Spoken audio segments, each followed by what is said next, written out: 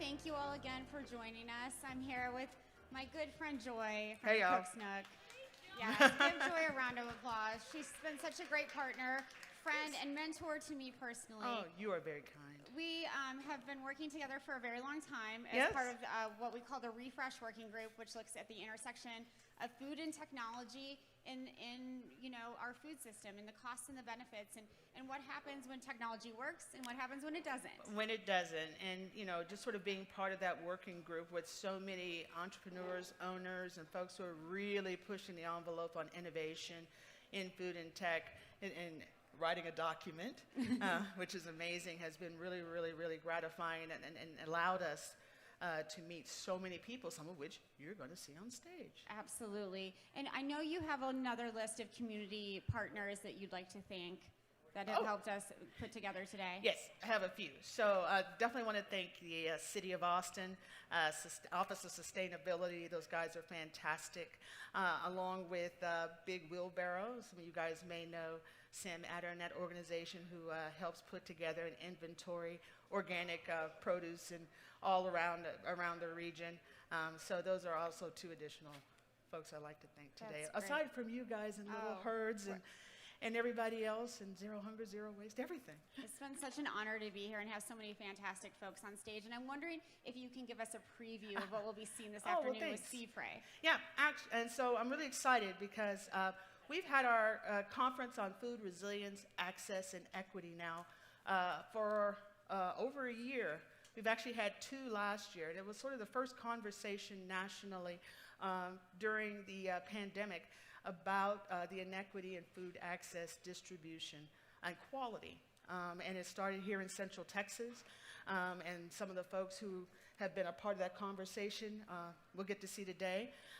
But it really was a way to bring together nonprofits, public sector, and private business to try to find solutions to these questions that were plaguing us right then. If you guys don't know, if you live here in Travis County, 18% of our adults are food insecure, and it's nearly 25% of all children in one of the wealthiest counties in the United States. And so that's why we convened it. And so today you're going to hear 4 panels. One is on culinary reclamation through entrepreneurship. And what does it mean to decolonize your business, as a lot of folks sort of go about this in very different ways. And then after that, we'll be having one on food access and mobility. Transportation is inextricably linked to food access. Then we also have a panel that are stories of folks who are actually trying to bring great quality food into very targeted and underserved communities. And then the last panel is on Black farm legacies. And we'll be talking about the legacy of Black farming and what that sort of means to the food access conversation. Such a great afternoon, Joy. I'm so excited for you. Break a leg. Thank Thank you so much. Thank you.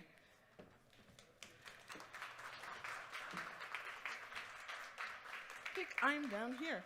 So now that I've already given you guys a preview, I am thoroughly excited to be here with you today. These guys are going to come up. If you don't know me, I'm Joy Chevalier, and I am the owner of the Cook's Nook here in town. And the Cook's Nook is a culinary incubator, but one of the things that happened as we were working with various entrepreneurs was that there was such a need at the beginning of COVID. We put together a proposal that went to the City of Austin and Travis County on how to do fresh, prepared meals to distribute around Travis County. That has become a huge, I hate to say success, but we're finding a lot of uptake. We do about 10 to 12,000 meals a week that go out across Travis County. And thank you. And it has really turned into an obvious need. There are not companies who sort of take this space to figure out how to get out high quality meals, medically targeted meals to communities through various organizations who really serve and live in those communities. So that's become part of our main focus. And so today, the conversation, I've got some wonderful people up here with me today. The first panel we're going to have is around culinary reclamation. One of the ways that we're discovering to be effective is by being very tied to our communities, by really thinking about new and innovative ways of just running the business. and what does that mean? And so I've got with me today, not that I have to look at my sheets. You guys ready? At the end here, Adrienne Lipscomb. And Adrienne is the founder of the 40 Acres Project and is one of the founding members of the new Maloma African American Cultural Center. Next to her, Eddie Hill out of Portland. And Eddie works with Black Food Sovereignty out in Portland, is also the ED of Culinary Collaboratory. Ha, a lot of C's. And then right here with me are Tanya and David Thomas. They are amazing legends in our field, and they are from Baltimore. They started a wonderful restaurant that maybe some of you guys know called Ida B's. They are also the founder of the Heirloom Food Group, and they are the establishing members of the new Maloma Center. So I'm really excited to talk to them. All right, so this is a little bit of a continuing conversation. Actually, we've talked about this twice now in different aspects, because you're seeing a lot of African-American chefs, entrepreneurs, owners, trying to find ways to ensure that they create the win-win and success and leave a legacy to the community and to everyone broadly. So let's talk about that real quick. Definition time. What does it mean for you guys in each of your businesses? What does culinary reclamation mean? What does that mean? What are you reclaiming about your processes, about what's happening in your business and how you go about things? I'm looking at Adrienne. Adrienne's like, what? I'm going to start down there at the end with Adrienne. Yeah, everybody's looking at me. I think it really, for me, it started with history, right? So it started with a question, right? Why are we doing the things that we are doing, and why are things the way that they are? And for me, that left me on research to figure out what was there, what was taken, what was stolen, why don't I have what I need, right? Why don't I have land? Why don't I have access to food? Why don't I have equity across the board? And then you stick on hospitality with that, and there is just this channel of history of violence, inequities, and such. And so for me, reclaiming my time, but also reclaiming the narrative of the story assists telling me my story, as I am a storyteller of the work that I do. So, for me, most definitely, it was understanding the identity in my identity. I think that was really big. That's how it started. Yeah. Eddie, what do you think? Way out there on the West Coast? So I grew up in Chicago on the South Side, and big up Chicago, folks. Midwest mentality. And moved to, I got ripped away in high school to San Diego. So I've been on the West Coast since 1980, and went back to Chicago, found out that I'm very much West Coast. So even in Chicago, I was strange. So that culinary reclamation for me is being on the West Coast. A lot of my experiences meeting African Americans and Black identified people on the West Coast is very different, and in the Pacific Northwest specifically, right? So in the Pacific Northwest for Black people, there is no visible or registered or documented heritage for African food, for Black food, for African Americans. There was no slavery in Oregon. There was no, but it was apartheid. It was a constitutional state of apartheid. Oregon, only state in the Union. They put it in the Constitution where we couldn't own land, exist, or be, right? So claiming my heritage or African American culinary, establishing that there was a lot more difficult and it is a lot more challenging because of the lack of connection. Like in Chicago, I can go back to Chicago and be like, yo, I need this or that, meet your aunt or uncle, grab a recipe. You can go to the grocery store and catch stuff on the South Side or the North Side or West Side. They don't have that in Oregon. So my definition is historical, both me finding out and staying connected. I was taught to stay connected and keep Black folks on the coffee table, or keep books from Dr. Ben in the bookcase, or Francis Cress Welsing. So that the seeking of knowledge and the holding of knowledge, for me, centered around food, centered around the chefs, Black chefs that I met on the West Coast who were trying to reconnect the West Coast to our heritage and our food and our flavors, which aren't in the Northwest. So both infrastructure and history, but also creating a community in a place in the country where there was no community allowed to exist or to sit very still, which sounds a lot like Austin. So that culinary reclamation is not just recipes or food or products, it's the infrastructure that holds the economic power and the revenue of food that we have lost. Yeah. So Wow. Man, you always come with it. you always let me bring it. I appreciate you. And David. You know, for me, I mean, much like what they've said, you know, obviously us coming out of Baltimore is a little different. Baltimore is 60% African American and underrepresented in every category you can imagine. But when you think about food, you talk about food, you go back to the antebellum era, African Americans were cooking in the homes of the elite in Baltimore from the very beginning. We were the people that created the whole concept of hospitality. You know, so when you think about hospitality, you think about going out to eat. That started in the elite homes. There were no restaurants. There were no hotel dining rooms. This started in the homes of the white elite, catered to by the blacks. So when you think about reclamation, you're talking about a whole series of things, right? But for us, directly in Baltimore, I'm a chef. I've opened restaurants. I've done consultant work for everybody in Baltimore. Here's the thing. The ones who get the recognition for cooking the food of my ancestors don't look like me. And that's not just in Baltimore. That's around the country, right? So when you talk about reclamation, you got to go all the way back to the beginning. And then you got to understand your circumstance of where you are. For me in Baltimore, you know, I look at my peers and I say, yeah, I can do that, but you're going to get recognized for it. So how do we change that? As a society, we've got to understand that we are already behind the curve. We're behind the curve as a people, but we need our counterparts, our white counterparts, to understand that this isn't something that we created. This isn't something that we started. In order for us to finish it, we got to do it together.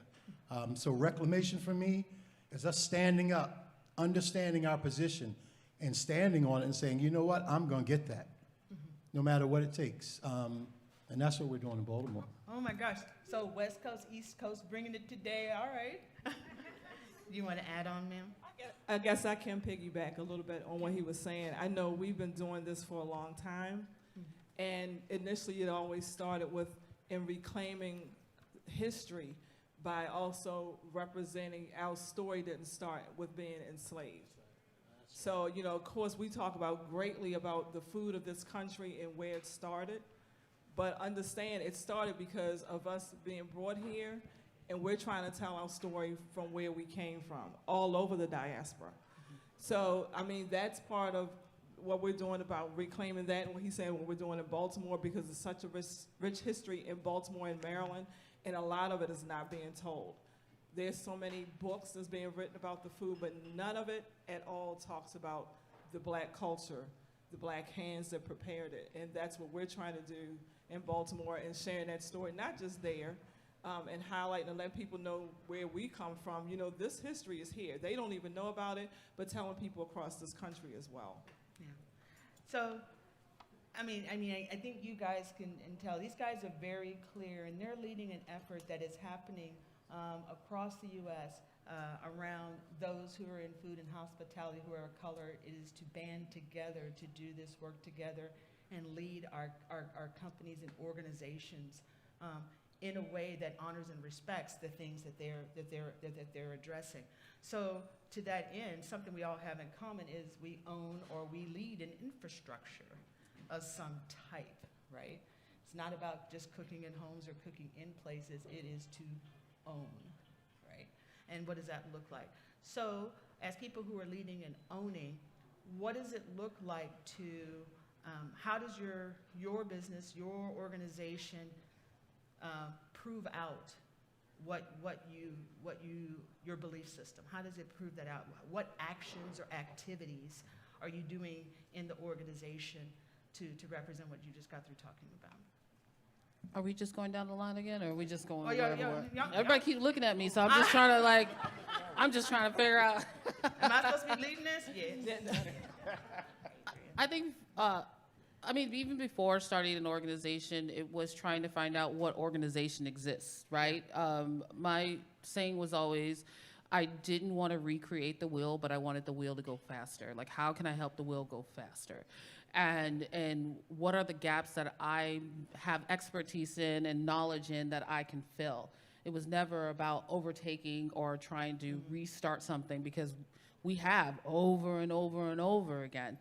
And with 40 acres and other projects that I do, it's always about, for me, not just about the legacy, but how does it stay sustainable? So how, like, if I walked away, or if when I pass, that we have continued on, we have created action, we have created a path that the next person will learn from, or can even do better than me. And I'm always looking for people that are doing more, are doing better than me, and that can teach me. So I'm looking still for mentors. I'm looking for mentees, and I want them to continue on, because it gets tired up here by myself sometimes. We get tired. I'm saying we look good, but we tired. Black don't crack, y'all. Y'all know that, right? So, but again, I believe that I can't do this alone. So that, that's how David and Tanya and I got together, and Eddie and everyone else, that I can't do this alone. And even though I can scream from the rooftops and it can go all over social media, I still turn off my phone and I'm by myself, and I have to call people, and I'm working with a whole gang of people. I got people here. Hey, Fabian, just calling you out. But there's this whole effort that you can't do this alone. So that's the number one thing I can definitely tell you about this, the organization, is that we are not alone, and that we are still looking for more people to be involved. I mean, that's something we talk to our entrepreneurs about and everyone about. I mean, you have to have a whole network and a whole structure of friends, hey Chef, and hey Karen, and to make the vision go forward.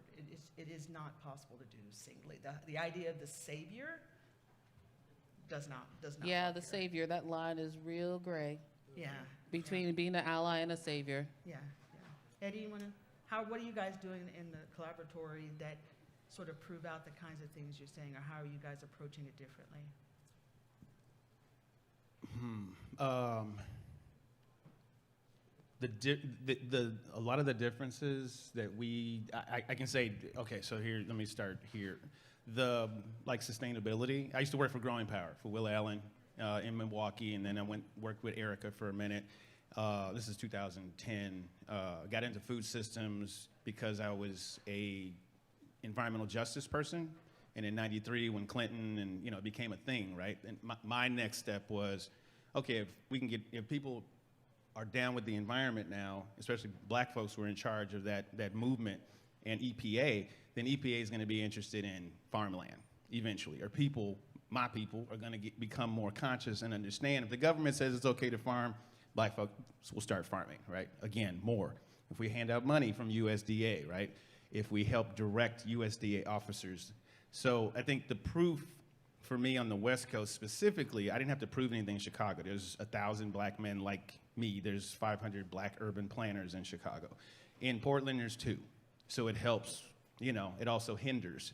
So I have these revolutionary ideas I brought from Will and Karen and Malik Yakini and all these, bringing this stuff to the West Coast where it didn't exist up in the Northwest. So a lot of the innovation had to be proven, like shown, because people haven't seen it before. Oh, a black farmer. I didn't know y'all farmed. I just met a black woman 3 days ago by phone who called me, met my mom at the grocery store in Seattle, and was like, I'm the only black farmer in Washington State. I'm 63 years old. I've been in Washington and farming by myself. I'm like, give me that woman's number. So I called her and I was like, Ms. Williams, you know that, my name is Eddie Hill. You met my mom. There's other black farmers. There's 112 of us. We had a black farm conference for 2 years. And she was like, what? I didn't know anything about that. So now she's our speaker for this October's our lead, because she's never been acknowledged as somebody who's been farming in Washington for more than 50 years, which I haven't. So the lack of connections, that's the level of fragmentation in the Pacific Northwest. We've been around for 5 years. I've been doing work in the Northwest for 20 years in white-led organizations, and something had to change. So building the infrastructure for that demonstration, like we have to, it's like Missouri folks, we got to show them. They have to see me driving a tractor in order to say, oh, snap, that's the bomb. Or they had to see me stab myself in the toe with a pitchfork. Or they had to see me sweating and pulling rocks out the ground. Or driving that truck to COVID relief places, right? Or writing that check for $50,000.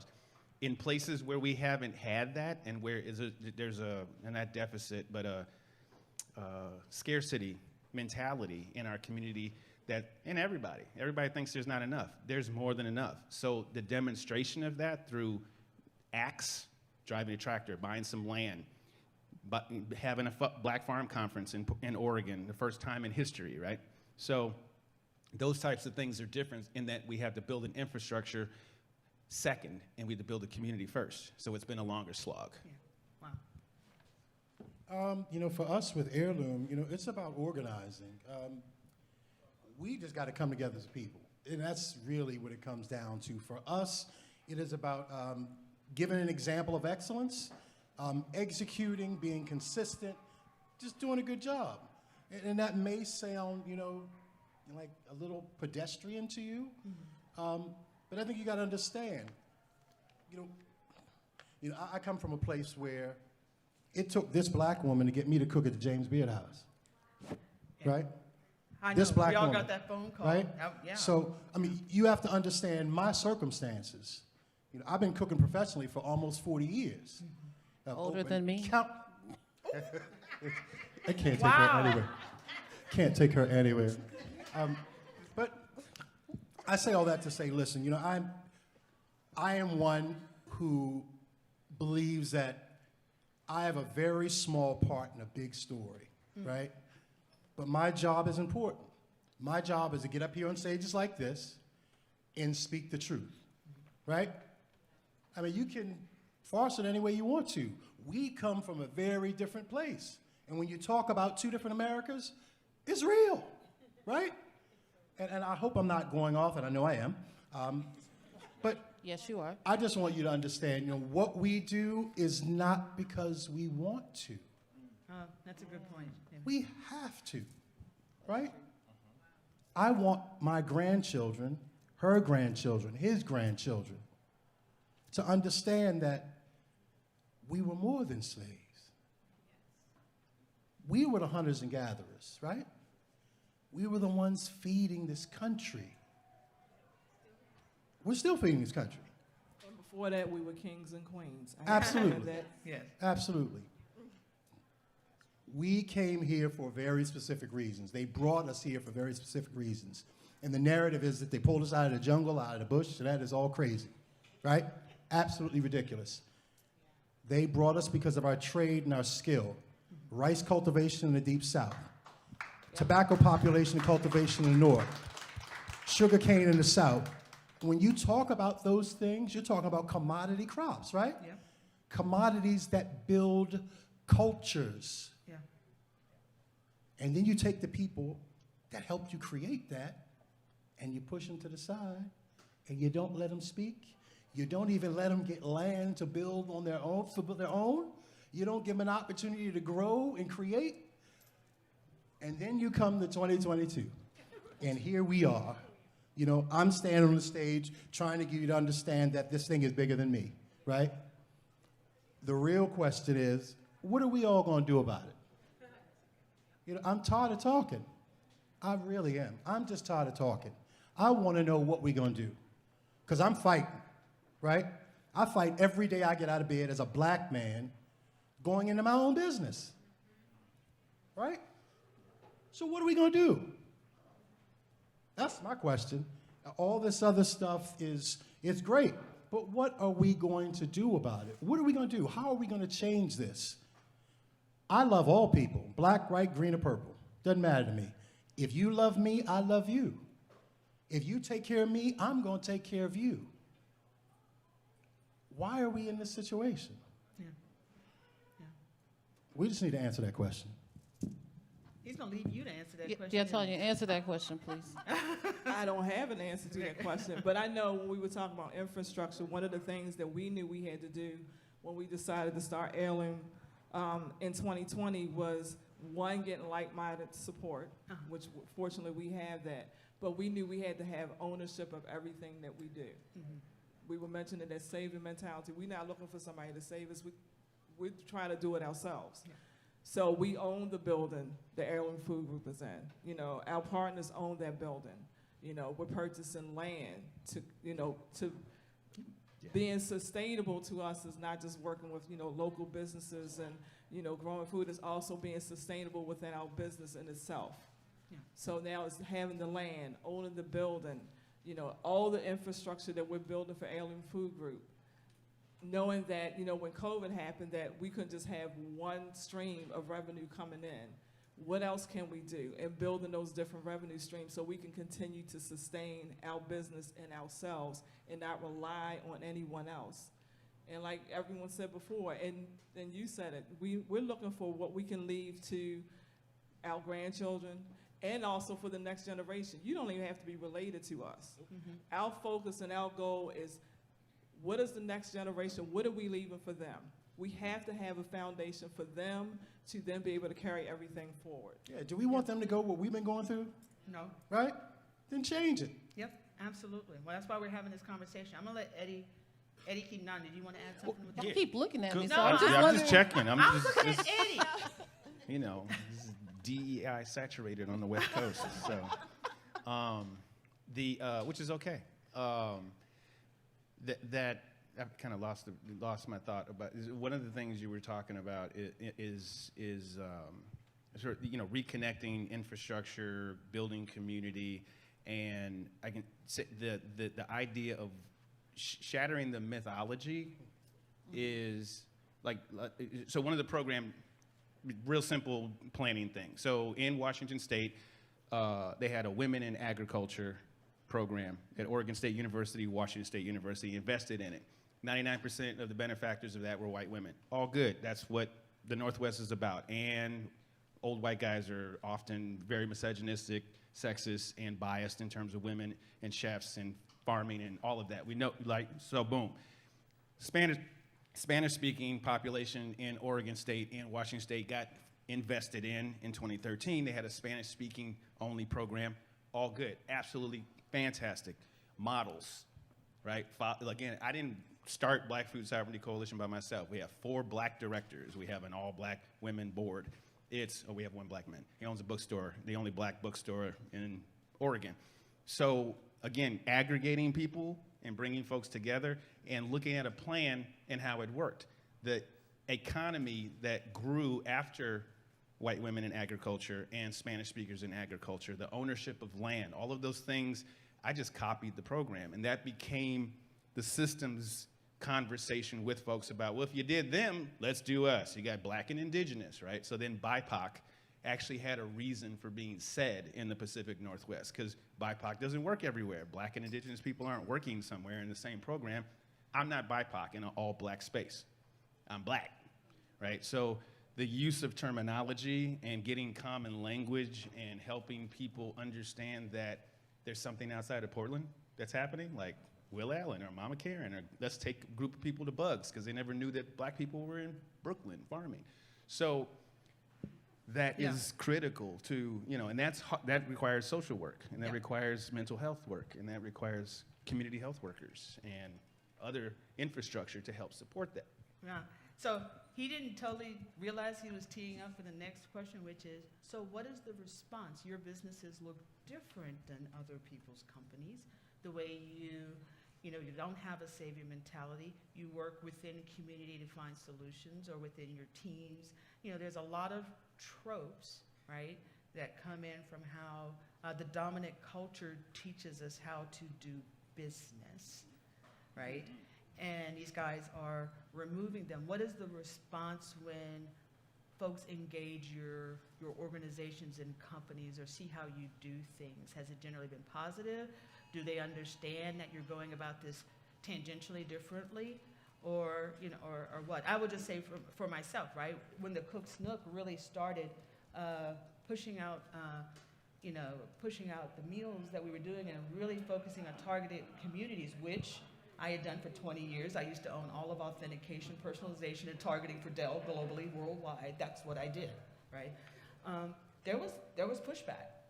There was pushback from the communities who owned and had always been the sort of social net around food in Austin and Travis County. Who was that? What are you doing? Who are you, right? And then what do you mean that there's a win-win concept here, right? There's competition. You probably didn't know that there's competition, I'm gonna say a secret, within nonprofits and others about how money and things are distributed. And so I'm just asking you guys, what have you guys seen? I mean, you guys are in 3 different parts of the country, right? What have you seen, or how do people respond to you? I mean, mine has been pretty interesting. So I come from the field of architecture and city planning, and then a chef, right? But it all has been the same. I'm a Black female. And then another thing I have against me, or people don't, if they don't know me or read about me, is my name. It's spelled Adrian, but it's spelled like the boys' way, quote unquote, right? And then my last name is Lipscomb, which is Jewish. So most people think I'm a white male walking in the door, and then they're thrown because I'm a Black female, and they don't know where to put me or what to do when they start seeing, they know the accolades, but they don't know the person. And then when they see the color of my skin, the story changes. Or I'm the token, right? So at least we got one in the room, right? They're checking off boxes. Or we start seeing that I am the only one that can answer that question. Yeah. No, I am not the only one that, sometimes I cannot answer that question. Now, I have no idea what you're at. Why are you looking at me? Right. Sorry, Adrian. Right?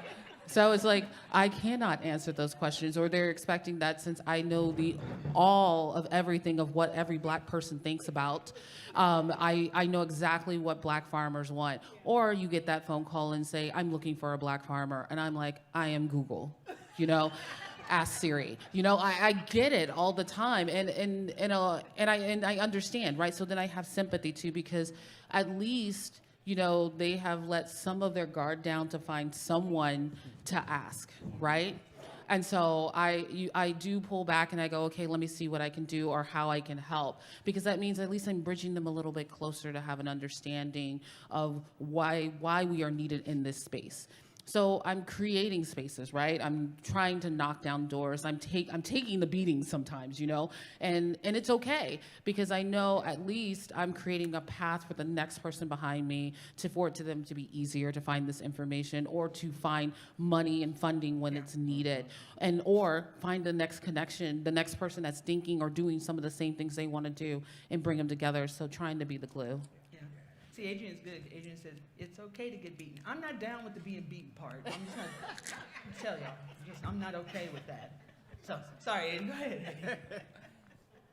No, I mean, but yeah, I'm leaving the floor open. Yeah, I mean, just, again, how do people respond to the way your organizations work, or when they start to see how you work, that's a little orthogonal to what they understand?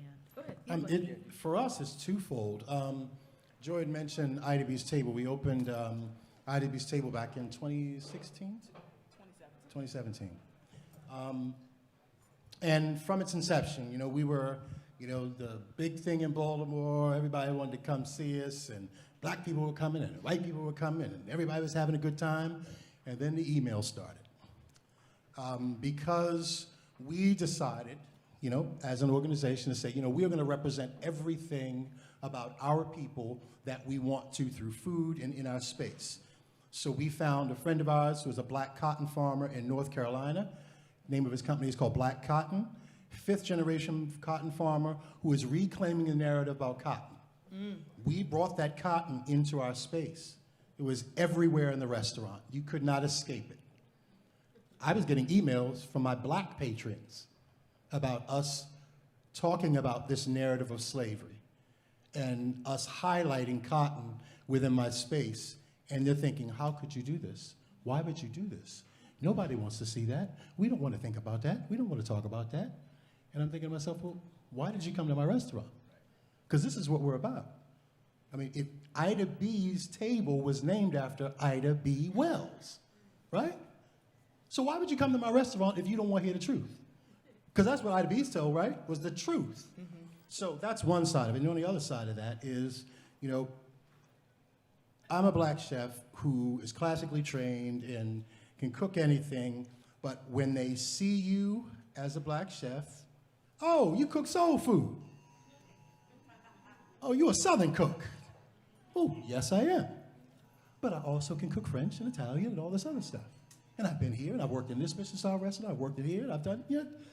But they don't understand that about us. They automatically, oh, you're the cook, or you're the dishwasher. You know, no, I'm the executive I'm always chef. the dishwasher. The dishwasher? I'm always the dishwasher. You know? I'm usually the waiter and the Porter. person that people ask me to get coffee or like, hey, can you assist me to get to the speaker's podium? I'm like, I'm the speaker at the podium, so get out of the way. Yeah. I I'm mean, usually that's- the person, I'm the admin assistant. Somebody's coming behind me, or, you know, somebody else is gonna write the check. I literally had to tell somebody, I'm the one with the checkbook, hi. Pull it out. Yeah, and I've had that, you know, same thing. My name is David Thomas, probably one of the common names in the world. Eddie And no, Hill. I don't own Wendy's. I've never owned Wendy's. I didn't I even don't go know there. anybody at Wendy's. I don't even eat at Wendy's. You know, so those are the kind of things we deal with. It may seem trivial to you, though, but, you know, you can't even be yourself. Yeah. Yeah, for You real. can't even stand in your own space. I just can't be me. And when I walk in the door, they say, oh, David Thomas, the chef, I'm here. Oh, okay, good to see you. Come on in. But that's not how I'm greeted. You know, it's a strange thing for us. But what we do is we continue to do our work. We push past it and say, listen, people need to be educated. They need to understand. And all we can do is to continue to do this work. Yeah. You can't force people. We try not to, you know, bang people over the head over the, you know, I've been, you know, said that I do that quite often. You do. But, you know, I'm unapologetic. Yeah. I just am. And you can tell that we're unapologetic people up here, right? Yes. Oh, okay, just so you know. Just so you know. It's a good skill to build. Yeah, I mean, it comes down to this. I mean, for me, when we talk about reclaiming and all that stuff, Tanya brought it up. You know, with the Heirloom Food Group, we want everything from Nook, what do you call it, nuts to soup, right? Soup to nuts. Thank soup you. to nuts. I can't even get that right. But that's what we do. So farming, restaurants, fast casual concepts, books, product line, whatever you think about in food, the Heirloom Food Group is going to be a part of it. Yep. You know, because I am in a position that I no longer want to rely on anyone else to get me what I want and for me to do what I need. Yep. That's it. One more trope down, right? You'll find that all of our businesses do multiple things, and it has to. We Not only we always created spaces where we weren't welcome, Yep. and we want to welcome everyone. Say that again. I think y'all need to hear that. Say that one more time. We created spaces where we were not welcome, but we want people. We welcome everyone in Yeah. our space. Yep, absolutely. Yeah, absolutely. All right. Oh, go ahead. Go No, I was We gonna got say- 1 minute, y'all. Like, Oh, God. Yeah, I'm gonna let Tanya go, and I'm gonna You see ask us, we you about to get guys up. to tell folks what your current projects are and what you want to share about that. So go. No, and I was going. I just wanted to add too. It's also in our nature to do multiple things. Yeah. It's also in our nature. I don't think we always are trying to not only do the best. He spoke about excellence, but it's also how do we make our jobs easier? How do we make it better? And that's something that's always been a part of our history and culture. Yeah. And we're just carrying that Right forward through. and carrying it through. Yeah, yeah. All right, we got 1 minute, 20 seconds. You got 20 seconds to say project. See how I did it? Project. You gotta manhandle these people. Go, Adrian. dang, 20 seconds. With 40 acres, there's some things I can't talk about right now at the moment because they are in the process of of coming all together. But you'll see us soon working with some larger places that we will be creating a space for ourselves. And also Maloma, and I don't know if I should talk about Maloma or y'all are going to talk about Maloma. Good. Yeah, so Maloma, we have land, right? So we have land. It's in Yes. South Carolina. We have an architect, we have a design, we're about to go talk about permitting and survey. We're doing the stuff we have to do, the ugly stuff. And then soon enough, we'll be able to release to show publicly what we're doing on this property. But we're going through the trenches and going through the county, and so we're getting there. You're getting there. All right, Eddie, I'm gonna go Real quick. Let's see. Let's see. IG at Black Food Northwest, NW, just not for Northwest, or Black Futures Farm on IG is another one of our projects. Let's see. Current, we're purchasing at least 100 acres of land in Oregon. It'll be the largest Black land purchase since 1890, when a Black woman, Letitia Carson, got her land back. So there are 2 Black women in Oregon that won cases in the 1890s when their husbands died, and they have this land that the state owns through the public. So we're trying to get that land back. So Black Oregon Land Trust, big up to them. They're trying to get that land, and we're working with a VC company right now, Headwaters Concepts. We're trying it out with some folks and developing private partnerships with them and their money to operate a 40,000 square foot food facility to process Black and Indigenous foods and food products. Yay! Right on. Big up to Katali Foundation for dropping $250 on us. Appreciate it. Much love. Oh, awesome. Go. Heirloom Food Group, we're doing everything that I spoke about in the food space. Please follow us, check us out. We do a number of things, and it's too many to talk about right now. Just know that we are trying to change the culture of food. And we want to do that by exposing Black people and giving them an opportunity to have a voice in the space. That's it. And then lastly, you can find me at Cook's Nook Austin, Cook's Nook here in town. We've got some stuff coming up here very soon. Continue to work with the Austin Travis County Food Policy Board, regional planning on how do we have a sustainable food system here in Austin and Central Texas. So thank you guys. These guys are some of my favoriteest people. Thank you so much. Thank you. Oh, quick photo, and then we're going to transition.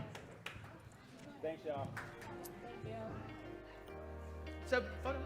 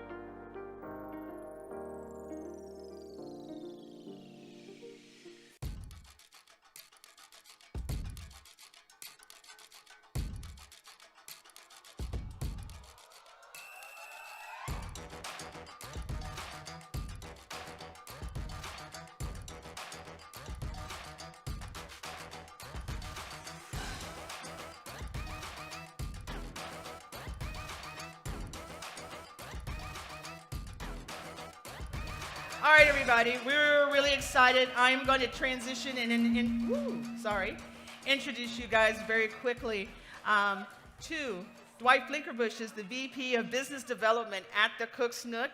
He is a longtime technologist that has come to this space, and I'm thoroughly thrilled to have him introduce the next panels and what's going on. That's it.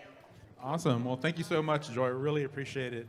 As Joy mentioned, my name is Dwight Flinkerbush. I work for the Cook's Nook here in Austin, Texas. If you're not familiar with the Cook's Nook, just a little bit about us. So we are a purpose-driven culinary hub over in East Austin, all sprung out of the big head of my boss, Joy Chevalier, with a really, really clear vision of what can happen when we start to focus on infrastructure and helping people create new businesses that are based on food, because there really wasn't any infrastructure here to speak of. So we created a space, a co-working space. So you might be familiar from a high-tech business model. being able to create a business accelerator to help new entrepreneurs figure out their business, figure out a path toward success, and help, provide resources to help them along the way. We took that same business model and applied it to food. So that's really what the Cook's Nook started out as, a food incubator. And that's what we still do. We have members that are working in our facility. That includes a co-working space and also a commercial kitchen. And, is that me? Okay.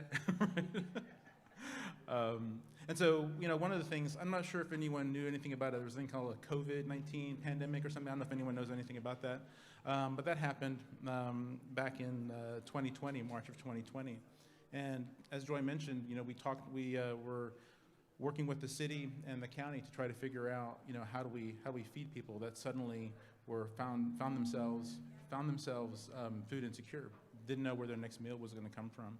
Since then, we have been producing anywhere from 10 to 12,000 meals a week, and that program still continues. And what's so interesting about that, as Joy was putting some of those things together, or putting that program together, which, by the way, all took place in about 2 weeks. Remember, put your mind back to March 2020, when everybody was like, what in the world is happening? What do we do? Where am I? Who am I? What's going on? Right? In 2 weeks, put together this program to, one of the things that she talked about is doing a win-win situation, right? So she pinged the people that she knew that were suddenly out of work in the restaurant industry. We suddenly found people that were having food that couldn't be delivered anymore. And how do you bring all those things together to create a network of people and processes and distribution processes to actually start feeding people? That's what we did. It wasn't an easy task. And it was also really clear to us that, there were probably other entities throughout the U.S., throughout the state of Texas, other communities that were facing the same problem.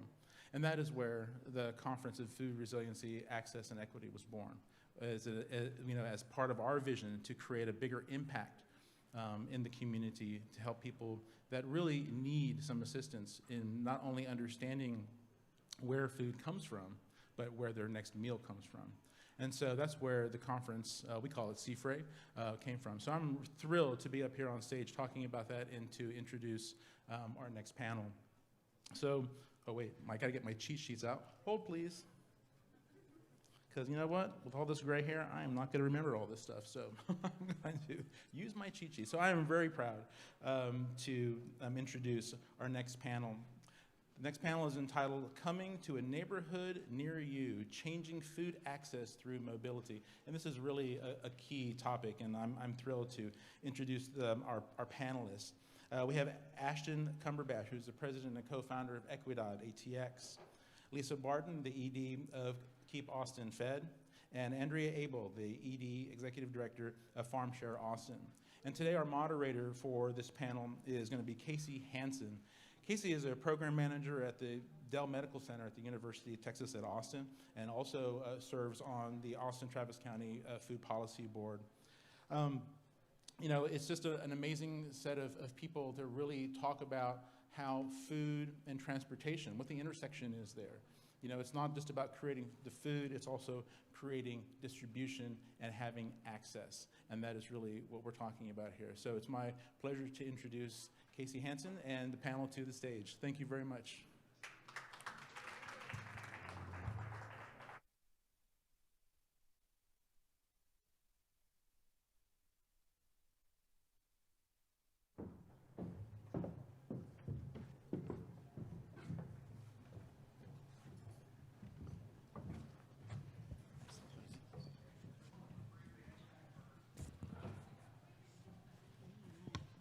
Good afternoon, everyone. Thank you for the great introduction. We did have a thought that you might not be able to match the names with the people, since there's 3 possible female names. So we'll do a quick introduction again. My name is Casey Hansen, and I do work at the University of Texas at Austin at the Dell Medical School.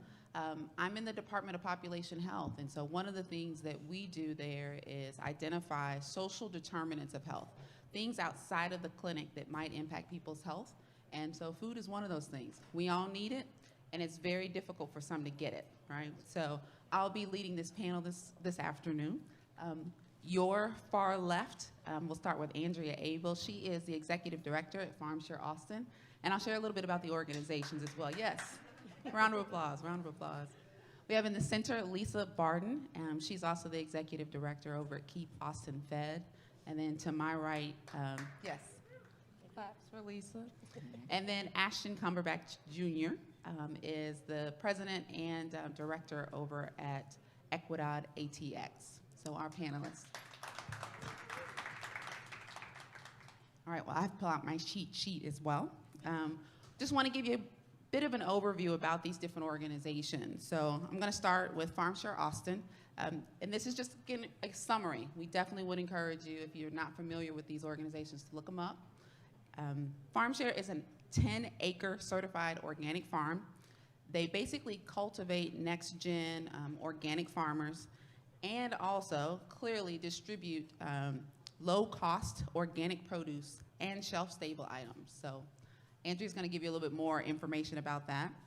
Keep Austin Fed is a food rescue organization that distributes to about 70-plus organizations, and those organizations can range from, feeding children to older adults, clearly. They also work with non-faith-based and faith-based community organizations. And then last but not least, Equidad Austin is a nonprofit really that values place-based planning and race equity. So food is connected to that. Their mission is to work in the Eastern Crescent, and they want to be a catalyst for basically collaborating with other organizations in order to bring about holistic and equitable development. So I'm going to basically give them an opportunity to just share a little bit about how their work, though they do mobile access, food access work, how their work differs from one another. So whichever one of you would like to start. Hi, everybody. I'm so glad to be here today.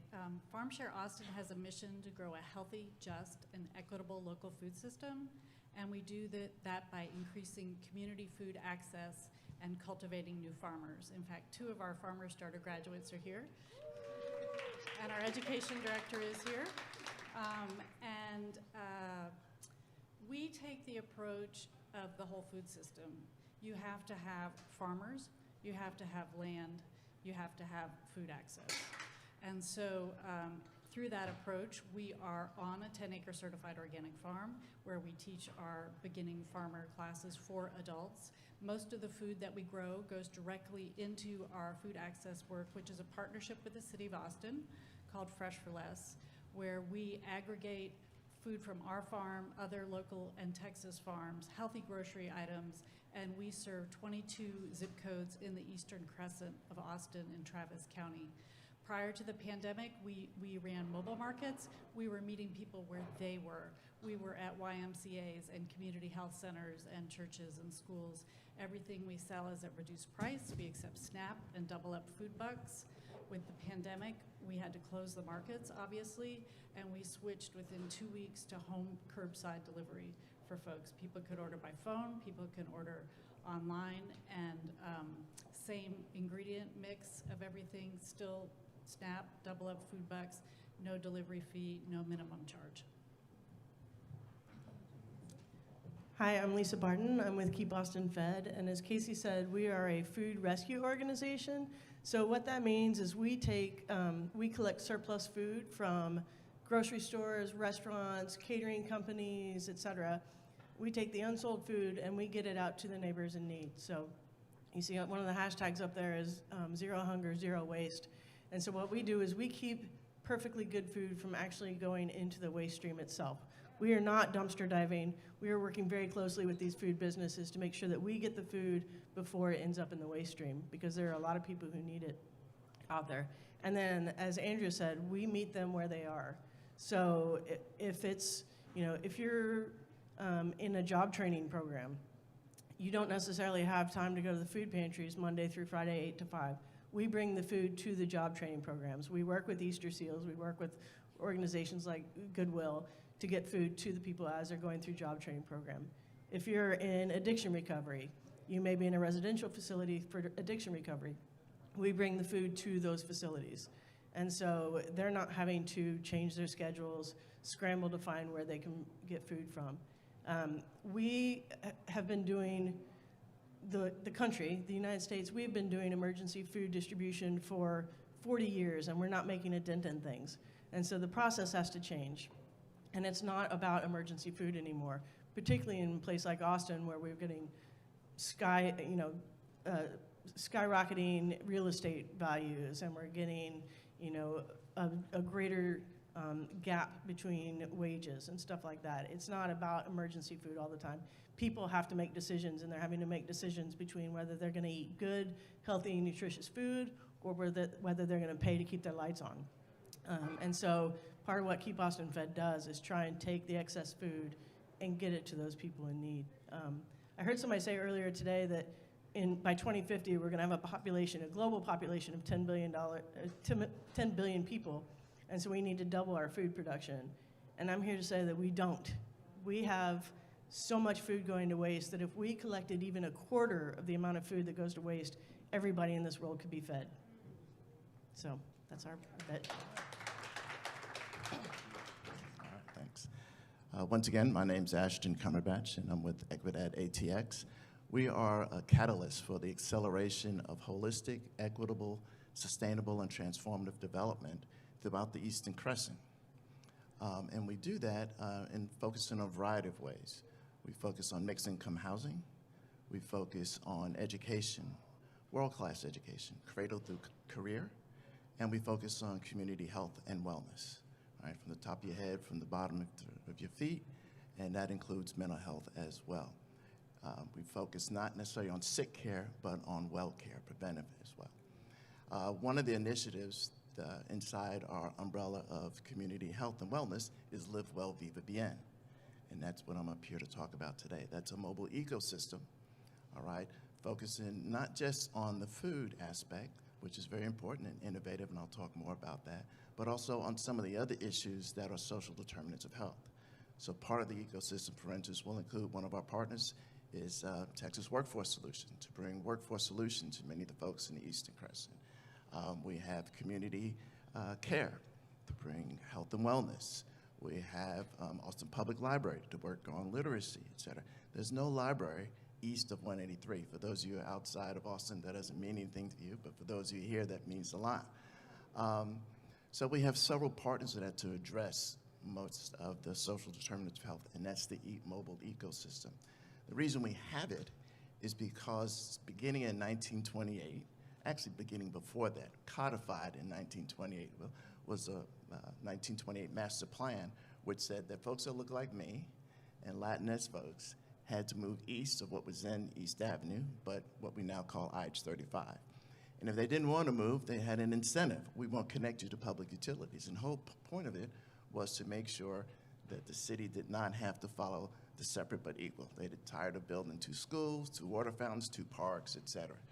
So you say, well, 1928, that was so long ago. Well, that plan was ratified by subsequent city councils up through at least 1957. And the consequences of that we're still living with today. So when you look at the Eastern Crescent, right, 70% Black and Latinx population. Only 25% of the folks over there have a BA degree or higher. 25% don't have a high school diploma. 80% of the kids on free and reduced lunch. There's a zip code in the Eastern Crescent. If you live there, you're stated to live 21 years less than if you live in a zip code in west of 35. So the disparities that come with that don't come because the folks there don't know how to live. They come there because it was an intentional effort to make sure that their lives were inequitable.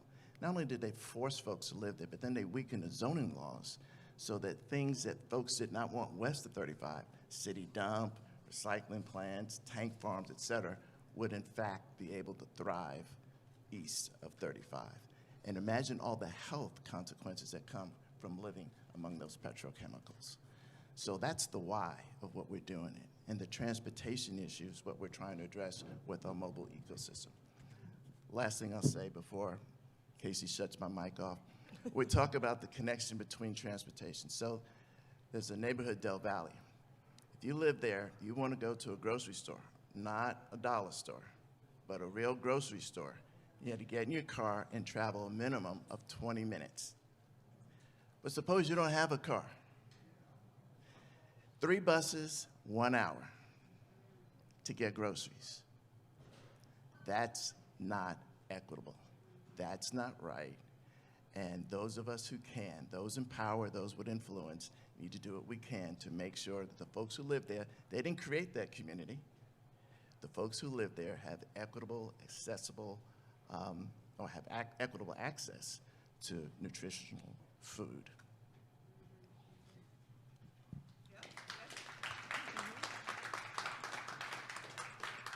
Thank you for those. So we've started the conversation a little bit about transportation, which for those of you who don't know, transportation is definitely one of those social determinants of health.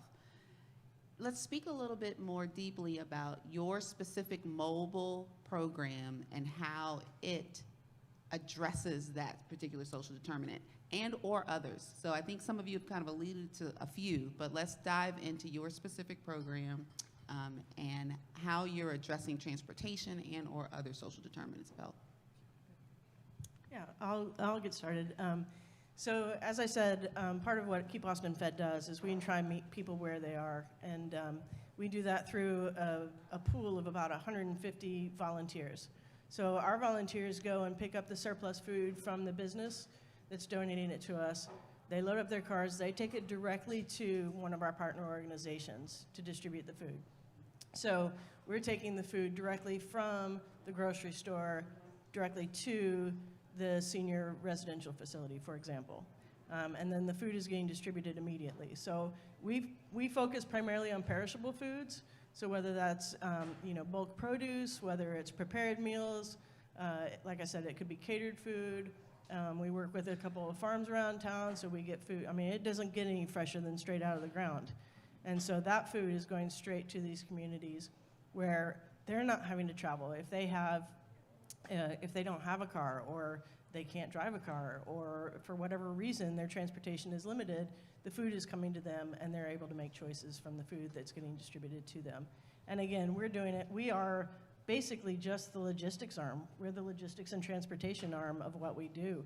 We're just making the arrangements with the food donor and the recipient organizations, and they're kind of taking it from there. Lisa, quick question. So once the food is there a purchase that's being made, or, okay? No, there's no purchase. Everything is being done for free. The food, there's no cost to the food donor, there's no cost to the recipient organization, there's no cost to the end consumer. Everything is being done for free. So first I want to say Fresh for Less and all the programs that we do, they are not the answer, right? We are all Band-Aids on a systemic, very old problem that at some point in time, we decided as a society that one person was more valuable than another person. And we codified that. And that is just at the core of the work that we do and trying to change that. In terms of access to transportation, like I said, we meet people where they are. We ran the mobile markets where we were going to places that had identified and said, we want to have you here as a market. We did not ever open a market in a place where we weren't first contacted and said that we want you to be there. And the basis of the program initially was based on focus groups that were done with the city of Austin to determine how the city was going to support food access work. And that resulted in a 2016 City Council funding, that's annual funding now for a variety of food access work, including Fresh for Less.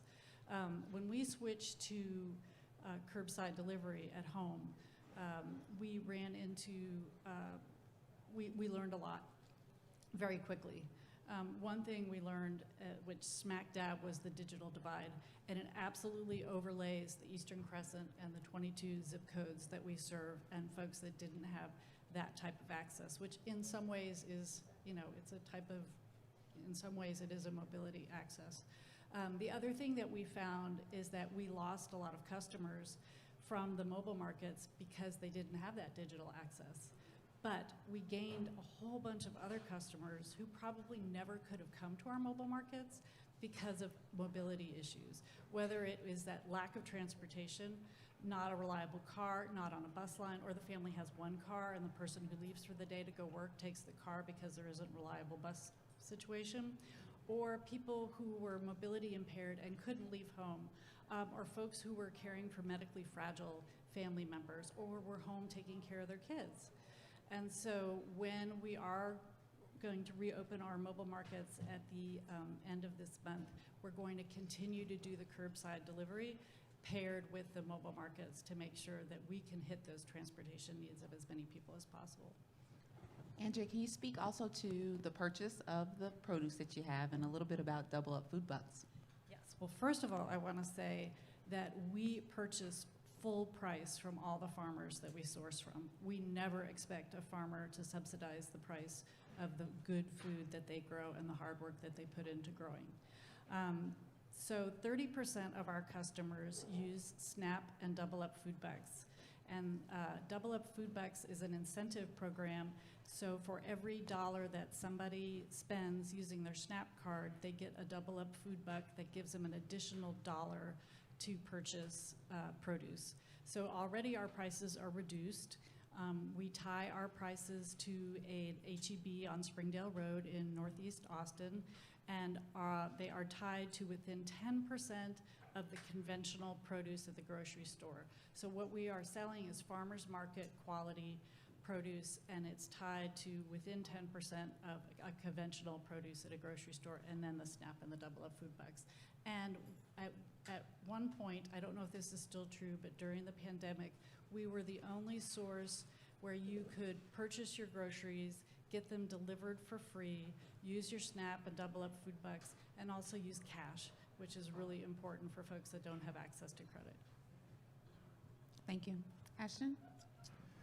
So our mobile food initiative is called Live Well, Viva Bien, and it's centered around the donation of retired Capital Metro bus to us, which we are retrofitting into a mobile market or a mobile grocery store.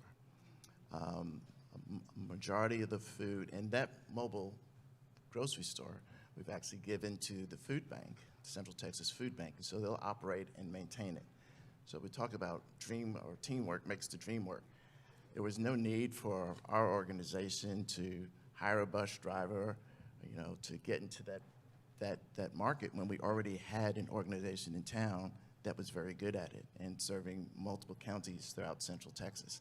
So we give them the bus, we have the funds to have it retrofitted, we have the funds for 2 years of maintenance and operations, thanks to the help of great folks at Austin Public Health and Episcopal Health Foundation, Lowell Wright Foundation, and Bank of America, et cetera.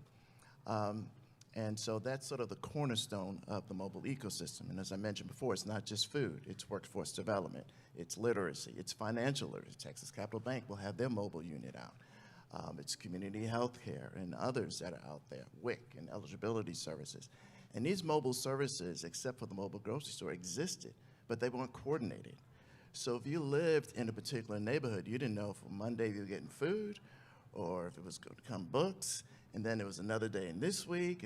And so what we brought to it is coordination and synchronization. So at a given place, at a given time, in a particular neighborhood, you know what's coming, and it's a variety of services and products that'll be there. Again, that whole vision of holistic, which is very important to us. We follow the purpose-built communities model, and through the initiative of the Spirit of East Austin and recommendations that came through the Mayor's Task Force on Institutional Racism, Systemic Inequities, place-based planning was one of the things folks wanted, and co-creation. It's so important to get the residents that you're serving involved in it.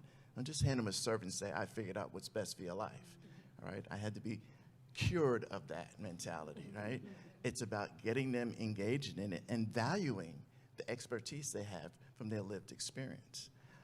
And compensating them for that, et cetera. So that's important. So we envision, right now the bus hasn't started. It's soon to go to the retrofitter. But in the interim, Central Texas Food Bank is doing deliveries. We're in 3 communities right now, 4 times a month, and it's just food. And later on this month, or beginning of next month, the other services will join in. Excellent. Thank you all. So let's pivot a little bit. You've gotten very good at that during this pandemic. So I have a question more so thoughtful about how you came to this work. So the thought is there might be some folks here who are coming from different careers, are clearly interested in food access, and I think each of you has a little bit of a story about how you came to this place. So if you could just share briefly about your background and what brought you to this work. Well, briefly, in being a lawyer and a minister just don't work.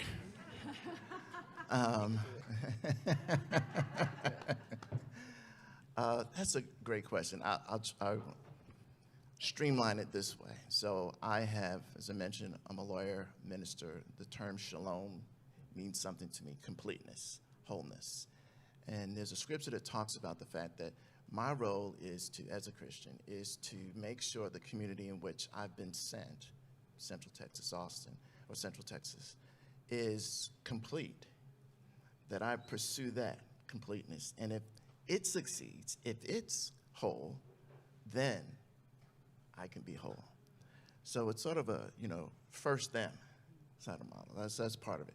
And I've spent some time, not just practicing law, but in the business community, volunteering a number of years with in education with AISD, et cetera.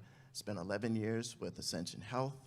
And that's where I learned and developed relationships with a lot of folks in health, learned about social determinants of health, began meeting some of the folks up on this platform, Lisa and Andrea. And it just sort of all came together. I was volunteering with the mayor's office in 2015, was hearing the cries of the community, as I mentioned, Spirit of East Austin, Task Force on Institutional Racism, Systemic Inequities, which I was one of the project managers for.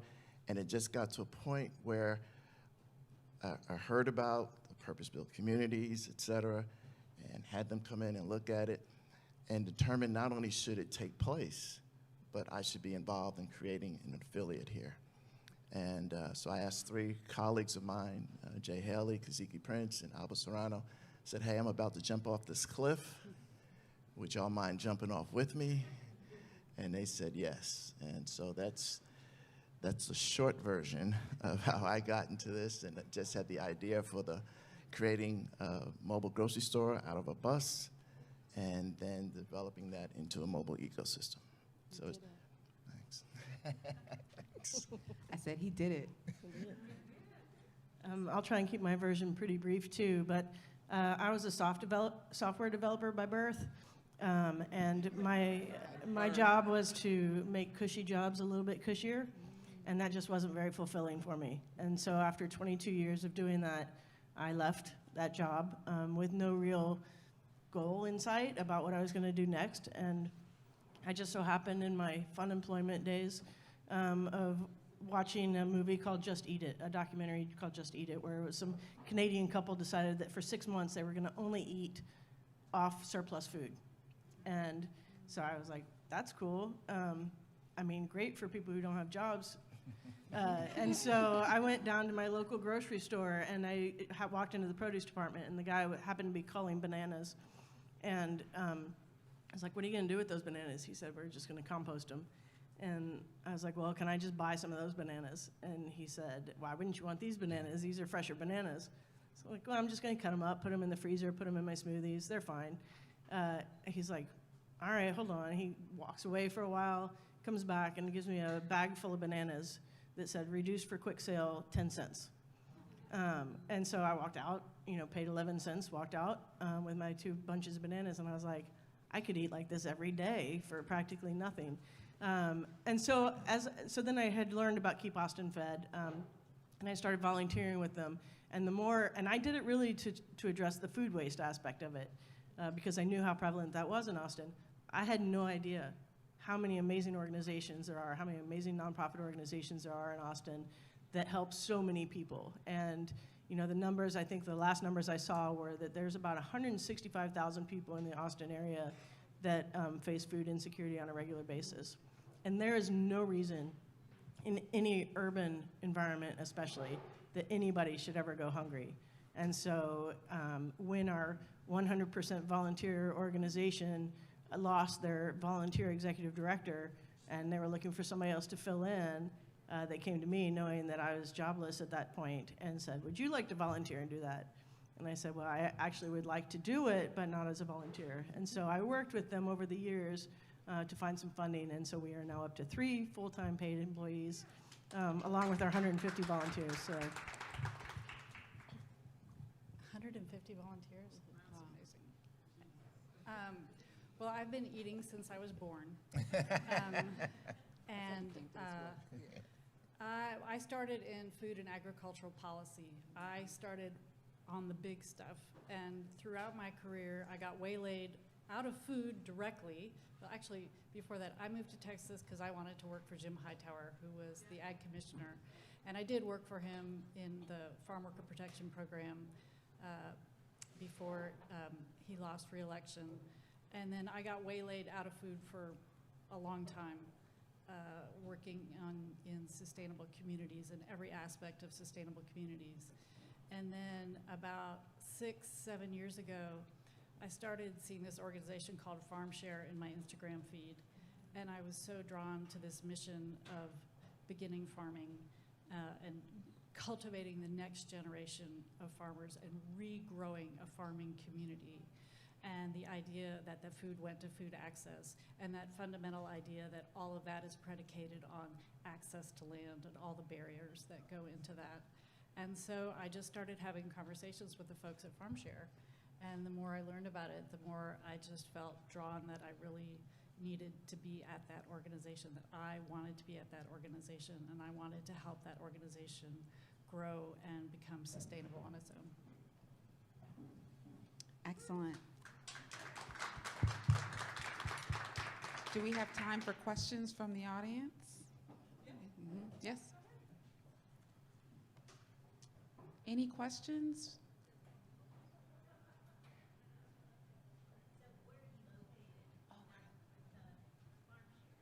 We are located about 10 miles east of the airport off of Highway 71 on the Colorado River. Look us up and come visit. We got a question there in the back. Given your experience here in the city of Austin, what do you think the biggest barriers that the city itself puts in place to increase access to food and land for farming? Well, the biggest barriers are low wages and high housing costs. And I mean, that's taking up most of everybody's income and transportation. Well, we could just start layering here. Yeah, there's more than that. Land code? Yeah, land code, yeah. Oh, yeah.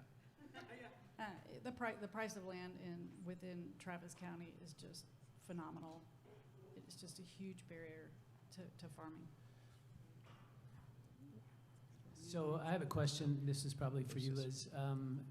In food rescue, how do you approach the hurdle of the liability issues with specifically grocery stores? You know, that I mean, they face potentially liability issues by donating food that they can't sell. So how do you address that with them? There's actually a federal liability protection called the Bill Emerson Good Samaritan Act, which relieves those grocery stores or those food permitted businesses of liability as long as the food that they donate is done in good faith and without gross negligence. There's a process right now being proposed to change the wording to define exactly what gross negligence means, so that more places will do that. That is actually the number one sort of obstacle that we hit from all these businesses, is saying, you know, somebody will say that they got sued once, and so they don't do it. But that is not true. There's not been a successful lawsuit since 1996 when the federal liability protection was signed into bill. Do you guys process the food as well, or you just? We do not process it. We collect it and then we redistribute it. So it comes in the format it comes in, it goes right back out. We are actually looking now at some commercial kitchen space, so that when we do get these large pans of food from catering companies, for example, we can at least repackage it into individual portions, because those can be more easily distributed to multiple people. the Farm Share program, how many students have gone through that program, and how many of those students actually have a farm based on that program around here in Central Texas? Well, that's a great question, and I'm going to throw that. I think we have 66 graduates since our program started in 2014. And since the pandemic started, our class size has tripled from about 4 students per class to about 12 students per class. And that comes directly from a huge increase in the applicants. We actually have to have a waiting list now. And I believe, Michelle, what's the latest figure for folks that are farming? And I don't have an exact number of how many people are farming here in Central Texas, but we have 40% of our graduates have started their own business. It may not have been a farming business. We have people who are doing, value-added goods, making canned goods, or some sort of food-related business. But 80% of our graduates are either farming or working in the food system in some way. And we do consider people who are farm workers to be farmers. You don't have to have land to be a farmer. And I'd say that kind of goes back to that first question. The course actually allows for people to learn about the business and about farming, and people have the choice to whether or not they want to own their own or possibly go to another farm and learn, and then possibly purchase land and farm on their own. I learned that from a focus group that FarmShare did. Yes, yes. Any other questions? This isn't really a question, but an observation that maybe you can comment on. I wasn't expecting to get a chance to ask a question, so you get what I can offer. It seems to me that we probably weren't wasting all this food when we were an agrarian society that wasn't as wealthy as we are today. Now we're one of the wealthiest countries in the world, and we waste 40% of our food. So there's been a little mismatch. It's just weird. It's just what's happened here. So I'm just wondering, just if you can comment on that. I mean, we can't turn back the clock. I don't think we're going back to all of us being individual farmers. Food waste is an incredible problem. It's a bad climate problem as well. Yeah, I'll agree that the problem has definitely gotten worse. It's a global problem, though, and it's not just in the wealthy countries. The food waste is wasted for different reasons in different regions, because it may just be that there's no refrigerated transportation of food, and so the food goes to waste before the people actually get a chance to consume it. Here in the United States, it is more because we are used to having a lot of selection. We want to be able to look at 500 apples to make sure we get the one that we want. And so I think that is an issue, and people are not shopping locally as much anymore. We're not giving the money back into our economy as much as people used to do. I think it'd be really interesting if the delivery services continue for the next 10, 15, 20 years. I think it'd be really interesting to see how much waste is reduced if people aren't going into the grocery stores and making the selections themselves on the food that they want, but they're just hiring somebody else to go pick 3 apples out of the bunch, and those delivery services maybe aren't quite as selective about the apples they're picking. It'll be interesting to see how much that changes the amount of food waste, particularly in grocery stores, because they're not going to have these giant displays to make us feel like we're getting the best of the best. And I'll just add, we had an opportunity to sit around a round table for regional food planning. And there was a farmer who was present for that and brought in a box of grapefruit and shared with us that the grapefruit that were in those boxes would not be sellable because they were too large, okay? And the thought is, to Lisa's point, is that when you go to the grocery store, all that you see has to look similar. They want for everything to be uniform so that you can just pick one and go. But there's a lot of ununiformity in the food that we grow. And so I think Lisa's point is a good one. I actually have a box of food that's delivered to my house from a vendor, sometimes local, sometimes a little bit further away, and they tell me, this lemon's gonna be a little larger than you're expecting, or this squash is gonna be a little smaller than expected. But it's just me.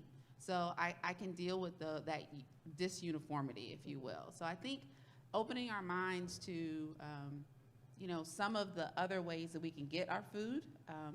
We always would highly encourage people to start growing their own food. Maybe we have a different appreciation for it if we saw it actually come out of the ground. So there are things we can do, but let's just be mindful that our culture tries to sell us something and we buy it, you know, so we all have to take a little bit of responsibility for that. Great question.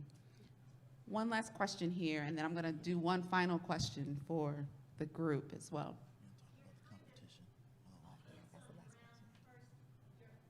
Faces, sorry, you're kind of first boots on the ground, first facing the issues directly yourselves. If you had your wish of what you could do in this world, are there any crazy ideas that you have out there and you're just like, how can I incorporate that? How can I make that happen? Do you have anything like that that you know, tickles your brain in the middle of the night going, gosh, I wish we could do that somehow? If you put it into the universe, could you possibly get an answer from this crowd, do you think? I've got one, but it's not my original idea. It came from, I think, one of our students with Farmer Starter, and that would be to treat farming like a public service, like a firefighter or a teacher, so that growing for your community is just something intrinsic that you get for living in that community. So treating growers as public servants. The neighborhood farmer. Exactly. Instead of the neighborhood fireman or policeman. God, look And at if we turn that around, and again, it's not my idea, it was somebody else's idea, but if you turn that concept around, I think it really changes the way we think about access to food.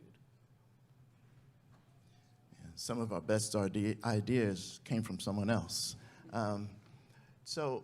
Along those lines, you know, we have our mobile ecosystem and the mobile grocery, but it's not a replacement for brick and mortar. It's a bridge until. We're only stepping in because of the lack of infrastructure that authorities have placed in the various communities. So one thing to look at is the formula for putting in grocery stores, comprehensive grocery stores. So one community was told, you need 60,000 more rooftops before we're gonna allow you to drive less than 20 or 30 minutes to get to a grocery store. Now, we need to take a look at what that formula is, all right? And so I think that's one of the things. We have too many communities that for too long, 40 years, one of our communities has been in existence without a comprehensive grocery store. So I think that's one of the things. What is the formula? And what can those in power and authority or influence do to help influence the policies and formula that come about to create mobile grocery stores? And how can innovation help? So it's not just brick and mortar. I don't know what the newest form of grocery store looks like, but let's not limit ourselves to just what we see, you know, the corner of 7th and Pleasant Valley. Thank you for your questions. I have one follow-up question for them. As you can tell, they seem to be friends, right?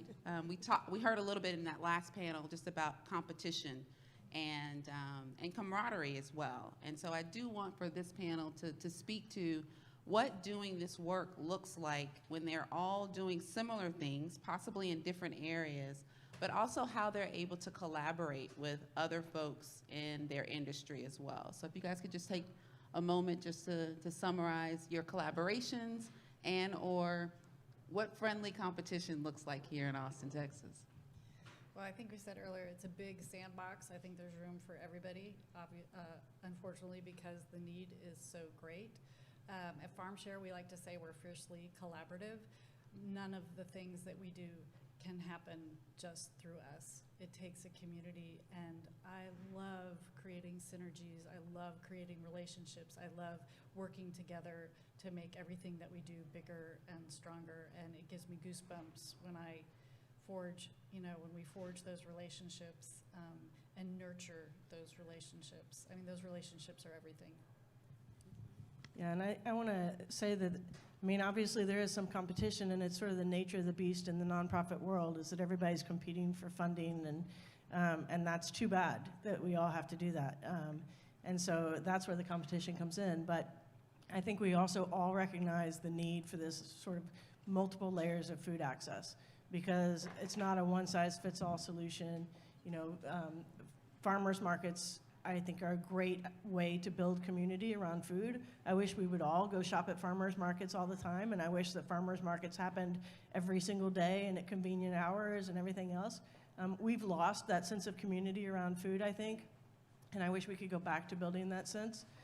But providing the layered food access so that people have more agency when it comes to deciding where they're going to get their food from and how they're going to get it is something that we all work together, and so many organizations in Austin work together to do that, and I think that's really important. And like I said, it's just unfortunate when it comes to funding that we do feel like we have to be a little bit competitive, but it's kind of the nature of the beast. And so strategic partnerships, collaboration is one of our core values. And so our fruit grows in other people's trees. So at our mobile ecosystem, our mobile grocery store, we're going to have farm share produce there. We're going to have some of the food that Lisa rescues.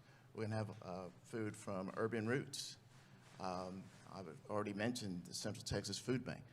I'm pointing to a chair. She's not there anymore, but we're going to carry some prepared food from Cook's Nook, their Mosaic line, et cetera. So it's about that collaboration. I'm not trying to duplicate good work that's already being done. I'm just trying to help them scale up and increase access for residents to the good services that are already out there. So yeah, absolutely, we believe in collaboration, and we have some great partners, not only on this stage, but elsewhere, because it really does take all of us to get the work done. That we have a systemic institutional problem, and we need to be as intentional as folks were about creating the inequities as we are about creating equity and access so that everyone can have this basic right of nutrition and healthy food.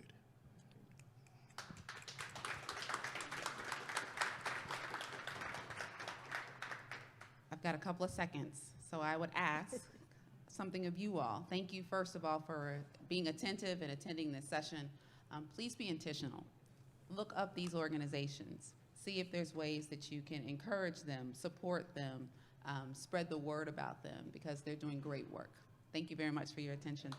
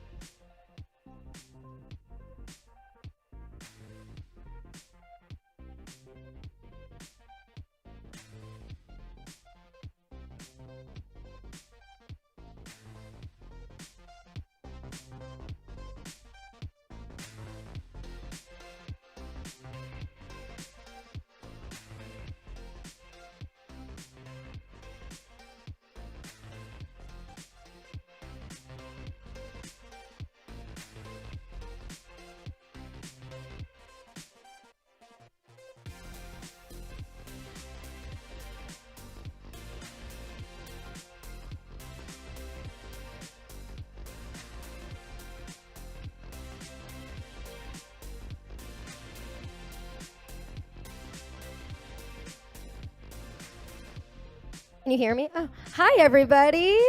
How are we doing? Are you guys having a good time? Nourishing yourselves?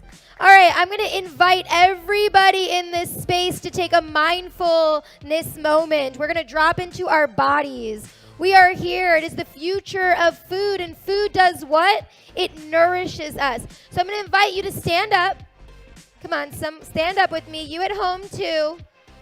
And let's take a moment. All right, if you're in here and you can hear me, big breath and bring your hands up. And bring your hands into prayer pose. Put them on down all the way to our tummy. Bringing your hands to your stomach. Big breath in. Let your shoulders rise and drop on down. The future of food is embodied. Big inhale, arms back up. And open up a little bit. Look up to the sky. Take up as much space as you can. And drop it down low a little bit. Wiggle, wiggle, wiggle, wiggle, wiggle. Yeah. Inhale, bring your arms back up. Shake your hands. If you've been sitting down watching us at home, I invite you to do this as well. Bringing our hands back to our stomach. One hand on our stomach, one hand on our heart. Big inhale. And exhale. Food brings us together. And one more. Inhale, arms up. Bring your arms to your hands to your shoulders and circle those shoulders. Yes. And switch directions. Bring the hands up again. Prayer hands and slice. 1 and 2 and 3 and 4 and 5, 6. We got 7. Bring the arms back down. Big T. Fingers up. And roll your neck.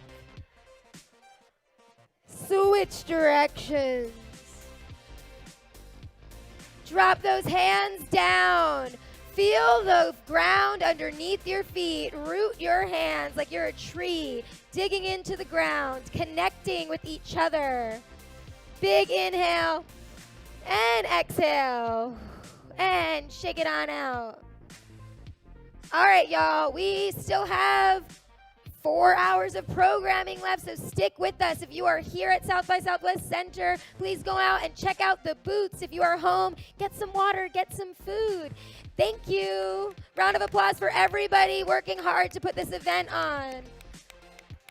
Round of applause for showing up. Thank you.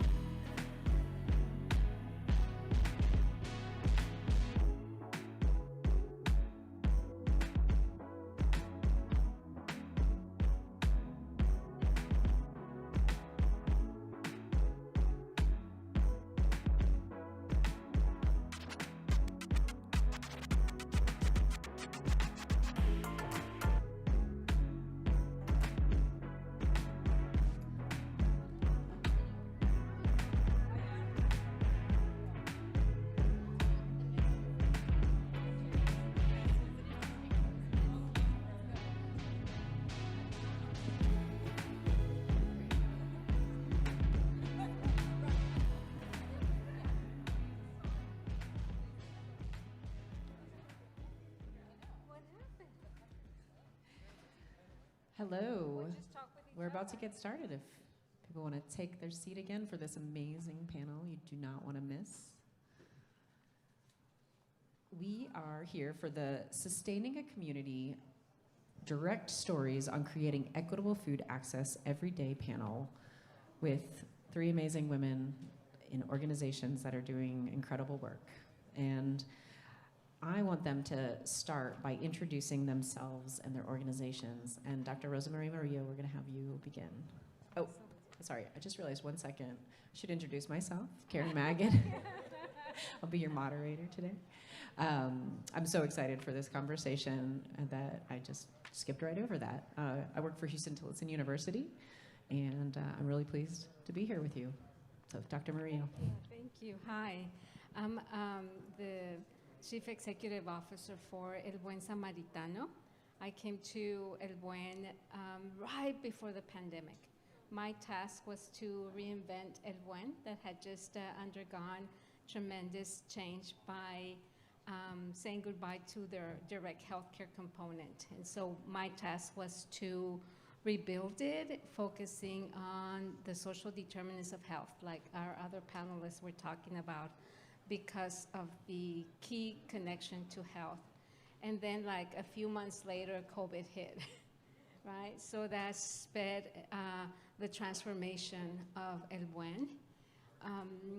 March 17, we transformed El Buen from an organization that was serving about 100 families per month through our pantry to serving 700 families per week.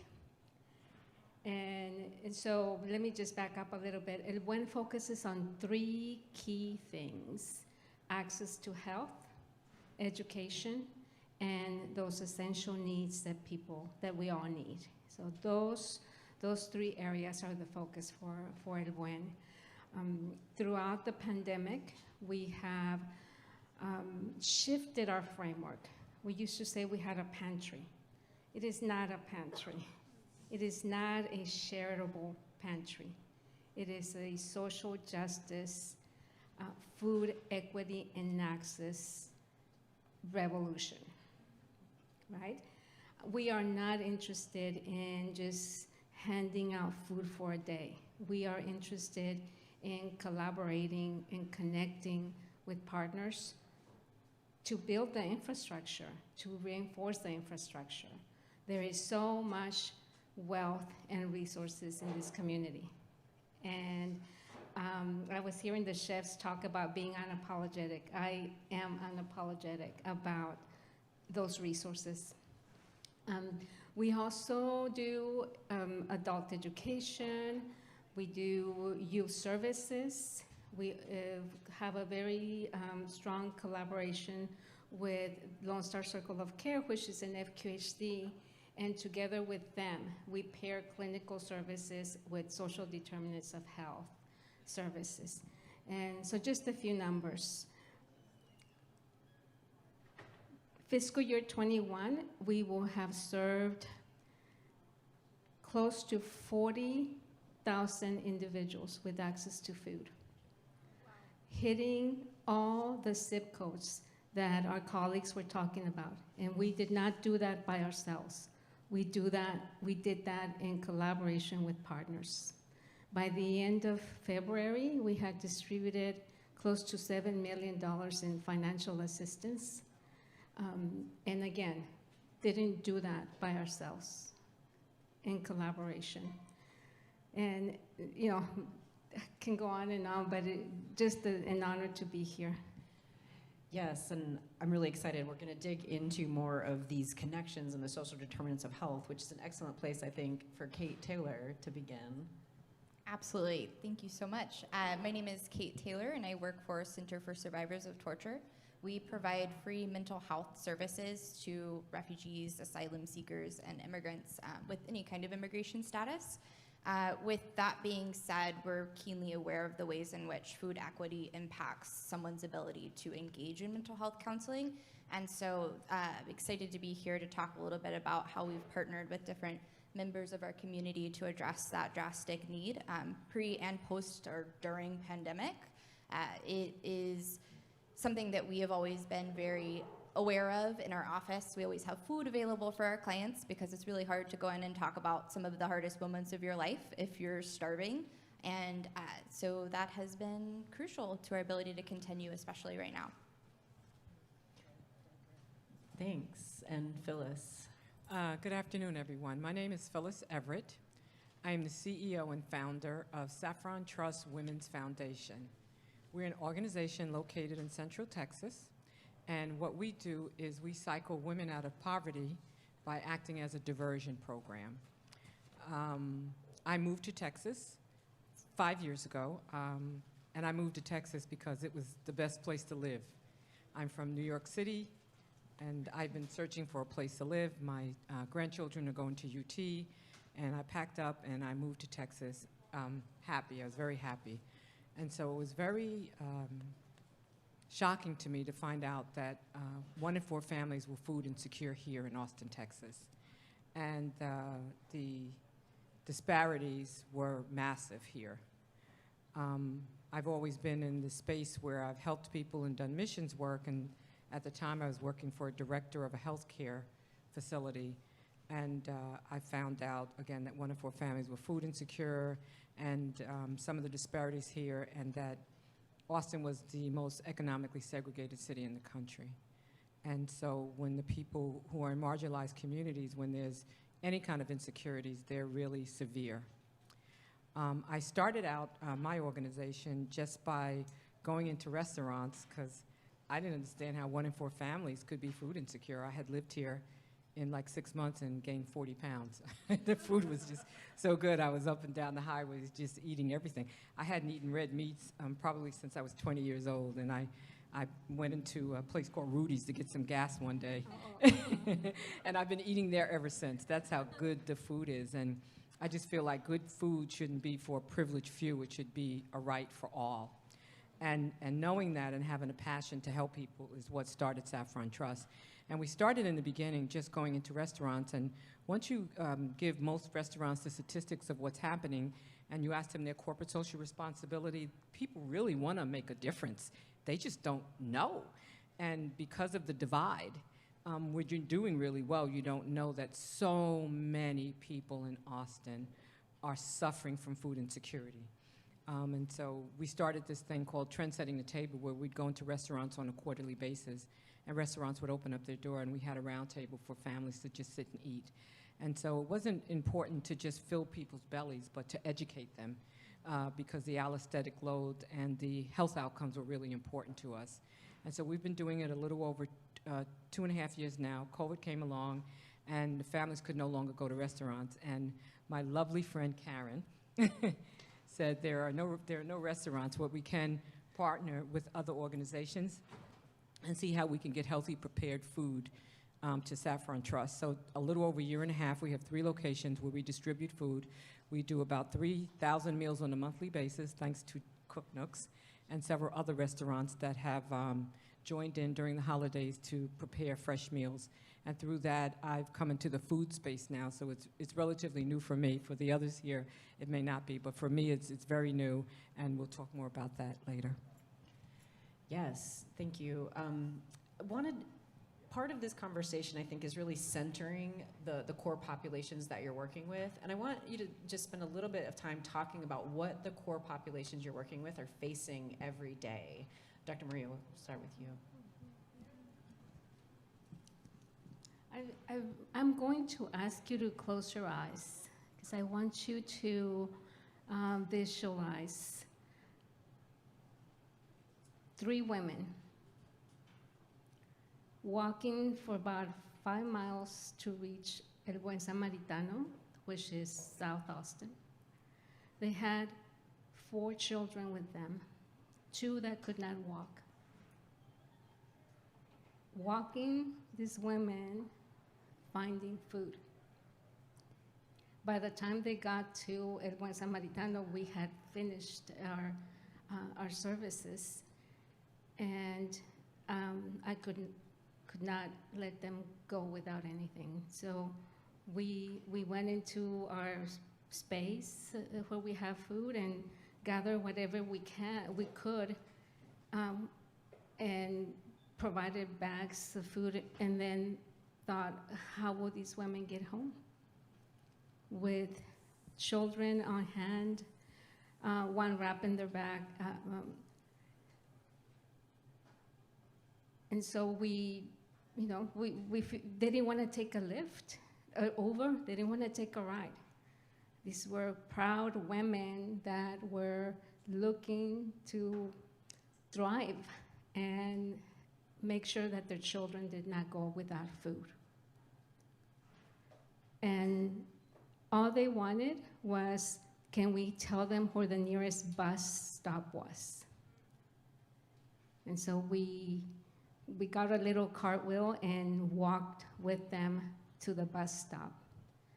And my staff said, well, why did you let them go in the bus? Why couldn't you just get them in your car? And I said, these are powerful women, strong women. They don't need my car. They need to figure out how they're going to thrive and how their children will survive.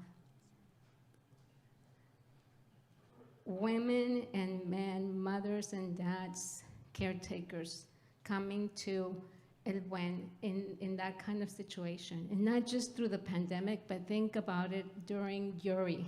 Let us not forget, on top of the pandemic, what we had to experience.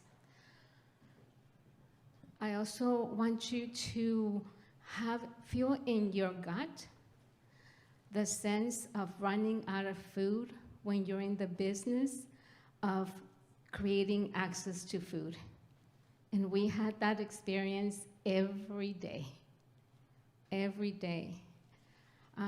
So I bring this to you because I am reminded not just of the power of the people that we are serving, but also the power of the people that are serving in these very difficult times, and the re-traumatization that many of us experience, because the people at El Buen are the people that at one time walked miles to access food or access any kind of support from community.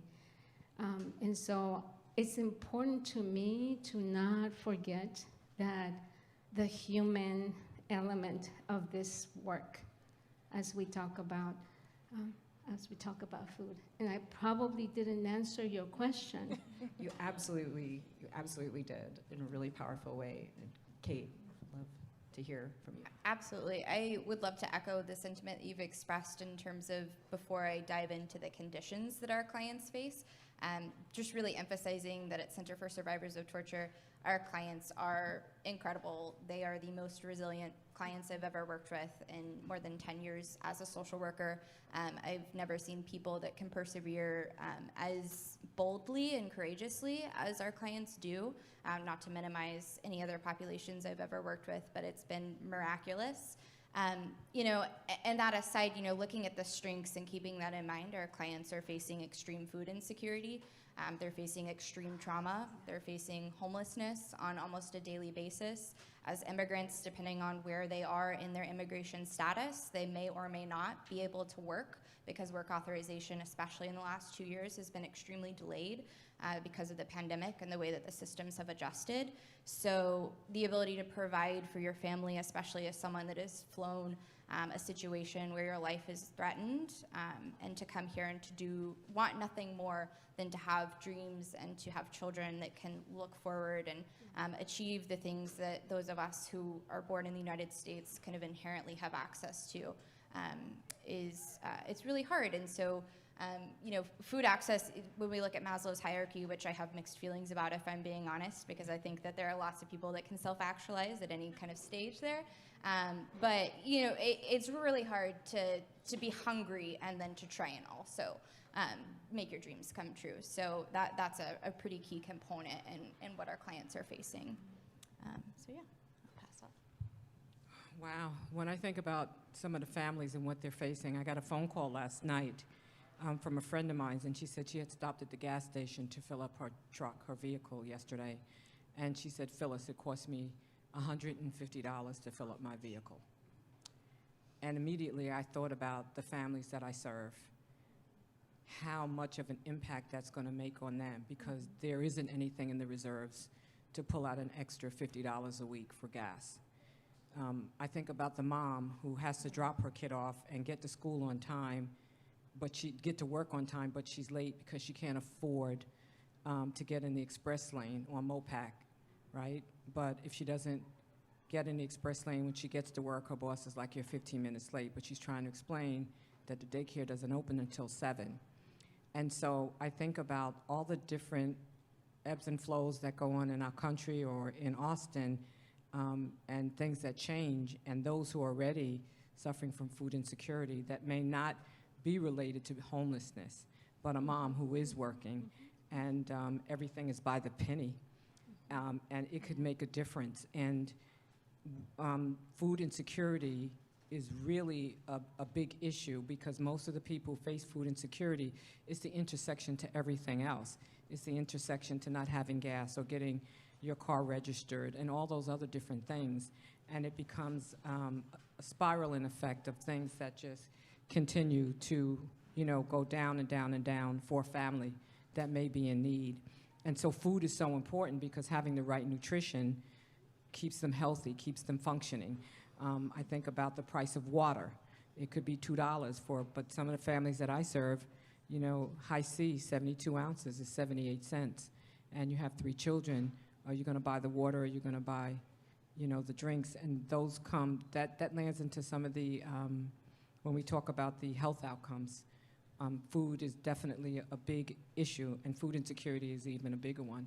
So when I think about what my families face, food insecurity, and then all the other things, all the other stresses, all the other disparities that other people may not even be thinking about. My girlfriend who filled up her tank for $150, she was just surprised that it cost that much. It wasn't going to affect her mortgage. It wasn't going to affect her light bill. But for my families, it's a big difference. It's a big impact. Yeah. Yes, and with that, given that, you know, the population, the target population is at the core, and Phyllis, I want to start with you, talking about how then you've built your programs and strategies around these intersections, and considering, you know, how, you know, those people that you're working with.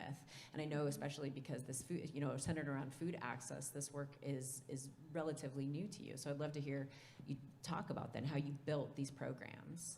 Yeah, as you know, as I mentioned before, I was quite surprised that 1 in 4 families in Austin, Texas were food insecure. because I ate everything I wanted. And I grew up in New York City, and I am third generation of generational poverty. But my children and I, we still ate well. So I didn't understand that when I came to Austin, how that could be.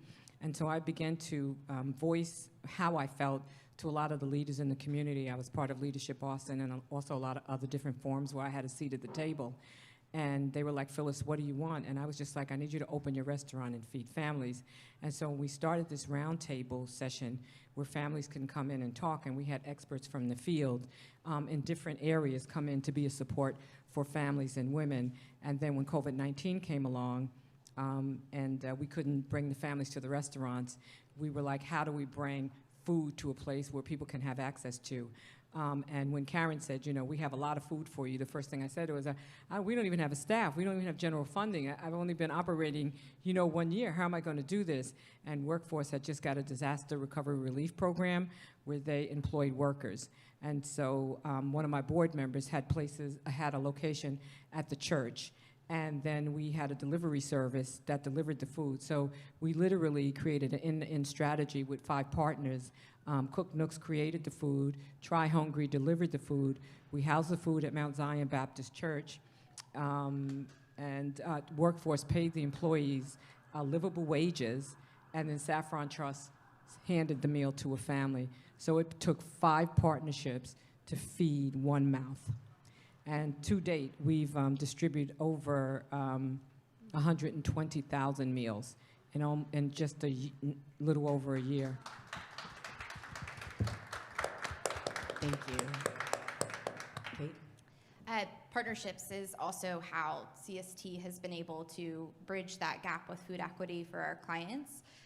For us, when the pandemic began March 17th, we'd made the decision to close our office. We realized that our clients were going to be highly susceptible to catching COVID-19 and that was going to be devastating for their health if it happened. And so we strategically rallied and got together, transitioned everything to remote services, luckily had a very resilient staff and also clients that were able to adjust to the way we transitioned our program. But our executive director, Celia Vandegraff, had the brilliant idea to start reaching out to city council, and she said, we need to figure out how to feed our clients. I don't care about mental health counseling right now. What they need is food because they're going to lose their jobs with the pandemic and restaurants shutting down because oftentimes our clients are working in restaurants. And so we started to connect with policy aides in District 7 and District 10 and got really, really lucky. We were connected with one of the former panelists, Robert Nathan Allen, who was part of the Keep Austin Together program, which led us to the Cook's Nook, working with Joy and the team at the Cook's Nook. Since May of 2020, we've delivered 43,000 meals, all because we have an incredible staff member, a Nepali interpreter, and a Nepali community leader, Nagendra Basnet, who, if he's watching, shout out. We couldn't make this happen without him. He delivers to 50 client families, which means far over 100 different clients, but 660 meals each week right now. At CST, we've delivered a little less impressive number, but I still feel it's impressive. Over 43,000 meals since May of 2020. And, again, it was just knowing that we had to meet that need for our clients. And so just being aware of the community, working with people that were passionate and willing to put in the legwork and also to step up in big ways. It's been, I would like to say pretty seamless just because people care so much. And the county has stepped up to fund the program, the Supplemental Emergency Food Access Network program that we're able to provide these meals through. And without it, our clients very well could have gone hungry and been in a very bad way in the last 2 years. So, yeah. I just want to highlight so far, so the running tally is 163,000 meals from 2 organizations alone. I just want to point that out. And then 40,000, yes, please. And then 40,000 individuals, so that's not even a meal count, that's 40,000 individuals helped with food access. But I want to hear more, especially as you mentioned, El Buen transitioned and pivoted. So how have you built these new strategies and new programs? And I'm smiling because I'm going back to March 17. Everybody remembers that day, right? Like, who are we? Where are we? What are we? And yes, yes, and so I'm a public health practitioner at heart. I worked in public health for 100 years. And in that space, I was used to doing emergency response operations, like I would get excited, like, okay, we're gonna, not happy, but like, we're gonna serve the masses.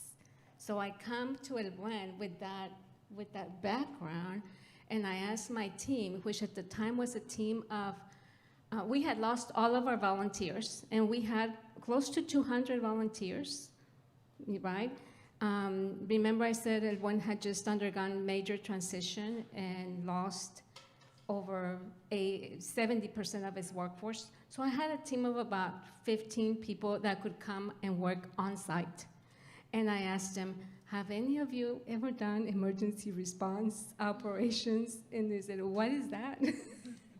Right? Because I knew that El Buen had to prepare itself, build its infrastructure to respond at a level never seen before by that organization or any nonprofit organization in Austin, any of us, right? Yes, many have worked in responding and helping out, but at that level. And so it was important to me that El Buen structure itself as an emergency response operations with all the details that go into that. Because we were gonna get ready to serve not 100 families per month, but 700 families per month, and we couldn't do that. So we had to build the infrastructure, had to do the loving and nurturing of staff, right? Like they're scared too, and like they don't know what's gonna happen. And so lots of infrastructure work within the organization to set us up to be able to respond to the massive need to provide food, but also access to cash, financial assistance. El Buen had done some assistance, financial assistance, like $50 for medications or here or there, right? The city approached us and said, do you think you could distribute $500,000 in cash assistance? My CFO was like, you're nuts. Yeah, we'll do it. We'll do it. Like, we'll do it. Because we had, on that week when all of us lost who we were, we have lost who we were, right? We're different people now. People were walking to El Buen, coming to El Buen, asking for whatever help they could get, scared, lost. I said, we'll do it. Don't tell the city this. We still didn't have the infrastructure to distribute $500,000. We were building the plane as we were flying it, right? I'm sure you all have that experience, right? Yes, yeah, we're great pilots. We're great pilots, and staff is holding on to that half-built plane with us, right? So we did that, but that helped us to build our controls to be able to distribute more. So then the next month, the city comes, can you do 1 million? I go, sure. And they go, in a month? Of course. Right, we had, the option that I had was to say yes, because I knew that there were many of the people, like the people the communities that you serve, that did not qualify for, like my niece said, cheque de Trump. Get it? Could not qualify for the federal stimulus checks, right? And so I was going to do, as an organization, not just I, as an organization, was going to do what it took to get that cash to people that would not otherwise qualified for financial assistance. And so to your question, what strategy did we use? Like build little by little the organization as an emergency response operations organization. The other piece was data. And I know data is oftentimes the oppressive friend, right? It is used to oppress our communities. For me, I needed that data to be able to understand where we were serving and who we were serving, right? I needed that data to ensure equity and access to food, cash, education, and COVID vaccines. That's the other piece, right? When our older Black and Latino members of our community were being left behind because of access, right? We were doing one-on-one direct connection to those vaccines. And I am so proud to say that as of today, we have vaccinated over 2,000 individuals. And yesterday, last night, we had a vaccine clinic, and we vaccinated 200 individuals. Still, like just when I think, oh, no. Like we started out with 50, like 50 came. This was after we were doing the one-on-one, like literally one-on-one connection to a PH for a vaccine. We started out with 50 and we thought we were doing great. And then it got to 100, and then 150, and last night was 200. So, and there's still more, right? There's still more. Back to the piece of access, data was very critical for us, but nobody wants to pay for data. But they require data so that they can pay for services, right? So I had to set the organization in a way that little by little we were building our technology and data infrastructure to the point that for now we have real-time data maps. I love it. I don't know how they create them, but I love it. Like, I just told the data guy, please, that you can go into those maps and see real-time where we're serving and how many people we're serving, and are we really going to the communities that need it? So critical. So I get passionate about data. No, this is so perfect. So I want to highlight, I mean, here we are at the Future of Food, which is going to ping to my next question, but the innovation at South, here we are at South by Southwest Innovation, and for me, this is the real innovation that you're talking about. I'm so honored to be able to help champion all the work that you're doing.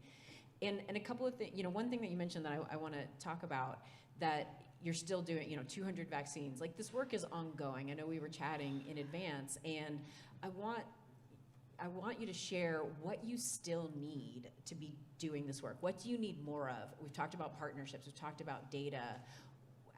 I want you to tell people what you need to keep doing this work. Phyllis, you look ready. Oh, yeah, I am ready. The one thing I need is for everybody to take out their phones right now and follow us on Instagram. Relationships are very important, especially people in the food and the kind of space that we're in. I find out about more of the people who do that kind of, or in this kind of space through digital social media. So that's really important. Our Instagram is saffrontrust.org.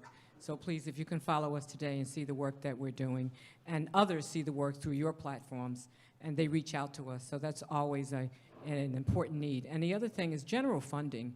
We definitely need general funding. We need volunteers. I think that comes with awareness. That's why I said follow us on social media first, because when people are aware, they want to help. When I walked into the restaurants and I said, did you know 1 in 4 families were food insecure here in Austin? They were like, no, I didn't know. I said, and they were like, Phyllis, well, what do you want us to do? People want to do something genuinely. They don't want to see others that are suffering.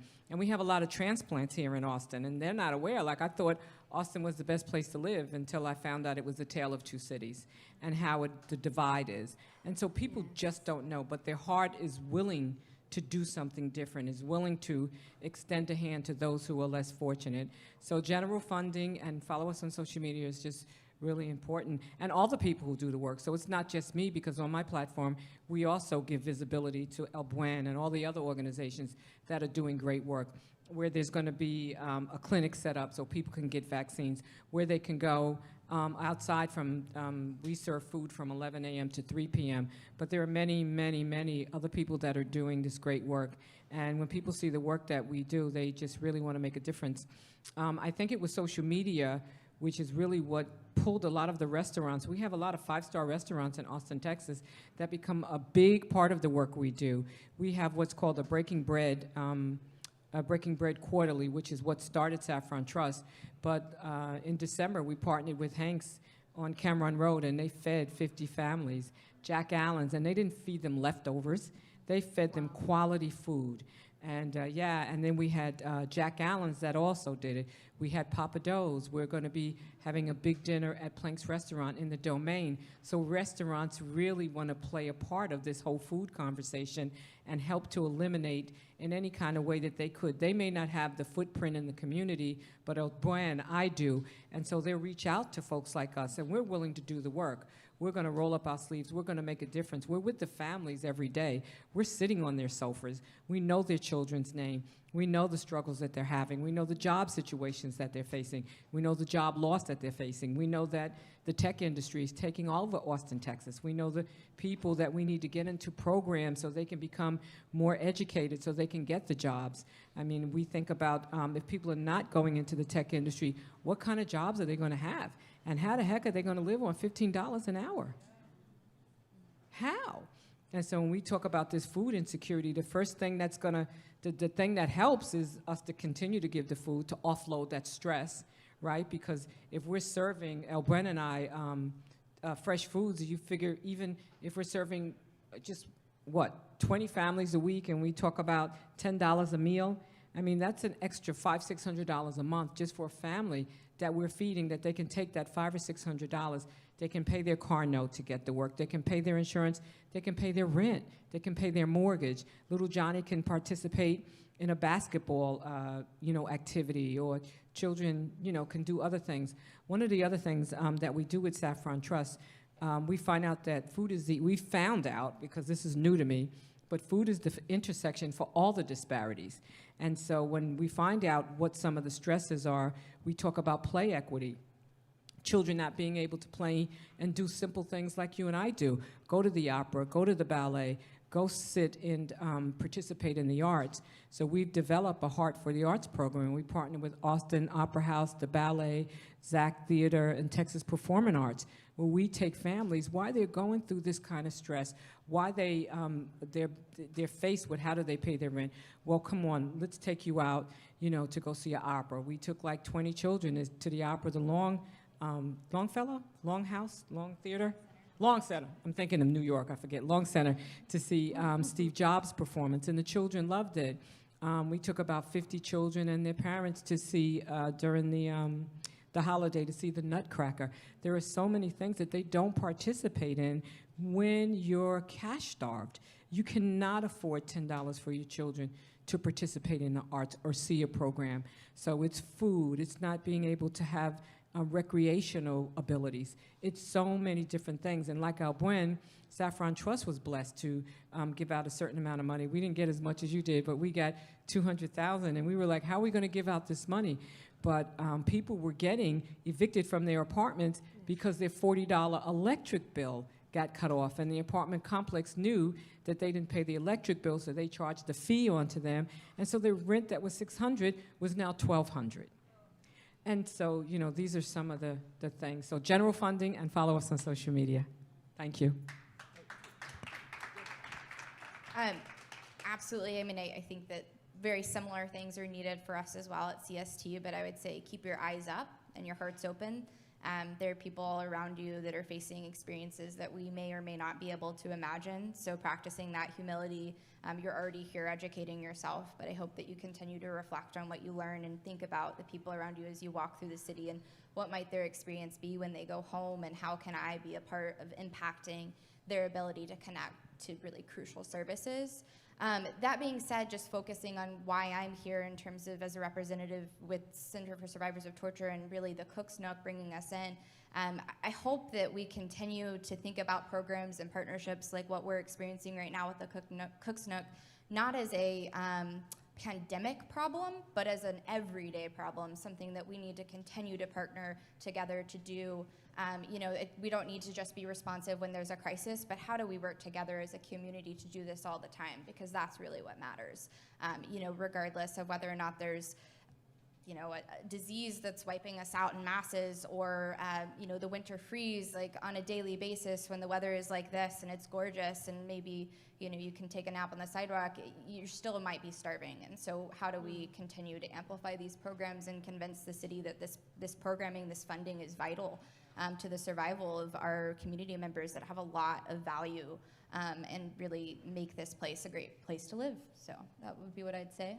Feel free to follow us. I mean, we're always, I think that survivors of torture are, it's a unique population, and people may or may not know about the work we do. So we hope that you don't hear torture and shy away, but actually say like, wow, I wonder what that experience has brought that person in terms of their perspective. So yeah. Thank you. Yeah. Dr. Marie? Don't ever ask me what I need. Let's bring it. Right. I'm going to sound like somebody many of you know, a revolution. Right? That's what it's going to take. All right? I want all of your expertise in this space to come and join us, because there are kids right now that need a tutor, that need a role model, that need access to education. So I want everyone in here to roll up your sleeves. Somebody earlier said we're really putting Band-Aids. Let us not be ashamed of that, because in the continuum of powerful individuals, it's all that. And any one of us can be at that point where we're going to need a Band-Aid. So I need some really good Band-Aid folks, right?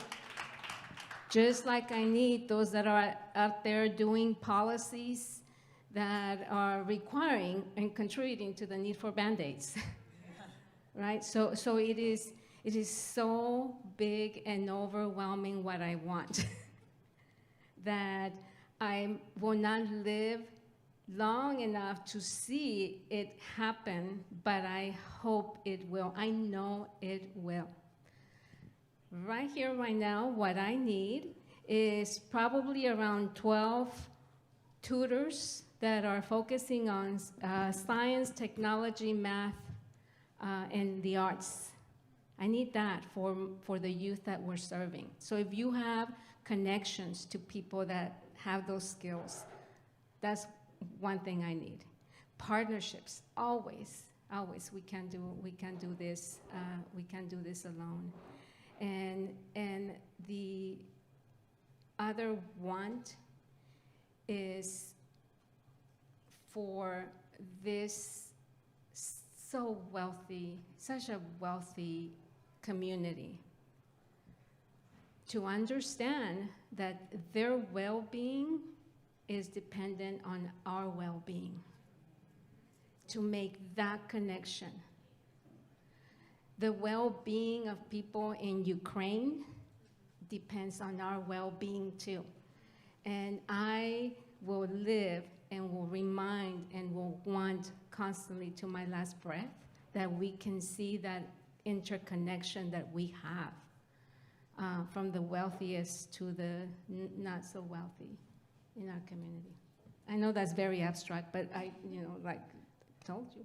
No, we need all of those action, all of that action. And I could keep asking questions. I do want to see if there's any audience questions for this amazing group.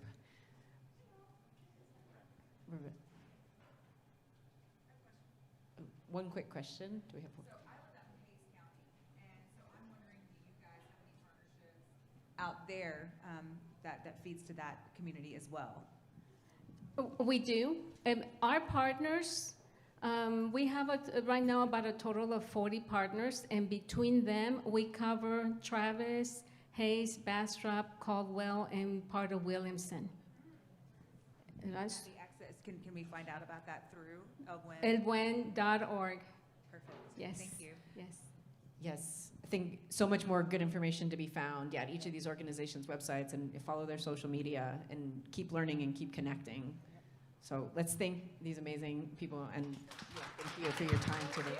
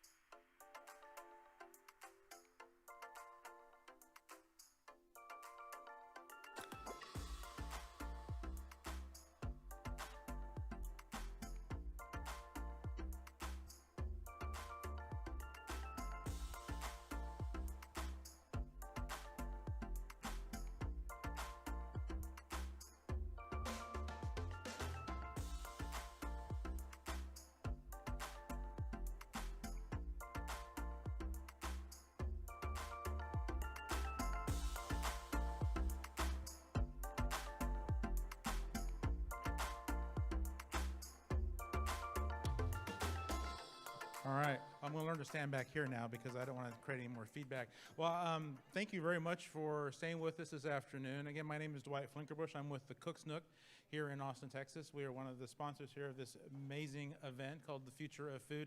Who is enjoying themselves today, this afternoon? Yeah? You've been hearing some really good information. Does anybody learn anything new today? Raise your hand. Yeah? Yeah? Anyone didn't learn anything today? Where are you? Okay. Well, you know, we have had just an amazing afternoon here with some of these panels. You know, we've learned about some of the things that people are doing in different parts of the country when it comes to raising the visibility and reclaiming some of the history that has been lost, not only from a cultural perspective, but then also in terms of our food, right? And culture, which is being restored in various different ways. We heard from people like Adrian Lipscomb, we heard from people like Eddie Hill, and people that are really doing things to create impact in this community. You know, in the second panel, you know, coming to a neighborhood, right? So we're talking about how transportation and food intersect, and how do you create better access to food? You know, at the Cook's Nook, that's one of the things that really drives us to do what we do, is to really broaden access to nutrition, broaden access to good food for those communities that are either food insecure or some way and somehow nutritionally challenged. You know, and it could be a community that you know, doesn't have a grocery store. It could be a certain community that has certain medical conditions that have very strict diets. You know, some of us, myself included, you know, I think Phyllis Everett mentioned the same thing. You know, I grew up where I didn't really even think about food. Food was always on the table. But now, you know, we're having an understanding, particularly in this county and where we're sitting here in Austin, Texas, and Travis, you know, where this city has grown incredibly fast with through tech. So it's good to see that, you know, some efforts are being made to really bring all of the community together to create better impact.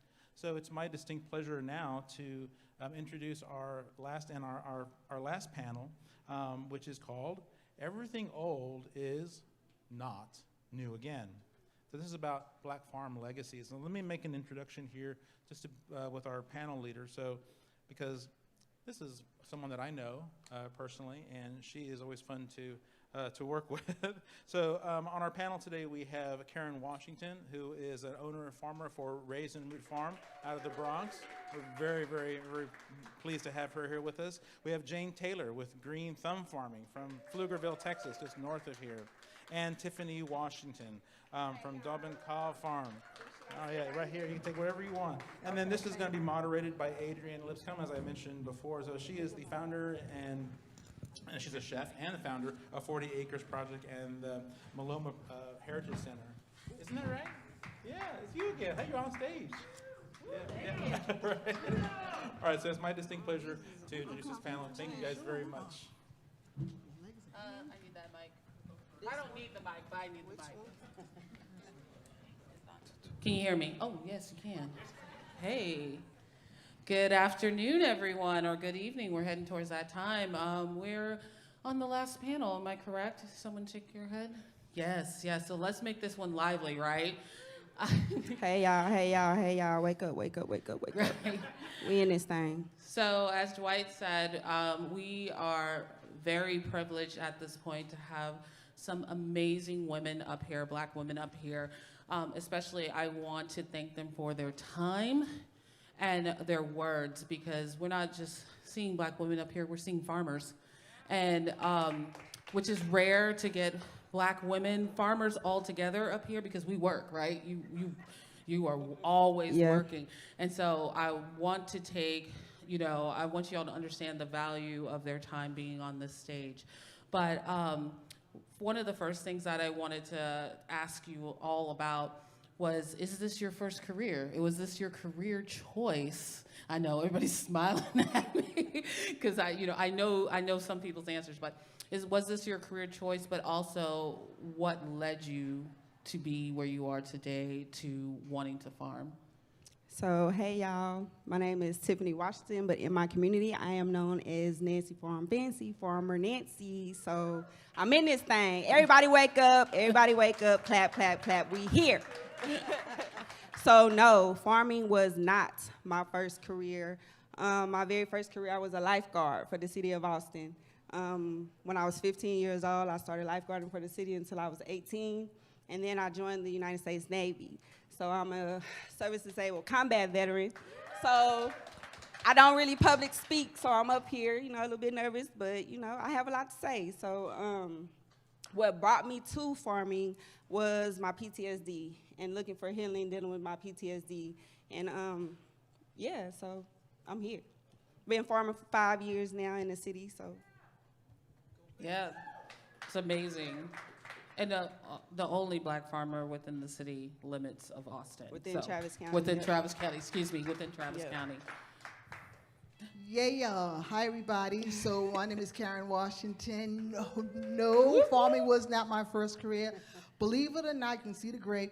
I was a physical therapist for 37 and a half years. Loved it. And then when I reached the age of 60, because I had been farming, I said to myself, you know, I want to put my hands in the ground because there was a spiritual connection to the work that I had to do and needed to be done. So I'm glad to be here with these two exceptional women. Thank you. Glad to have you. My name is Jane, and I retired from nursing last year.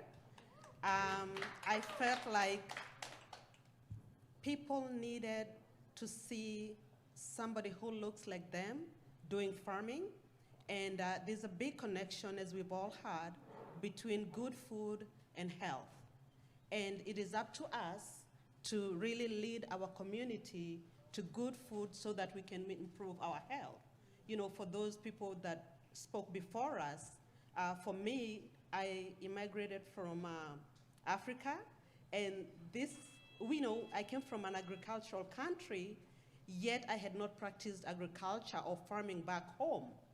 But I have since 2015 been growing food to the point where I even started selling at the local farmers market.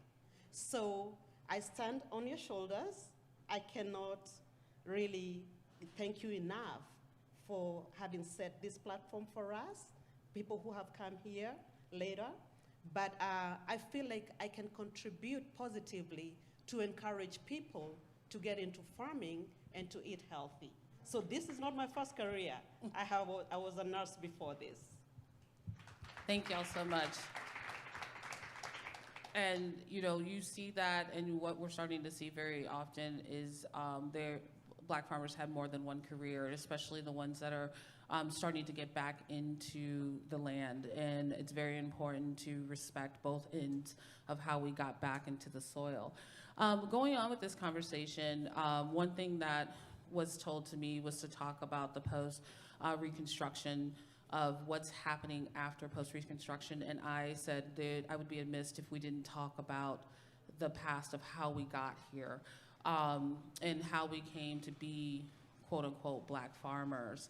And I wanted to just say just a little bit of history of farming, and if you know 40 acres, and if you heard me yesterday talk about that, on how we came to one owning of land and having land at one time, and it was taken away. Doesn't it feel like we're kind of repeating some of that history of land ownership being taken from people here right now currently? I know these are hard. We're gonna get to the truth, right? So, Woo! So I am a born and raised Austinite. So I am a descendant of slaves from Austin, Texas. My family members were brought here to this city to farm, to do agriculture, right? So when we talk about what was done here, I brought this book. This my book of receipts on the city of Austin during South by Southwest, where they make millions of dollars. I like to be paid. This right here is urban slavery in the Southwest. And on the inside of this 300-page document that I used my money to print, that's why I like to be paid, it talks about how disrespected black people were as slaves here in Austin, Texas. Then I also have the City of Austin 1928 plan. Grab that, because it's going down. the City of Austin 1928 plan where they segregated the city and put all the black people in one district. That totally eliminated our black farming communities here. So then I also have this email that I wrote and I sent out on February 5th, 2021. The subject is institutional racism against black farmers in Austin, Texas, Travis County. And it says, "Good morning, all. This email is meant to inform and express my anger, disappointment, and trauma on record concerning the institutional racism within the City of Austin and Travis County's agricultural infrastructure, Food Policy Board, food system, food access initiatives, training, and programming, which explicitly disrespects, excludes, and exploits the hard work and efforts of today's black farmers, the descendants of American slaves that built this community. Today, we endure these atrocities while facing failing access to COVID-19 vaccines and health care support east of IH-35. My name is Tiffany Washington. I'm a 36-year-old born and raised Austinite who has seen firsthand the covert racism of this city. I'm a black farmer, a service-disabled combat veteran, and mother of 4 black children struggling to simply feed my neighbors. I currently own and operate a small-scale agribusiness in Northeast Austin, Texas, District 1. My services support Conley Park, University Hills, Pecan Springs, Martin Luther King, and Springdale to Airport Boulevard, neighborhoods 78724, 2321, and 02. These historically black neighborhoods have become blatantly gentrified communities embedded with the effects of COVID-19, crime, violence, homelessness, and a lack of resource supporting marginalized families being overlooked as local developers continue to push them out. In my time here as a farmer, I have worked tirelessly to the point of exhaustion and been triggered on several occasions by the actions of local leadership, nonprofit organizations, and institutions that have brushed aside my service, credibility, and support from within the community. Whether it is a matter of tokenizing my voice or throwing a dog bone to silence me, the discrimination is clear. Unless I act accordingly with grace and kindness for my oppressor, my needs as a black farmer in a community where black farmers do not exist, you all could care less about the lack of equity held by myself, let alone black people whose families have called Austin home for over 170 years. I refuse to stand by and accept this city's liberal abuse agendas quietly any longer. The black farming communities of Austin, Texas were destroyed purposefully by policy, gatekeeping, and structural racism that falls in line with the removal of black farmers from the land across the United States. This is nothing new. The implementation of programs that pretend to uplift marginalized communities by training new and beginning farmers in agriculture and leadership, such as Urban Roots and Farm Share Austin, have not done the work necessary to warrant the large sums of grant funding which flow through their hands year after year. I have become an inspiration and trusted confidant within my community and have shouldered the burden of their complaints on my own. As a Farm Share alumni, I can testify to the lack of verbal open support for myself, black farmers, and others who seem to be left with little to no outreach during this COVID-19 pandemic.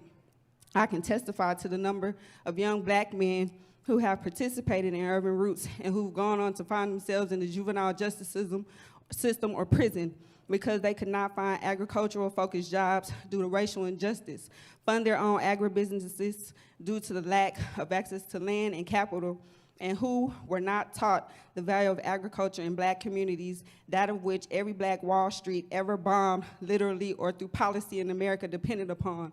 Our children have been used for the financial gains of others, period. I share these sentiments on the aftermath of a Food Policy Board working group meeting in February of 2nd, 2021 during Black History Month that completely disrespected black, Mexican, and Native American farmers while discussing the Urban Farm Ordinance, land acknowledgement, and an agrarian land trust proposed by a former farmer of La Flaca Farm, a new policy board member, a board in which I applied to with letters of recommendation, yet did not receive a phone call in regards to. As the only black farmer in attendance, I was triggered as I listened to a Mexican-American immigrant discussed creating a sharecroppers trust on native soil with not one Native American on the call. In the summer of 2020, as COVID ripped our community apart, I expressed to her that this would need to go into the community and gain support from Mexican Americans. I wasn't heard. I myself had to listen as agri-hoods were discussed with the knowledge that these progressive liberal ideas are intended for the County Park District. The urban farm communities ran by white farmers in our hoods, such as Boggy Creek Farm, have never been referred to as agri-hoods. It's appalling.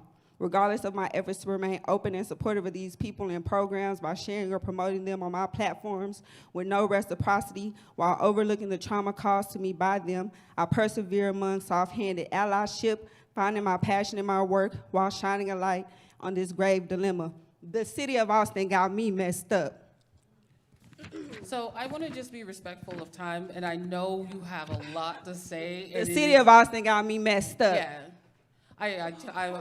I will let you take a breather, and I want to be respect on everyone's time. And I know that this is so important in the Austin level, but I also want to bring it back to the nation itself. And Karen, I wanted to talk to you about the space and the space you came into in the farming, and what happened. Where did you see yourself, and where do you see it going right now at this time for Black farmers? First of all, I wanted to commend Tiffany for having the strength and fortitude to say what's going on, because she's not alone. She's not alone what is happening with Black agriculture throughout this country, not only in Austin, but out this country, where we have been told that, and we have been tokenized when it comes to owning land and having the resources to farm. This didn't start yesterday. If we look back at our history, why were we brought here? We were brought here because of our knowledge of agriculture. We brought the seeds in our hair to feed this country. We were the ones who put the brick and mortar to build these buildings that you see. And yet we were pushed aside when it came to land access. Every bill, every legislative piece have been brought to prevent Black ownership of land, of property, and of resources. Believe it or not, in the early 1900s, there were more Black farmers than white farmers. Sure was. But yet, when you look at the laws that were put in place, the GI Bill, Homestead Act, can you believe at one time in 1865, when President Lincoln met with his General Sherman to sit with Black preachers and said, I'm going to do this thing called the Special 15 Act, which will give Black people, enslaved people, 400,000 acres of land. But when President Lincoln died, President then Andrew Johnson said, hell no, and that land went back to white slave owners. Can you imagine the wealth we would have today? And so what Tiffany is saying is true. We have been displaced, we have been negated, we have been pushed off our land, and now the new thing is gentrification. And I'm saying that because I'm talking to white folks out there, because there's no way in hell that you know with your privilege and your color of your skin that you go into Black and brown neighborhoods and people leave and you don't question it. And you don't question the history around how we got here. We're at a point in time where, you know what? It's time for white allies to speak up and speak out, because we're tired. This child is tired. She's tired. We are tired of always trying to speak up. Where are the white voices that are going to be out there speaking up? They and right speaking here out. In resolution number We're 2021. tired of tokenism. That's tokenism. The city of Austin. That's allyship. Yep. Passed the resolution. We got to do the work. You got to do the work. White folks got to do the work. Because I want to be paid. Because if you don't, do the work, we gonna starve to death. slavery will continue to happen. Displacement will continue to happen. Gentrification will continue to happen. But you know what? If you allow it to happen and you keep pushing and pushing us off the land, we're going to come and we're going to take it. There's going to be a new revolution. Either you share power, give it up, or it's going to be taken away. New revolution. Think about it. It's up to you to change the policy and the way this country is being run. I want to hear your voices. Yep. And I have to say, I have to follow that, Adrian. I'm sorry. No, it's okay. Came with receipts. Yeah, like I'm telling you, like this is we telling the truth, right? Like we're gonna come out here and let y'all know what exactly is going on. I mean, Tiffany, I know this is a lot, and emotionally, like Tiffany and I have never met, but we follow each other. We talk and spiritually talk with each other, and it got it got you up on your feet, and this is things that we've experienced every day, every night, 24/7. This is what happens, and then now to have a platform to be able to say it to y'all, this isn't the first time we've said it, right? This is not the first time you've ever heard it. You may have heard it in a different way, but I want to give a little opening for Jane too, because Jane, you're not from the United States, right? She's not. But I call this home now. But you call this home now. Sorry. Yeah, no, I was like, putting your mic up. You step into this, and what do you see? What do you see from coming from the motherland to here, and the experience of African Americans with food and gentrification and poverty within Austin? Let's just say Austin in this area. Okay, so let me give you a little bit of history. I am from Kenya. We were colonized by the British. And exactly what happened here happened there, in the sense that when the British came, they took what was the fertile land and pushed our communities into what was the equivalent of segregation, although segregated in your own country. So the land that was really fertile and productive, which is the highlands, was taken by the white people, and they used this land to grow their wheat, their coffee, their tea, and all that. So the same history that we as immigrants read was actually happening back home. And I have seen this as I was looking for land in the past 2 years or so. I realized that not at one time did I see land around me that was being sold by a black family. All the families, all the places that the realtor took us was actually land that was owned by white people. And here when I say white people, I'm just using the term that is comfortable with me. So yes, as somebody who's come from outside, we have seen this.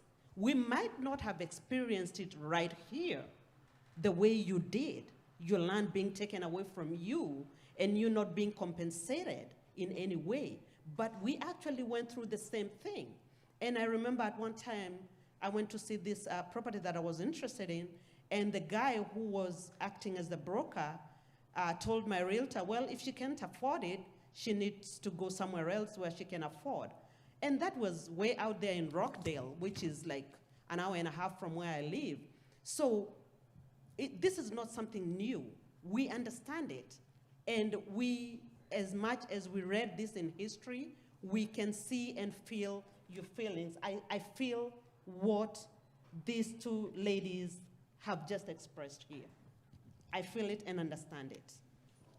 And so this is what 40 Acres in my project is about, is getting these stories out and heard more, but also preserving this legacy, right? Because it is, what we're seeing is what, 1.3% of farmers are black now? The numbers are coming out, and even though we're talking about supporting black farmers and you're seeing things on social media about supporting black farmers, are we really supporting black farmers, right? I like to be paid. And and speaking on the part of paid, you're bringing it up. Well, if we're going to be talking about funding, so and this was a topic Karen definitely wanted us to talk about, was talking about funding. So everybody knows, and if you don't know, you need to look it up, about the Black Farmers Fund.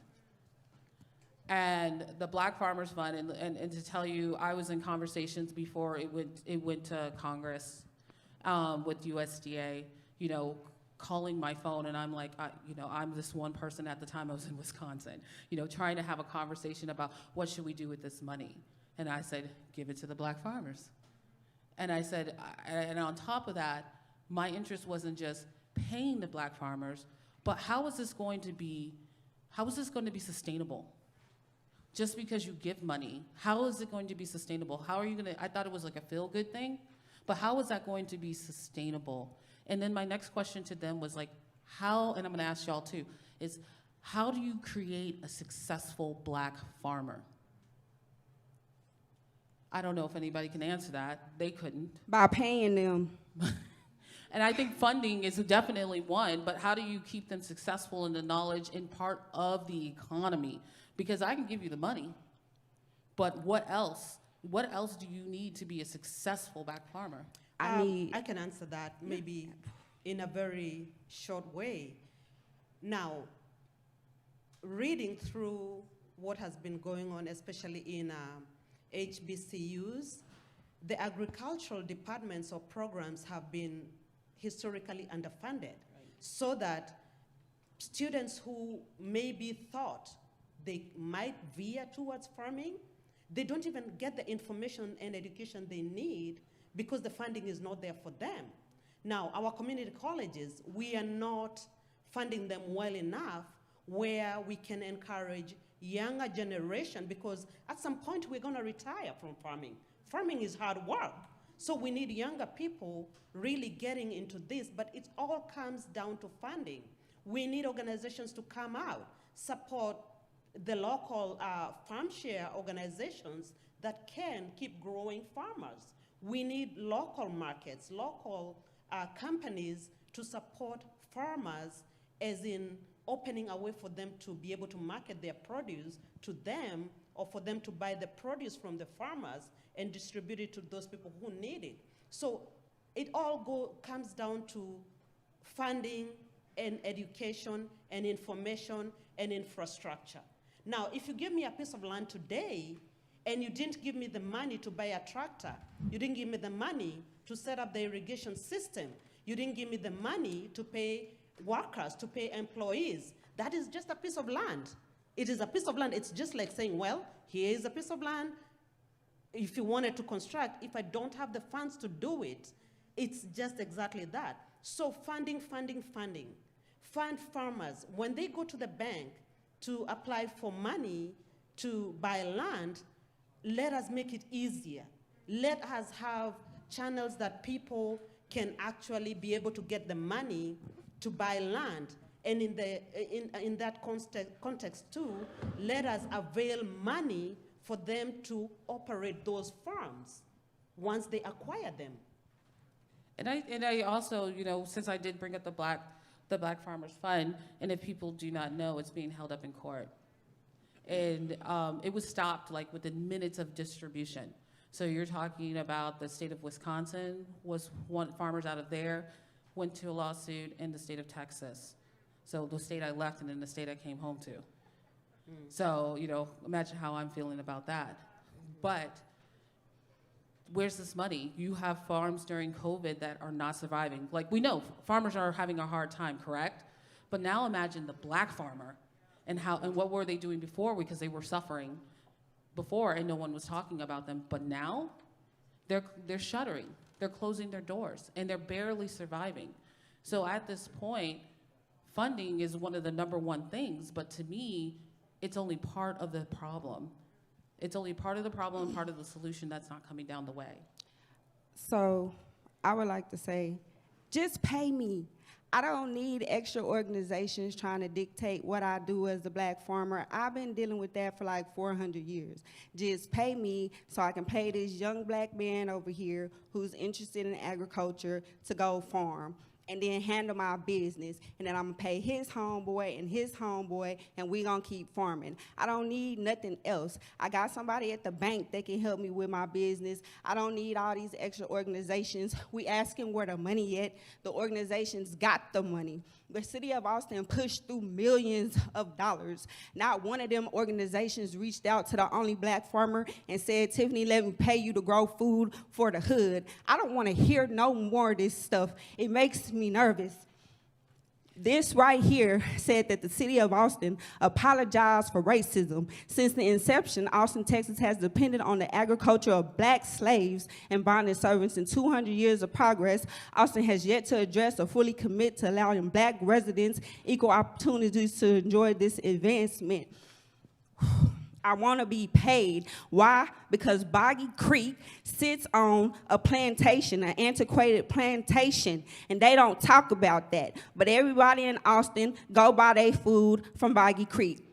Johnson Backyard Garden. Right now, we don't know where Brenton Johnson is, but we do know that he ran off on the whole city CSA with millions of dollars from PPP and FSA and USDA. I want to be paid. And Tiffany, no, Adrian, because I'm not finished, because we talked about gentrification. When they said my farm may cause gentrification, I got this email on March 31st. That's days after March 4th, when they said that they apologized for slavery in the city of Austin.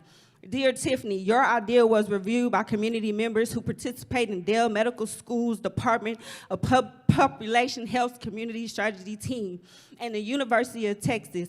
Do you want to know what they said? I wonder if this may increase gentrification once people find out. I asked them if they knew I was black. How you gonna tell me my black-owned business is gonna create gentrification? That tells me that y'all think black people don't give a fuck about food. I want to be paid, period, point blank. I want to be paid. I came to this event, I didn't get paid.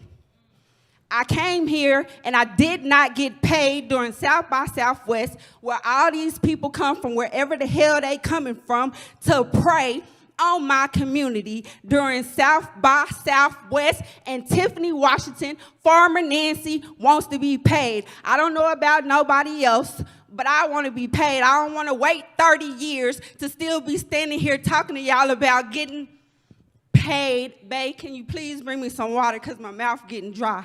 I want to be paid. I don't know if I'm going to get put out of here, but I would like to be paid. I don't want to have to go through no organizations and get a sponsorship and have to do none of that shit. I don't want to have to go and ask nobody to direct or dictate my money. I want my money and I want it now. Whatever black organizations got money to feed the village and didn't pay the only black farmer here, y'all need to run me my check. Yeah. So. Yeah, I wanna sort of talk to what Tiffany is talking about, because we had the same problem in New York City. So out of 57,000 farmers in New York City, only 139 are black. So we go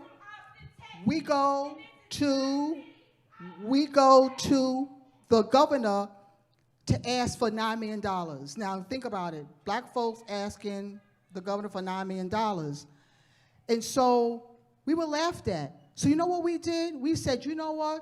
We're going to tell our story, and we're going to put it out there for the needs of black farmers in New York State. And we started a Black Farmer Fund.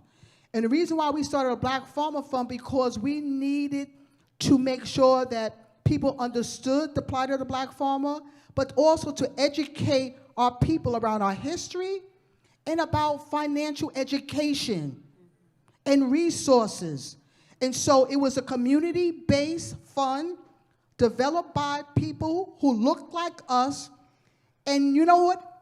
Till this day, we have amassed over $3 million. Yep. $3 million from the community to support us so that we can be self-sufficient and self-reliant. We don't want charity, and I think what Tiffany's talking about is charity. We don't want charity. Give us a chance. Support the work that she and all of us are doing so that we can do the work. Not just give us money, but understand that the money that we have will be within the community, that the community itself controls that money in a way that helps support black farms and black businesses.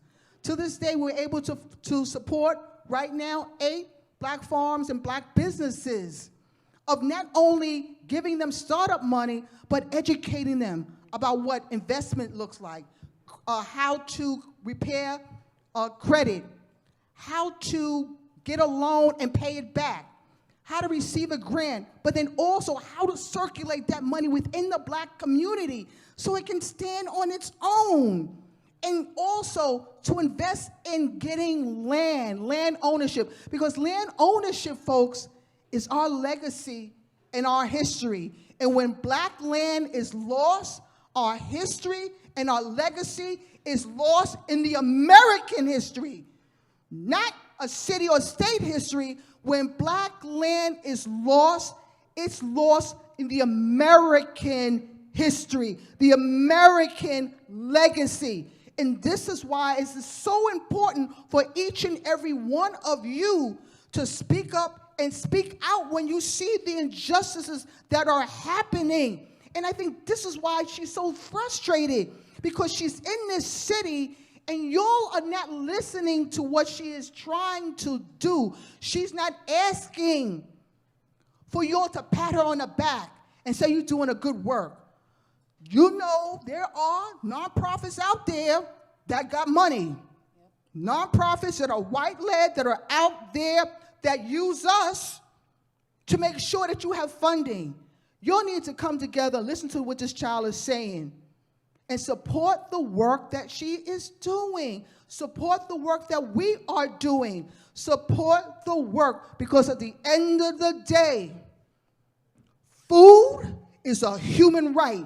And we should not be begging for food on food pantries and soup kitchens. We should be able to grow our own food, have our own land, and have our own housing. This is America, folks. This is the land of opportunity. And opportunity needs to be for each and every one of us. Can't you see that? Why are we blind by that? What is it about that makes us so different?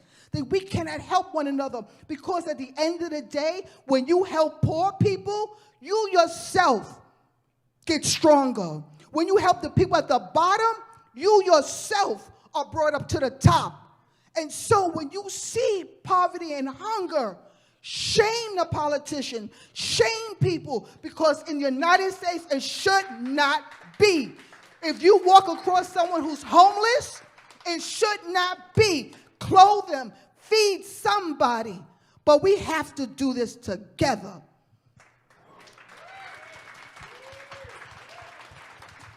And they did not need me for any of this. Let me tell you, having Tiffany here and being able to give a portion of a platform to see her emotions and anger over what the reality is of black farmers in not even just Austin, but the United States, but this is happening in your back door, like right outside, right in your backyard, it's happening.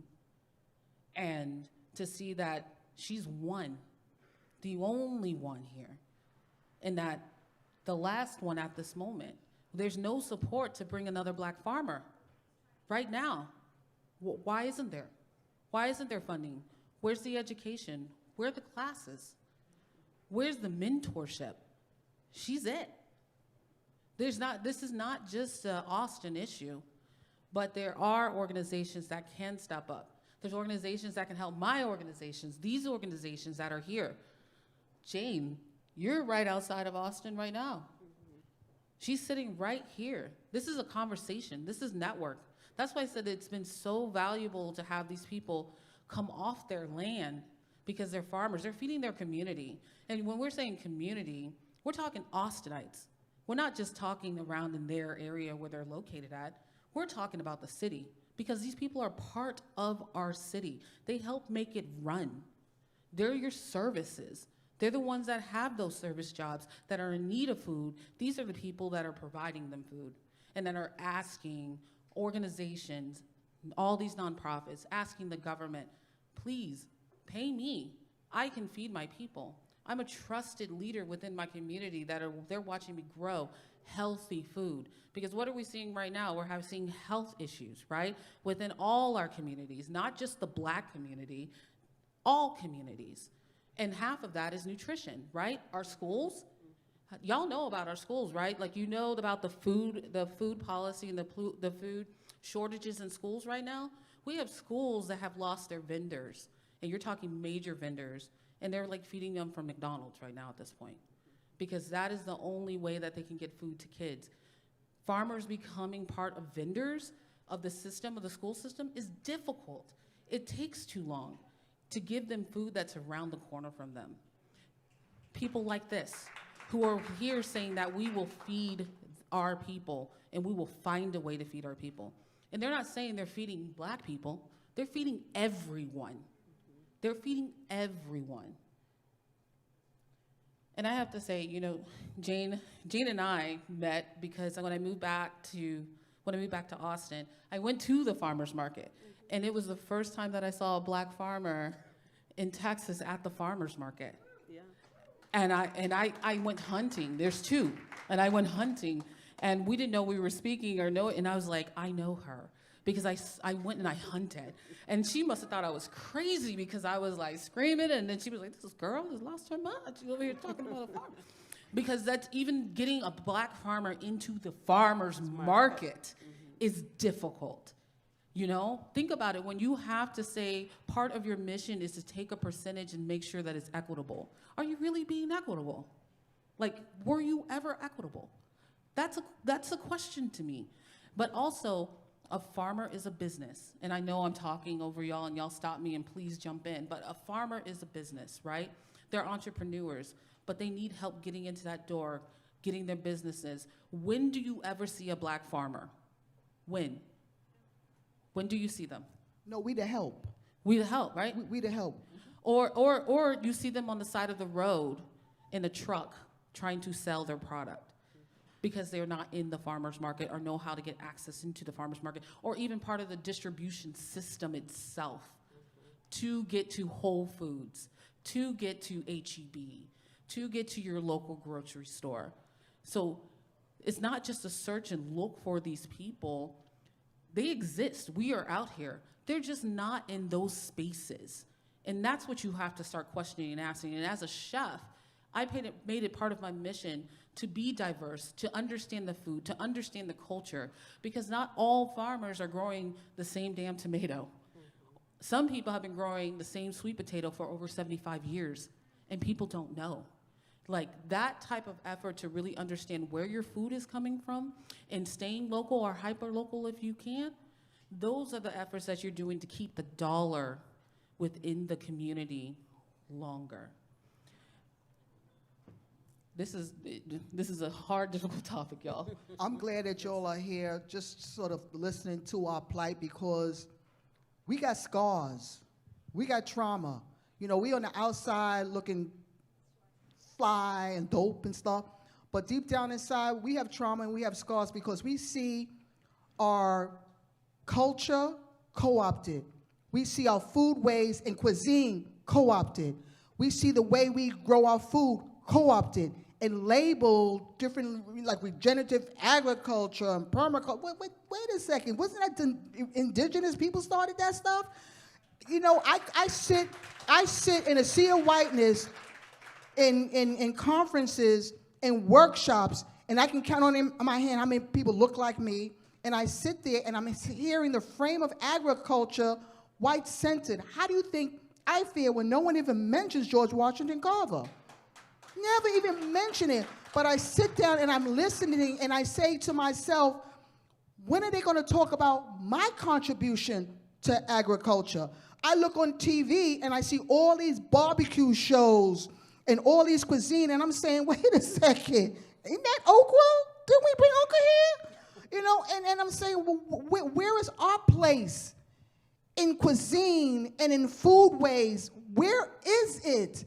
It's been co-opted, and we have been just brushed to the side. But let me tell you, folks, it's a new day now, because we have chefs like Adrian and others that are out there saying, hell no, we have to stop the madness.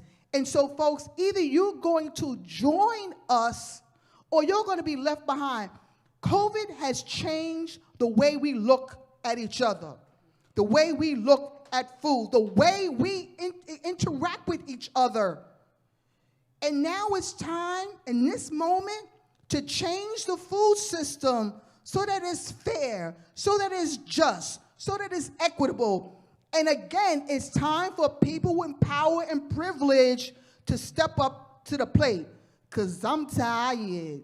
I am tired. We are tired as black folks carrying the burden, marching in the streets, while y'all just sit back and watch. You nod and you agree, but you gotta be out there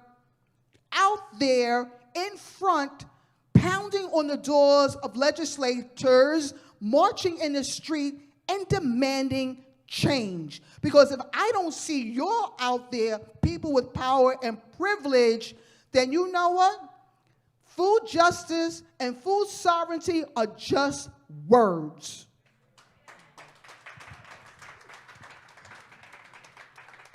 Jane, you have anything to add to that? Yes, please do. This is a platform that's open. What I would like to finish by saying is that as a community, we all have the responsibility to make sure. Bring your mic up a little bit. Oh, sorry. I keep forgetting that. We have a responsibility to make sure that everybody who needs food can be able to get food. It's not difficult.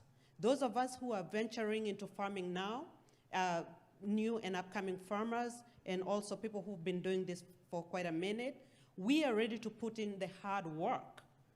We are ready to put in the hard work to make sure that we are producing good, healthy food that can, in effect, be transported or be able to be given to those who are really in need in our communities. There is no reason, as somebody said, there's no reason for a city as rich as Austin to have so many numbers of people who are going hungry every day. There's absolutely no reason. And we are here, I'm putting a face to people maybe who were not born here and saying that yes, we can also do farming here and we can also contribute to this society that has welcomed us and be able to produce the food that is needed here in this city.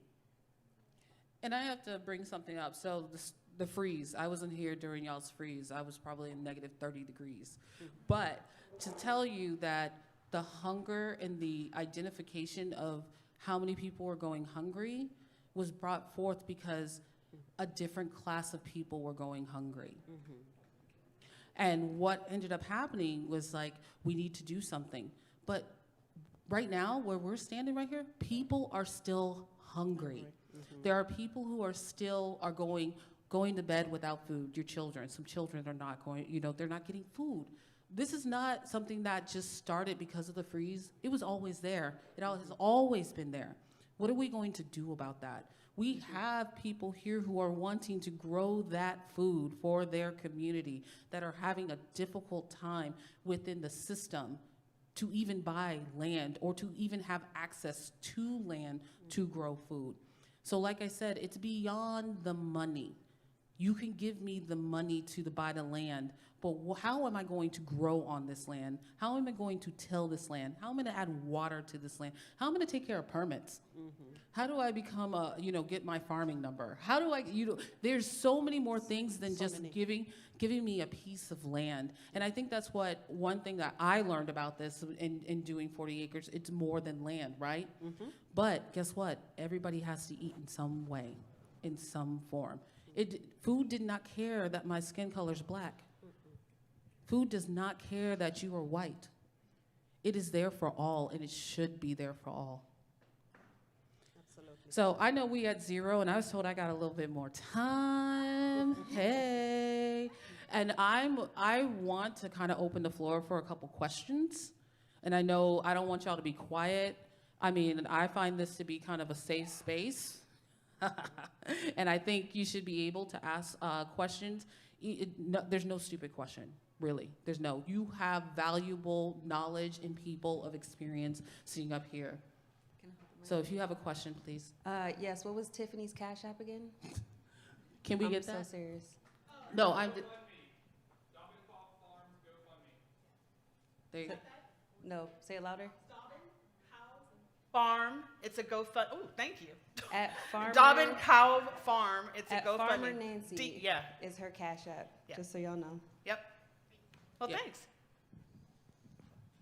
Can I just say something? Because I think, who was it, Mr. Ashton was here. There's a farm here, Alexander, I think is the name of the farm, that's been here since the 1800s, the only black farm, and they're getting a lot of pushback because people want to take that land. This is the opportunity for you all to come together to save that land, make sure that that land is a historical preservation spot. Why should that land of the only black farmer of land in the 1800s that's been here, and people are trying to push that family out? This is the opportunity for you all to come together to make sure that that black farm stays here in your city and is supported. Because if that farm goes, then what is the legacy of Austin? Letting it go, a black farm that's been here since the 1800s. Now is the time for y'all to step up and make sure that when I come back again here in a couple of years, that that is a historic site preserved by you all getting together to make sure that that farm stays here forever.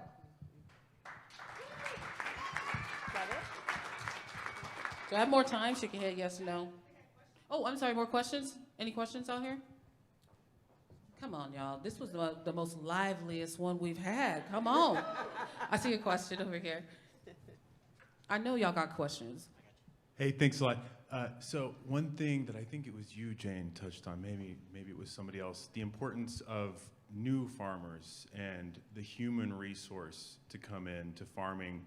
Can you speak on how to bridge that gap that we're facing?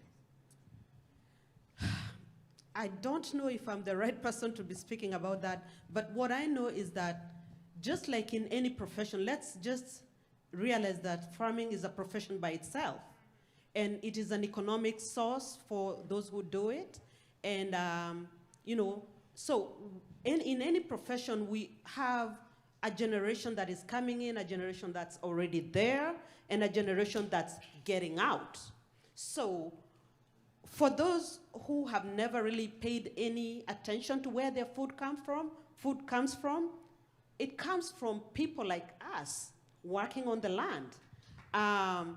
We need to encourage younger people, our children, our neighbors. Like, I started this in my backyard, just growing food that I was giving to friends and families. And then eventually my children were like, this is too much food. We need to be able to look for an outlet for it. That's how we came to the farmers market. And, you know, as small as our space was, I'm glad that SFC, the local farmers market community here, allowed us to come in. We need to figure a way to encourage people who could be interested in becoming farmers. How do we do that?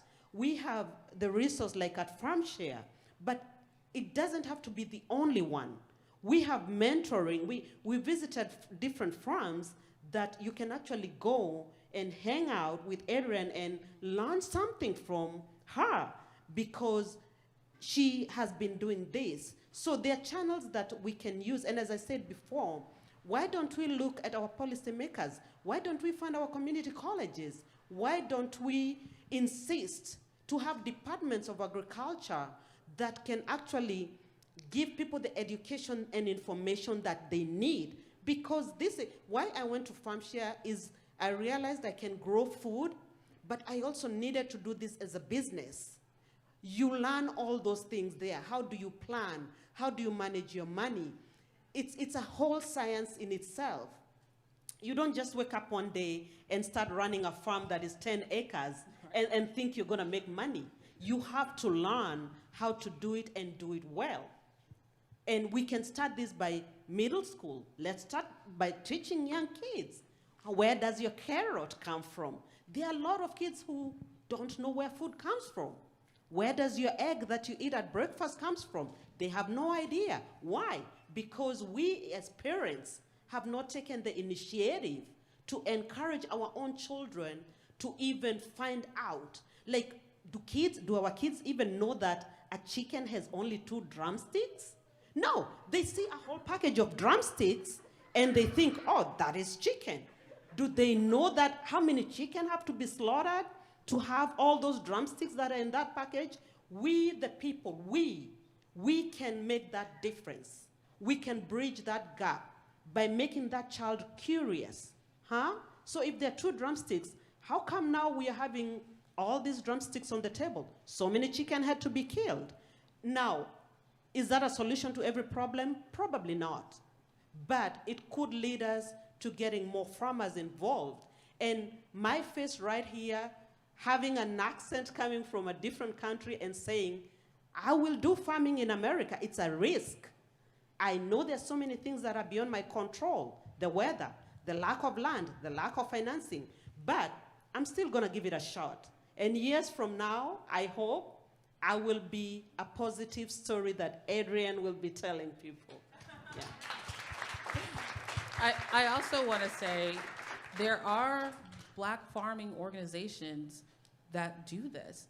They just don't have the funding, or they were never pumped with the funding to continue on this information. But there are farm organizations that are not reaching out to these Black organizations that are doing this, or reaching out to Black farmers to say, we would like to be an ally. How can we help? How can we get further into this? And how can we spread this knowledge that other Black people, if they're interested, they can come to them now? There's a gap. There's a communication gap, and there is trust issues within it. So there is large and a huge trust issue within farming. There's a lot of violence. There was a lot of death. There was a lot of land grab. So we're still recovering from this. This isn't old. I think people are like, I'm talking like 1900s. We're talking less than 100 years. And we're talking less than 50 years on a lot of this. What we're talking about, Pigford was in our generation. So, the Pigford case. So I'm just telling you, like, there's a lot of scars, like Karen said, there's a lot of scars, there's a lot of fresh wounds still, and we're still making them. We're still making them. Another question? Hi, yes, I want to say, first off, thank you so much for your time today, your knowledge and your education. I just want to say I feel really impacted. I'm just really honored to hear from both of you today. But on top of that, I want to piggyback off of that question. Now, if we're thinking about big kids, adults, what would be a simple form of education for them to kind of get an awareness of the industrial complex, I guess, from a more basic education kind of understanding? Like, is there simple adjustments to going to the organizations, or is there just, a direct book reference that you guys have any first steps towards? Apprenticeship. Mm-hmm. I was just, my cab driver, Uber driver, was talking about wanting to get into farming, and I said, well, you're interested in farming, you go to a farmer's market and ask a farmer, can I be on your farm? Can I come on your farm, and can I learn? Let me see what you're doing. And a lot of us don't do that.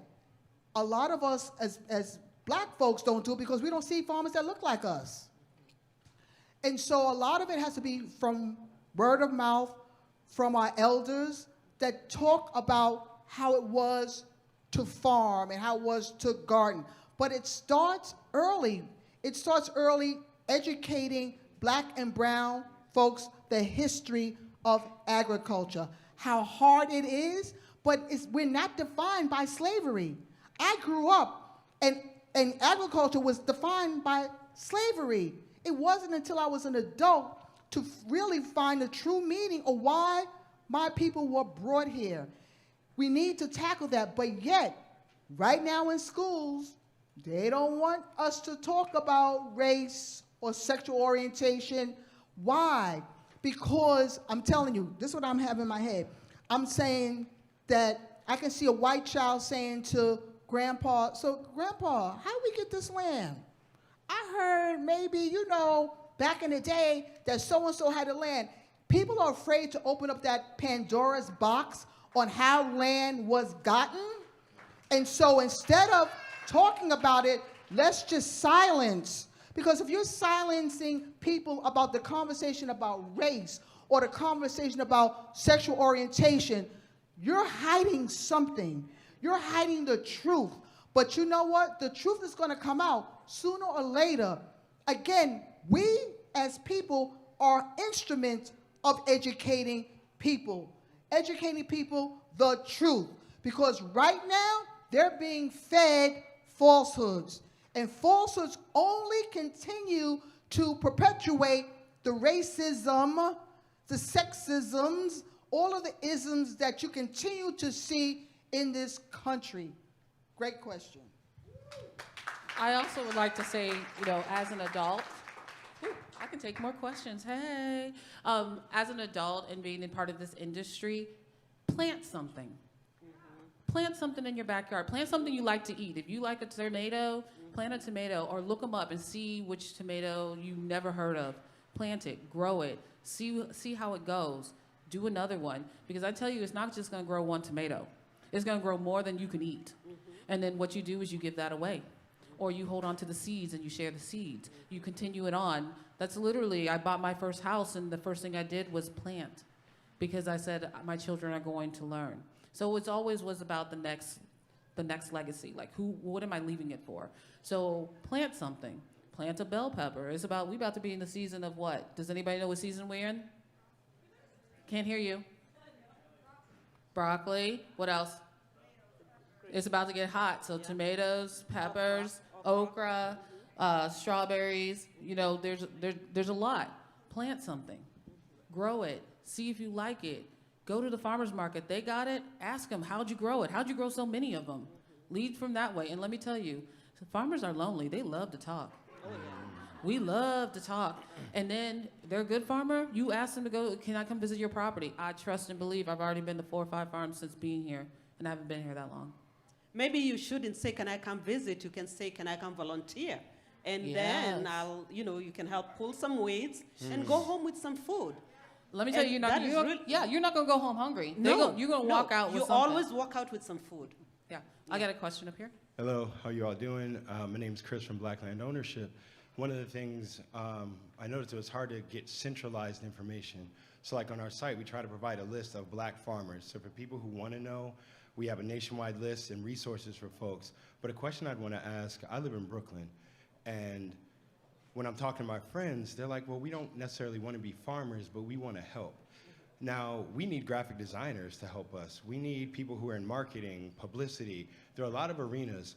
From you all's perspectives, what are some of the other supporting roles? So for the people that aren't ready to get their hands in the dirt or aren't ready to start a farm, how can they be of assistance more than word of mouth? Because obviously we need active word of mouth and legislation and those methods as well. So in New York City, we started this thing called the ecosystem. And the way we say that, because again, what we found is this is what people do.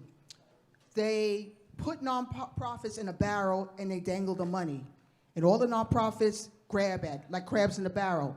So we said, you know what? We came together as black-run organizations and says we're no longer going to accept that.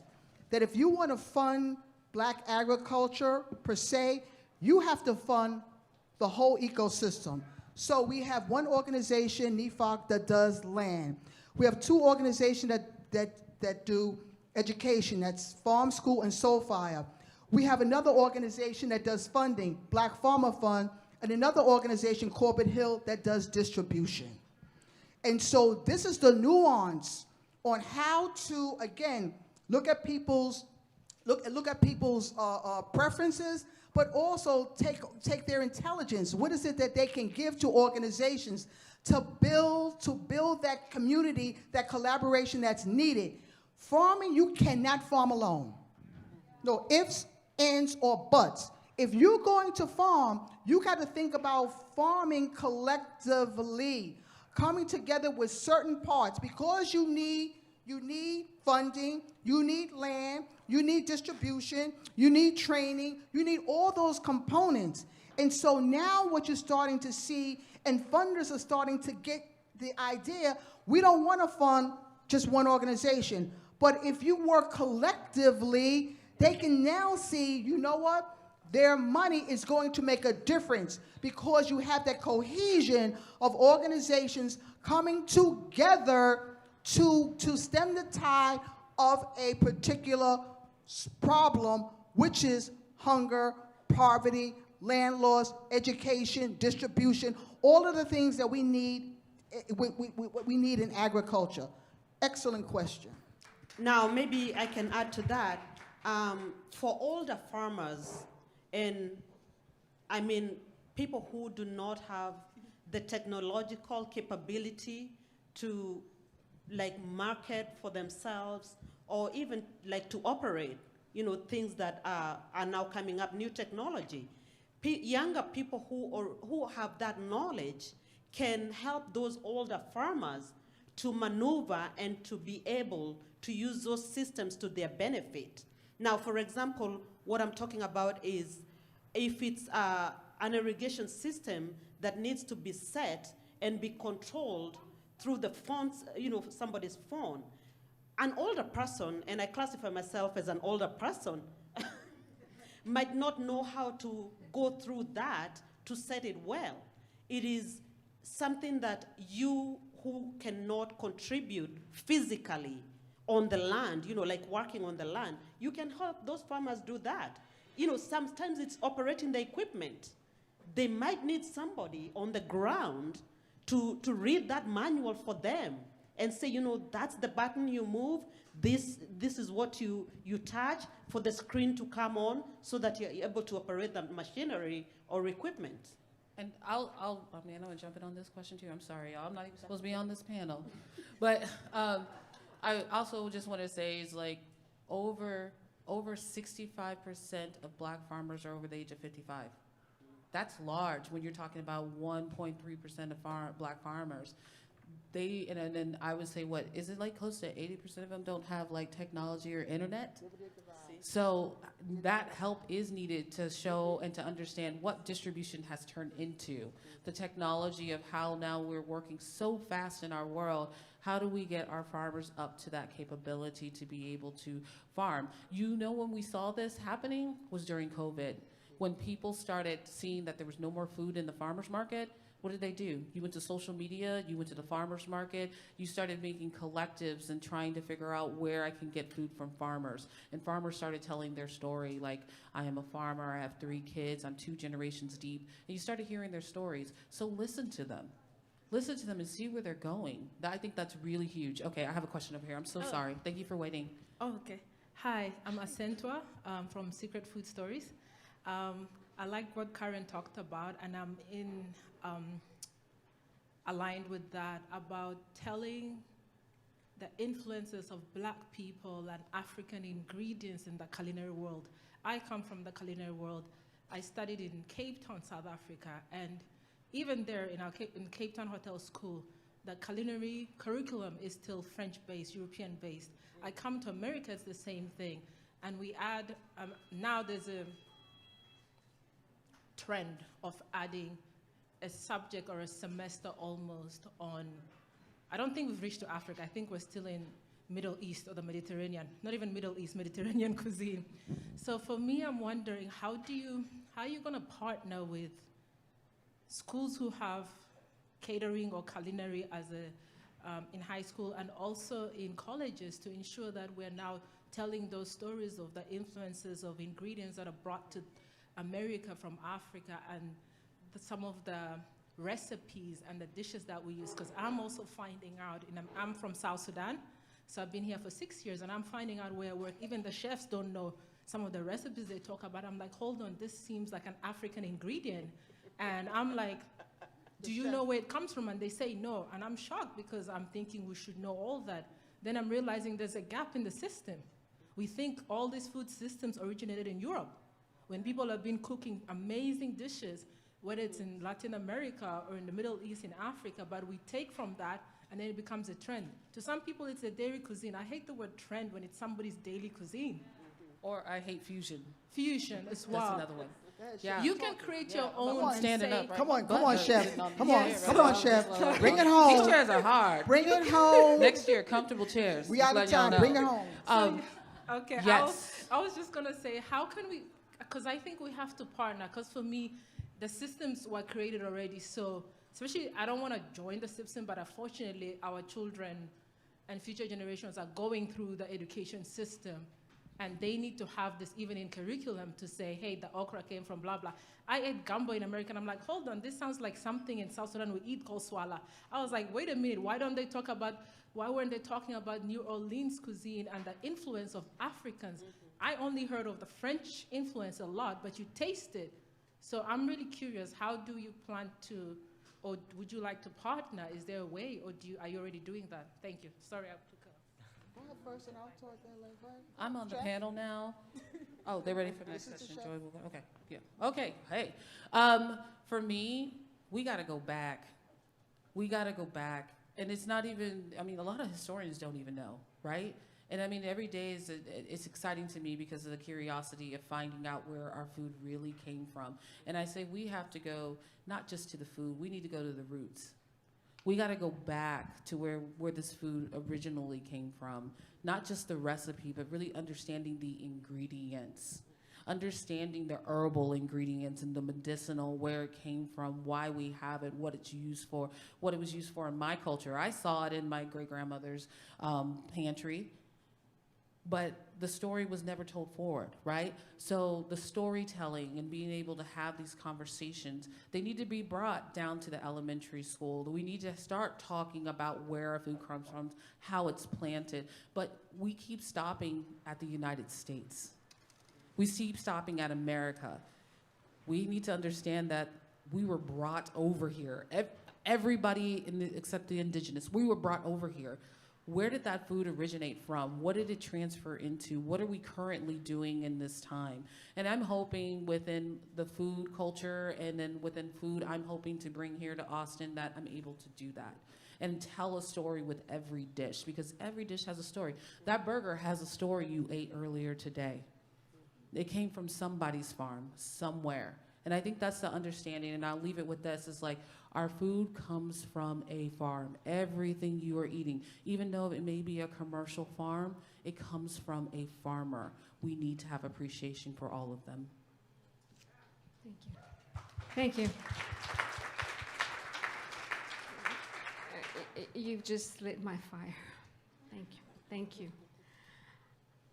On the topic of where food comes from, I want to honor you for your work and the many thousands of individuals that soon will get up and make the long trips up north and across the country to work on white-owned farms to pick what we eat. We cannot forget about the abuse, the oppression, the deaths that will happen soon as people will get in multiple families in cars to go work in white-owned farms to feed us and pay a price oftentimes of dying. There are children in those fields, black and brown children, picking food while there's still pesticide being sprayed. That is who brings food to our table. I honor you for bringing that to light. Thank you. I thank you very much. And I mean, when I'm talking about farming has that violence and death in that history, it's current. This has not stopped. It's continued on. So I am about to be kicked off stage. If you see any of us and you want to have a conversation with us, please do stop and talk to us. You see, we open. We willing to talk. Thank y'all so much.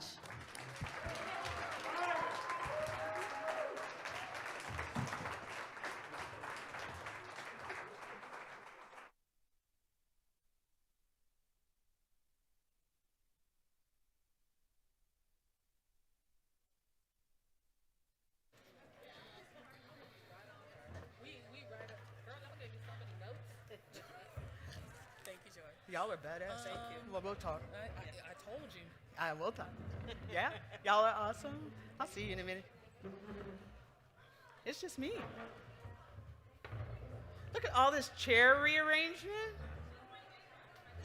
Oh, this is not for me. Is that what you're saying? Oh. No, just kidding. All right, everyone. So, first off, I want to thank all of you for being here today. You're truly amazing. Part of the strength of our conference on food resilience, access, and equity is because we have really, really honest conversations. Two, the legacy of what's transpired is in our lives, in our farms, in our businesses that we talked about earlier this morning, right? And you saw it evident here on this stage. So I appreciate all of you guys for making this a really safe and discursive space. I also want to thank, where's RNA and Danny and Bernie so much. Little Herds Food Tank, guys who helped put this together and allowed us to also be a part and be able to talk with you and let you see what we do talk about in our food systems here in Central Texas, right? Thank you to all of our guests who came in from out of town. They are amazing. And I think that's about it for us. You can find the Conference on Food Resilience, Access, and Equity at foodresiliency.net. This was our third go-round. I'm sure we'll be back next year because this is an ongoing conversation about these relationships. So I thank you guys. And then I am going to give way very kindly to, you ready? Shonda and Harold, who are going to be with you guys for the Future Food Pitch Practice. Thank you guys so much. Thank you, man. Oh, thank you, sir. Thank you. I appreciate it.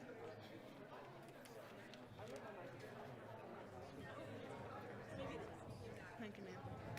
Girl, it's time for a drink. Oh, now you can hear me. Hi, guys. Hey, friends. All right, so I want to do a little history of pitch practice before we get folks on stage, judges and founders. It was...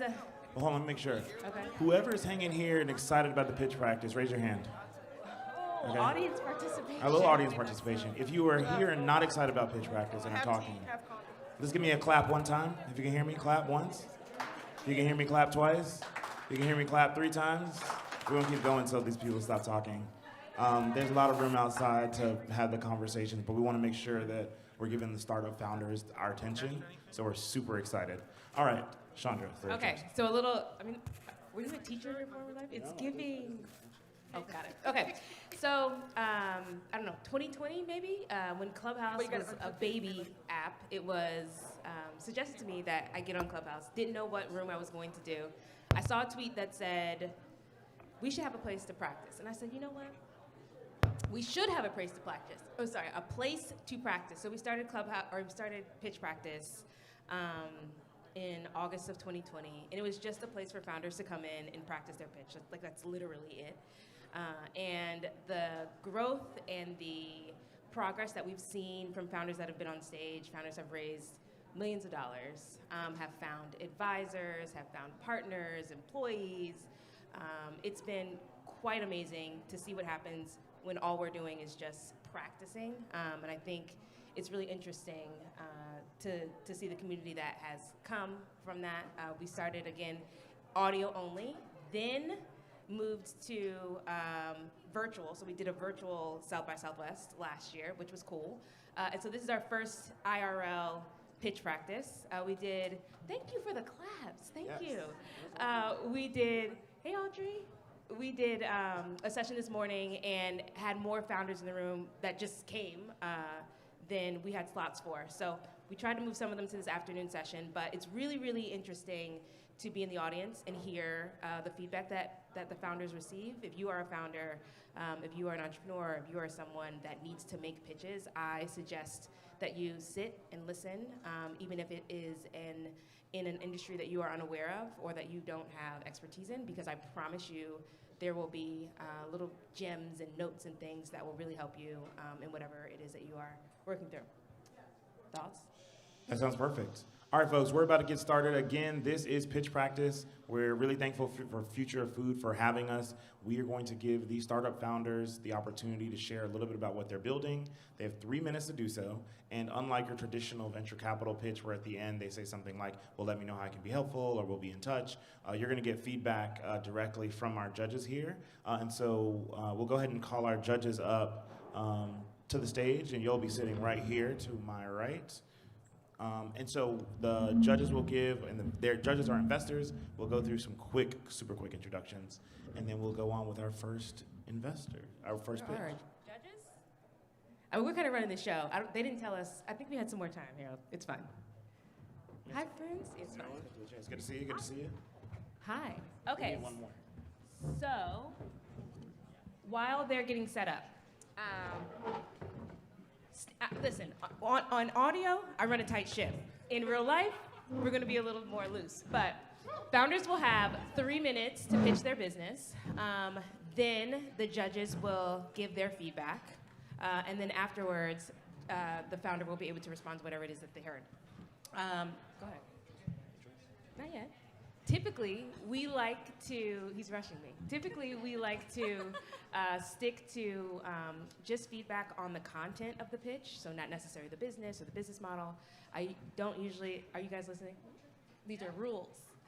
The rules, but I'm gonna be loose here, so it's fine. We don't usually ask questions about the business because it just takes up a lot of time and we go very deep. We don't wanna do that. But in this case, I think we might be able to, so feel free to ask the questions. However, the founders that are here listening, they will not be able to respond until the very end of all of the judges giving their feedback. And we like to do that again to keep the room efficient and to keep the room moving, because listen, we can sit here with founders for 30 minutes if we wanted to, each. And so if you're the founder who's just finished pitching, it's probably in your best interest to maybe open an audio note and hear the questions so you can go back. You may not have time to answer all of them. As Chandra mentioned, you'll have 30, 45 seconds to respond to generally what we've covered. But those questions that we say we have are things you'll probably need to consider answering in the pitch the next time you give it. Yeah. All right. I think we're ready for intros. Should I go first? I usually don't introduce myself, but whatever. My name is Chandra Washington, co-host of Pitch Practice. I'm an on-demand CFO. I work with consumer brands, so that's CPG, marketplaces. What else? I think that's really it about me. What about you? Hey folks, I'm Harold Hughes. I'm a startup founder, also an angel investor. So I like to have those other roles along this, and excited to be able to give founders feedback, especially as a person who's sitting in that seat on a day-to-day basis and understanding sometimes you've got to decode what that investor is actually trying to convey when they give you feedback. Thank you, Harold. My name is Elisa Sepulveda. I am an entrepreneur in residence for Math Venture Partners. I have experience as an operator in both business to business and consumer, and I'm really excited to judge pitches in real life. This is so exciting.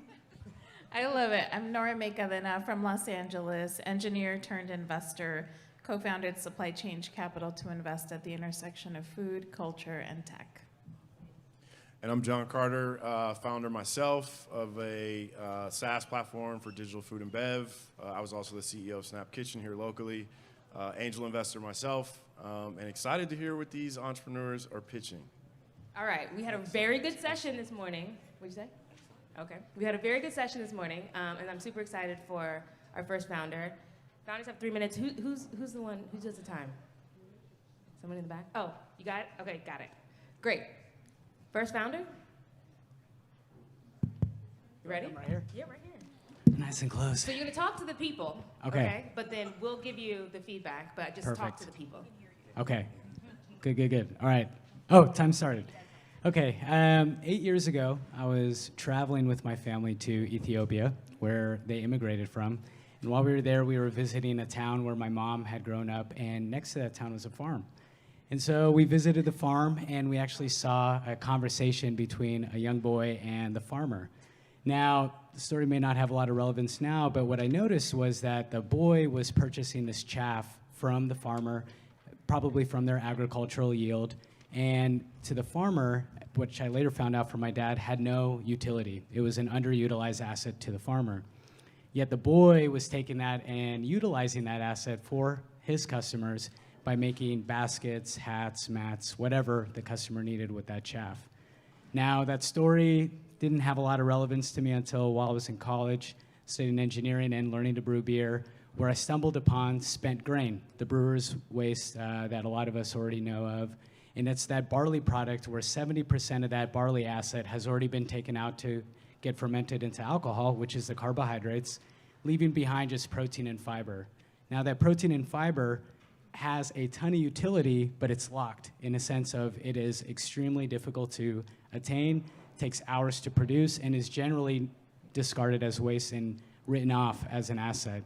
So that underutilized asset I started seeing was kind of an untapped gold mine, where I could provide revenue to the brewery by purchasing that asset, turning that into a useful ingredient. And so that's what I embarked on doing. So I figured out a way to reduce the dry time from 8-ish hours down to 15 minutes, reducing the cost by about 90%. And so in 2018, we launched Grain for Grain, where we take these byproducts, turn them into flour, and then we sell that flour to consumers. Now, since then, sorry, I had to look at my time. Since then, we've already upcycled a little over 1 million pounds. We're at about 1.1 million pounds in San Antonio from 3 different breweries in and around the city. We've taken that flour and we've used it for our own branded items. US Foods is making burger buns with it. And we're now looking at cheese sauces, shakes, you name it with this flour. But what's really cool and what we're seeking investment for is to actually expand that drying technology to other underutilized assets. Think juice pulp, coffee grounds, tequila, so the agave from the tequila making process. And that's what we're embarking on doing, is addressing with our technology that we've already shown a solution for brewing and actually addressing other byproducts from a variety of different beverages. So that's my story, and my name is Yoni Medhin, and I'm the founder and CEO of Grain for Grain. Thanks. Yes, Yoni. Okay. We always, congratulations, and thank you for being the first. We know it's scary and hard. Oh yeah, it's all good. Okay, judges, thoughts? Yeah, Norman. You talked a lot about upcycling and the climate and sustainability impact, but not a lot about the health. Yes. The health makeup of this product. So tell us about protein content and how it compares to other flour. So what's unique about these byproducts, specifically as it relates to barley from the brewing process, is that 98% of the carbohydrates have already been removed. So it's only leaving behind protein and fiber. So it has a very similar macronutrient profiles to almond flour, but more antioxidants than almond flour. So it has both the benefit that it's an upcycled version of an ingredient that already has a pretty detrimental impact on the environment with water usage from almond flour, but it has just as much protein, as much fiber, and less fat than almond flour. So pretty cool. The rules. Oh yeah. So you'll respond. Oh, after. she asked that. I know. You gotta hold it. Yeah. You gotta hold the question. That's the whole. Now do I step off? Okay. All right. Who else has? Yeah.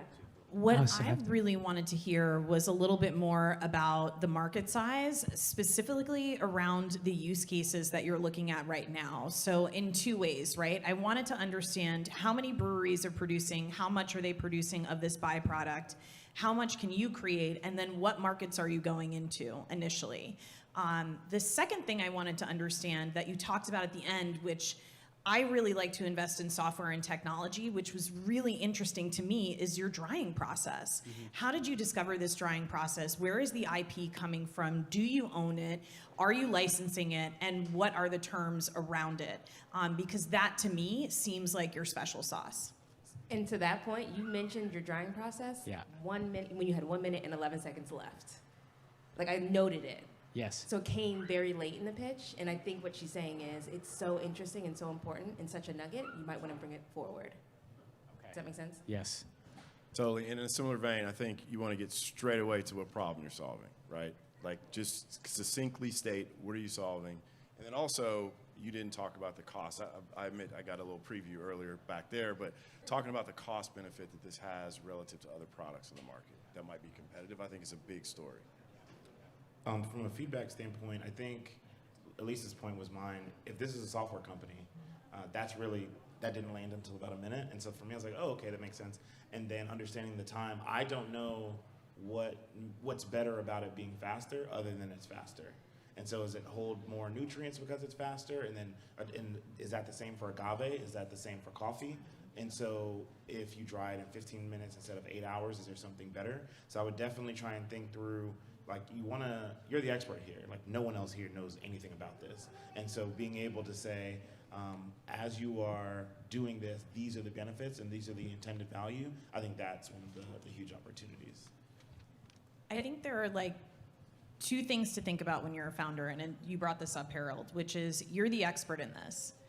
Don't go too deep into the expertise. I want to understand it from a high level, but at the same time, make sure that you can explain it to me, because I may not understand anything about this market, but I'm making the assumption that you are the expert. So paint that picture for me. Tell me the story. And then, last thing, there was not a clear ask. It wasn't clear, right? I think you said we're raising money, but Yeah, we don't have an ask yet. But when you come on this stage, right? We want to make sure that you have an ask. So that could be for engineers. That could be for partners. It doesn't have to be for money, but we want to make sure that you have a clear ask. Okay. Woo. First pitch. How you feel? It's good. It was good? Yeah. Okay, I hate to be first, but I'm first. You hate to be first, though? Oh, I like to see the bar and then beat the bar. Okay, all right. It's I'll all do a easier. second. You Okay. understand the beat. So now you have the opportunity to respond to what you heard Okay. on stage. So if you want to go back to that question, you can. If there were Yes. other things that you want to address, go ahead. Yeah, I think, so on the market size, I think that was an important question.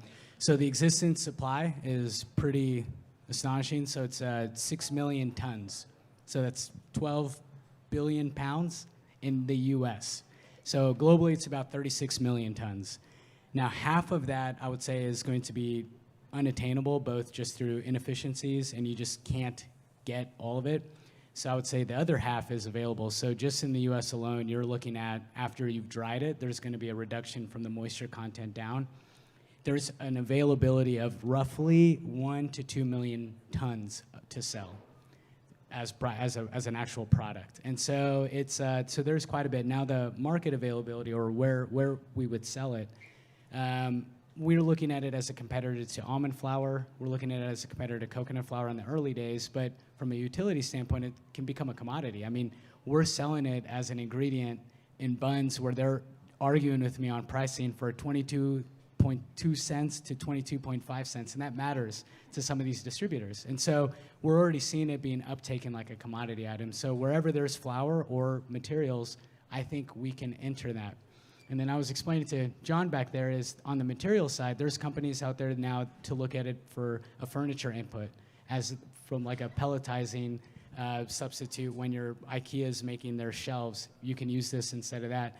Another company is using it for the ring kind of cup holders for your sodas or your 6-pack of beer.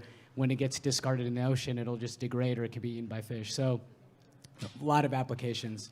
Now, in terms of the technology side and the IP and kind of why that matters, yeah, our ability to reduce the dry time from 8-ish hours down to 20 minutes was a cost reduction of 90%, just about. And so our competitors who also have their own types of IP, they're selling their flour for, say, $3.50 to $4 a pound. We can sell ours for under $2 for the same margin. And so that makes it pretty competitive. And we own the IP, and so we have the IP on that, both on the process and then on certain technical applications of that. Thank you for that. Where can the people find you? Grainforgrain.com. We'll probably end up changing the name after the raise. We want to rebrand, but grainforgrain.com is where we exist right now. We've been in business since 2018. Excellent. Thanks, guys. Appreciate it. Thank you, Yoni. All right, who do we have next? Duana? All right. Props. Hey, hey, hey. Go ahead. I can't Go do ahead, this give me to one a of dead those. audience, so everybody please show me some love. I'm gonna give it back to All you. right. How you doing? Hey, all right. So my name is DJ Lozada, Duana if you fancy, but I'm DJ to the people in the Austin community. And thank you for this opportunity to present you all with an opportunity today. I am the founder and creator of Soul Pop Gourmet Popcorn. Where my soul poppers at? Where you at? Where you at? All right. Hey, okay. So what I've done in 2016 is I created a popcorn that mimics the authentic taste of real soul food using real food ingredients. And so that is my claim to fame, but that's not what I'm here to talk to you about today. I'm here to talk to you about how I got my bona fides was getting Soul Popped off the ground. I started this company with $53 to my name, and now we are $1 million company, grossing company, okay? I have no investors yet, okay, for Soul Pop. So we're gonna put Soul Pop down for a minute. Y'all know this black bag. This is the tuxedo bag. You can't eat that one, you can't eat this one. You can have that one. What I'm here to talk to you all about today is the spinoff from Soul Popped. When the pandemic happened, everybody talked about the pivot, right? Okay, my pivot was I'm sitting at home and I can't pop, right? So I said, okay, what can I do to keep my product relevant in the market? And what I did was I came up with a way to create a fundraising company, all digital fundraising company, using my knowledge of what I learned with Soul Popped, and I created Good Trouble Gourmet. Okay? Now, that's the backstory. Now let's talk a little bit about numbers. If I came to an investor and I said, if you invest $1.3 million in me, I can get you 10 times return in probably a year, but no more than 3 years. Would you be interested? Yeah. Okay, let me tell you how it works. I need somebody in the audience, please help me out. Pull out your phone and get at your calculator. Anybody, okay? Let me know when you're ready. She got you right there. All right. Right there. Type in this number, 300, right? Times 250, times 25, times $17.99. Shout the number out when you get it.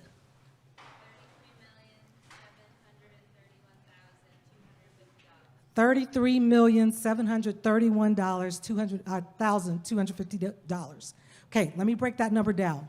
300 is the number of organizations I would like to get in a year to fundraise with my company, okay? 250 is the minimum number of participants who are actively participating in that fundraiser, with a minimum commitment of 25 units sold per person for a minimum price of $17.99, which is the lowest price that's on my website for fundraising, okay, on the platform, okay? If we hit that number, we have $33,731,250 gross. All right, now, that's it. That's your time. That's my time. It is. It goes fast. Come on back here. No, I was getting into it, too. You was getting Ooh. into it. You was getting into your soul I'm pop so bag. sorry. No, you did great. Not getting into, she was in. She was in it. She You was were in her soul pop bag. in your soul. Okay. Listen, we love it though. Excellent. So thank you very much for that. Judges, any thoughts on her pitch? So you had me with the soul food popcorn, and I was excited, and I was thinking, okay, tell me the story about that. But then you pivoted to something entirely different, and you lost me a little bit. Okay. The math is clearly compelling on those big numbers, but my question quickly goes to, what does the execution look like on that? Do you have some tech that you built? Yeah. Do you have people on there using it? If so, what does it take to get more? Like, that's where my head goes immediately. I start thinking about community. So first of all, I think you came up on the stage in the zone, and I love it. I love the energy. I was with you throughout the whole story. I mean, I picture you in your kitchen, and I'm so there. I think the community aspect comes to mind for me. So again, I think of Soul, and I just heard here from the stage, you have a fan club, so I'm dying to try it. And then I think, okay, is it the same community that's going to be leveraged for this new product? And I'm like John, I'm thinking, is the business in whatever this is, because I'm not sure what it is, but is it, we're selling this new product, are we leveraging the community we built through Soul, through that to then, upsell and continue to make money there? So I'm also a little confused about what the business is, but certainly the excitement is awesome. Thank you. I think Thank you for the for feedback. me, what kind of threw me off a little bit, I think what they're saying as well, is that you started with Soul Popped, right? And you kind of came in on that, and then you made the pivot. And so what I would have done is use my experience, one sentence, two sentences. This is what I've done with Soul Pop. This is why I can do this, right? Use that as a launching pad so that now we know why you, right? Like why, how you got there, but only use it in like 2 sentences, Gotcha. right? And then talk more about this business so that we get all the information here, because this is what you're pitching, right? Like just this one. And so we want to use that time for that business. Yes. So that's what I was saying. Thank you. So for me, I think it's the same business unless you like incorporated it differently. Yeah. And this is 2 different business models, right? So we all know that Girl Scout cookies are sold door to door from Girl Scouts in the households, and you can't necessarily find them in the grocery stores. Like that's a sales strategy. And so my thought was you were going to tell us, I've created this brand that's direct to consumer, because I think you took yourselves off of Amazon at one point. I'm back on. Oh, back on, okay, good. So, and we'd have to go to the mall, your location, all the different things to find your products, right? So you had, hey, we've got this sales strategy, people know our brand, it's great. And so we're expanding, we're gonna create and turn our community into salespeople, and we've all seen the world's finest chocolate fundraisers, we've seen the caramelized popcorn, and so we've just created it with a better brand, an amazing product, and that. So to me, it was, you were going to tell the same business, but a new sales strategy. And so to hear that that might not be the case is probably more confusing. So if it's completely different, then yes, I would say like, or Chandra said it, like 2 sentences and then jump in. But if it's saying like, this is a new stream of revenue for this exact same business, then that's just like, oh yeah, I get it. You sell this direct to consumer, and then someone can go to your website and be able to say, I have a fundraiser for my child and they want to be able to buy popcorn. Fantastic. And you hire different salespeople. The bags are roughly the same. It's probably the same popcorn, different seasoning. So I'm less interested in it being different. It's seasoning. It says barbecue. You guys can eat this. Look, well, listen, I Please, need you to bring the mac and cheese one though. You know I got you. Yeah. You know I got you. Okay, I have so- banana pudding, chicken and that, though. waffles. No, it's in my shop. Okay, so that's my thoughts on it. Elisa, what do you have? So, I okay. think you were talking about this as being a whole new platform, and there was a piece of technology associated with it. I wanted to understand what the problem was and for whom you're solving the problem. Also, how you're differentiating, right? There are tons of different ways that you can fundraise. There's wrapping paper, there's all kinds of different stuff. Like, I wanted to see how you're different. I also want to take a second to fangirl because I love the chicken and waffles and the mac and cheese popcorn. So everybody has had this popcorn on stage. This popcorn is amazing. Go get yourself some. Yeah, So hold yeah, on, girl. so I think we're done. I know you are. It is. Dewana was in my Wow. emails this morning. Like, tell me exactly what this is about. Do I need slides? Like, I mean, I was like, okay, girl. It is Whew. good. 6:30 a.m. I'm a little stressed intense. out. You should just walked up, dropped the bag, mic And drop. left, right? Okay, now you get to respond. No, girl, please. I don't Okay, so this is how I feel I failed you all today. What we're not going to do. Well, you in a positive inspired way, us. based off of the feedback that you're It's giving not me. failing. I didn't delve into the how and the why, okay? Because I am the only black-owned popcorn company in the entire United States right now with an all-digital fundraising platform. I'm it. And I didn't have the money to pay technologists to build it. I built it myself. And we have people actively fundraising all over the country on Good Trouble Gourmet off of a website that a non-technical person like me built What are from your the scratch. margins? What are your margins? My margins are 3 times cost, including shipping, okay? Because popcorn has a really high margin, right? We do use premium, all real food ingredients, which you all know that know me and know my brands. That has transferred over to Good Trouble Gourmet. And the reason I didn't make this a part of Soul Popped is because those that know, Soul Popped is an in-store experience brand where you can come in and craft your own flavors, which is also a one-of-a-kind thing that we do that nobody else in the country does. You can make your own popcorn flavor in my shop. You can make your own popcorn flavor on my website, and I will ship it to you, okay? But Good Trouble Gourmet is from, there is not a platform that currently exists that specifically addresses the needs of underrepresented communities. Fundraising right now is a one-size-fits-all model, which I should have told you from the start, and I apologize for that, okay? But if you're an under-resourced community member and you're trying to do good, like John Lewis told us to go out and get in good trouble, I am an advocate of that. And so I pay tribute to him with this company for those getting into good trouble, social and racial justice and equality and cutting out all of the nonsense. Those are the people that I want to attract to my site, okay? Yep. And we ship direct to consumer. And that's something that nobody else in our community does. Duana, what's the call to action? What do you want the people to do? Literally what I was gonna ask. Okay. Yeah. 5 seconds. What do you need? Like, what is the ask? $1.3 million will get us the marketing and the improvements to the software, the platform that I need to really be a competitive player in the fundraising space and reach that number that we talked about in the beginning of $33 million net, okay, of which $10 million, gross, which $10 million will be net. Amazing. Thank you. Thank you so much. Y'all find Duana. Please find Duana. Yeah, let me get that mac and cheese though. For real. Look at the bag, but don't eat this one. And I designed all the Why bags. we can't eat it? I didn't bring the right bag. Don't call me out. Okay. I designed the bags, peanut y'all. butter and 16 banana. flavors. Okay. Ooh, that Thank looks you, really Duana, good. so much. Please reach out to Duana. I like the packaging. Yeah, for sure. Who do we have next? Is anyone else bringing us food? Is that? That's a great I think this seems kind of That's like a really the perfect question. setup. Jordan, all right. Do you want it back? Come take it back. We can't. Can't eat it. Oh, we gonna eat this one. Yeah. Oh, y'all got that one? No, that one we can eat. We can eat. It's good too. Okay, Hey, so Jordan. hey Jordan. Hi. Jordan was at this morning session, so she got all the tips. She's about to kill the stage. Okay. All right. Hello, everyone. My name is Jordan Weaver, and I'm the founder of Forefront. So as a sophomore in college, I discovered that my life's mission is to economically empower the Black community through entrepreneurship. I went to college, and I discovered that none of the businesses that I shop, eat, or work were ever Black-owned, and I wanted to kind of do something to change that. And I actually went to school at an HBCU 5 minutes away from a Black Wall Street in Durham, North Carolina. So I really feel called and empowered to start a company to help Black businesses to thrive. So since then, I've gone on to win Social Impact Awards, as well as even starting my own Black Business Awards. So now I'm working on a tech company to help bring Black businesses to the forefront.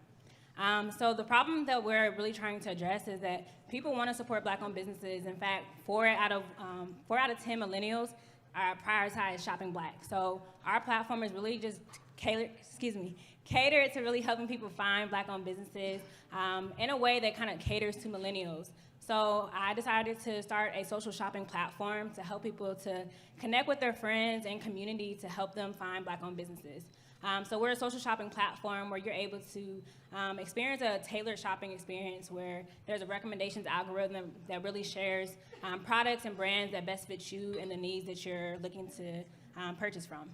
We also have a connection tool where you're able to follow your friends and follow different influencers to kind of see what they're shopping as a way to kind of use word of mouth marketing and things like that to help these businesses to thrive. And additionally, we really want to kind of make Forefront a home for not just Black brands, but also Black content creators with a lot of social shopping social platforms. They're doing a lot of shadow banning where Black creators are not really able to thrive. So we want Forefront to kind of be the go-to platform for that. Additionally, the market that we're serving is Black consumers as well as millennials, people who actually prioritize shopping Black. So Black consumers are really kind of just waking up to our power within our Black buying power, as well as millennials wanting to just shop for good and really use their voices and their impact to support Black businesses. So Black consumers are actually looking to spend over $300 billion to actually support Black businesses, and so we just want to make it easier for them. So additionally, right now I'm a team of one. I'm actually looking to bring on some technical people to help build out our platform that have experience with social apps as well as just technology in general. So that's really what we're looking for, and yeah, that's there. Amazing. I got like 20 more seconds. Yeah, you're leaving it. It's fine. Okay. So this was your first pitch without slides, right? Like this is your first. Like, Yeah. So Jordan came up to me this morning and was like, "Girl, I'm nervous. Like, give me the tips to make this afternoon shake." So amazing job. Good job. you. See, she's a supporter.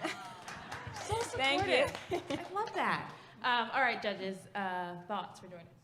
I'm an angel investor in a platform called Shop Latinx. Oh, yeah. So I picture this, similarly done, and I love it because it certainly is a way to aggregate against values, right? I wanted to hear a little bit more about what you're doing for the brands that you highlight, because you need a revenue model too, right? And so in order for you to highlight a brand, you have to provide them with a service. Yeah. So I wanted to hear a little bit more about what you would do for the brands you bring on the platform. That is ultimately how you make money.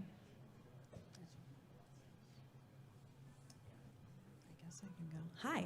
Hi. I wanted to hear a little bit more about your customer acquisition strategy. It is really difficult to get consumers' attention, and I'm totally with you. One of the things that I'm really interested in is ESG, and I think people's shopping with their dollars is something that's very popular. But how are you going to go after that audience? How are you going to get their attention? Is it a channel strategy, an influencer strategy? I wanted to hear a little bit more about that. Yeah, along a similar line, I kept thinking, what is the unique friction that you're solving for, right? So on the consumer side, I think it's different than it is on the merchant business side. But what is that unique friction other than just finding these businesses, right? Because I think I applaud the mission and the vision, but to get traction, ultimately you got to chip away at some friction that you uniquely solve, and then from there you can replicate. So that's the thing that I would focus on, is what is the friction underneath just finding these businesses that you can solve? Yeah, for me, I think the most interesting thing is, are you a search engine? Are you an e-commerce platform where you're taking the brands and the customer, the end user, is checking out through your website and you're shipping and fulfillment, right? You're Amazon in that case. Are you white labeling it where you're saying, hey, we're gonna highlight these folks and building a brand and your brand is over them? So those three things, like trying to figure out where the business is interesting. And one of the things I mentioned to you this morning, I think that, as you mentioned, 4 in 10 millennials, in my head, I'm thinking that 2 and 5 probably sounds better, but maybe 4 and 10 sounds better. I don't know. Test that. Okay. But when you said 4 in, I was like, I know she's gonna say out of 5. And when you said 4 and 10, I was like, oh, that's 40%. So I don't know. Market, though. Yeah, no, market's fine. It just from a perception standpoint, it's how these numbers are framed. And so for me, it might make more sense to say 40% than to say 4 out of 10 or 2 out of 5. That's not necessarily nitpicking, but just helping the psychology of it. The last thing I'll say is that I'm learning so much about you. Oh, it's so interesting how, as I found with pitching, as investors, it's your job to kind of filter things out. And so you want to find ways to clearly say what you're doing. This is our product. Our product is an X. It's a server, a search engine, or it's a whatever. And then minimize the amount of confusion you add. And you don't want people doing math. So the last thing I'll say is that when you think about your brand and you talked about millennials, it would have been great to know a little bit about where you were starting. Like, hey, we talked to 1,000 people.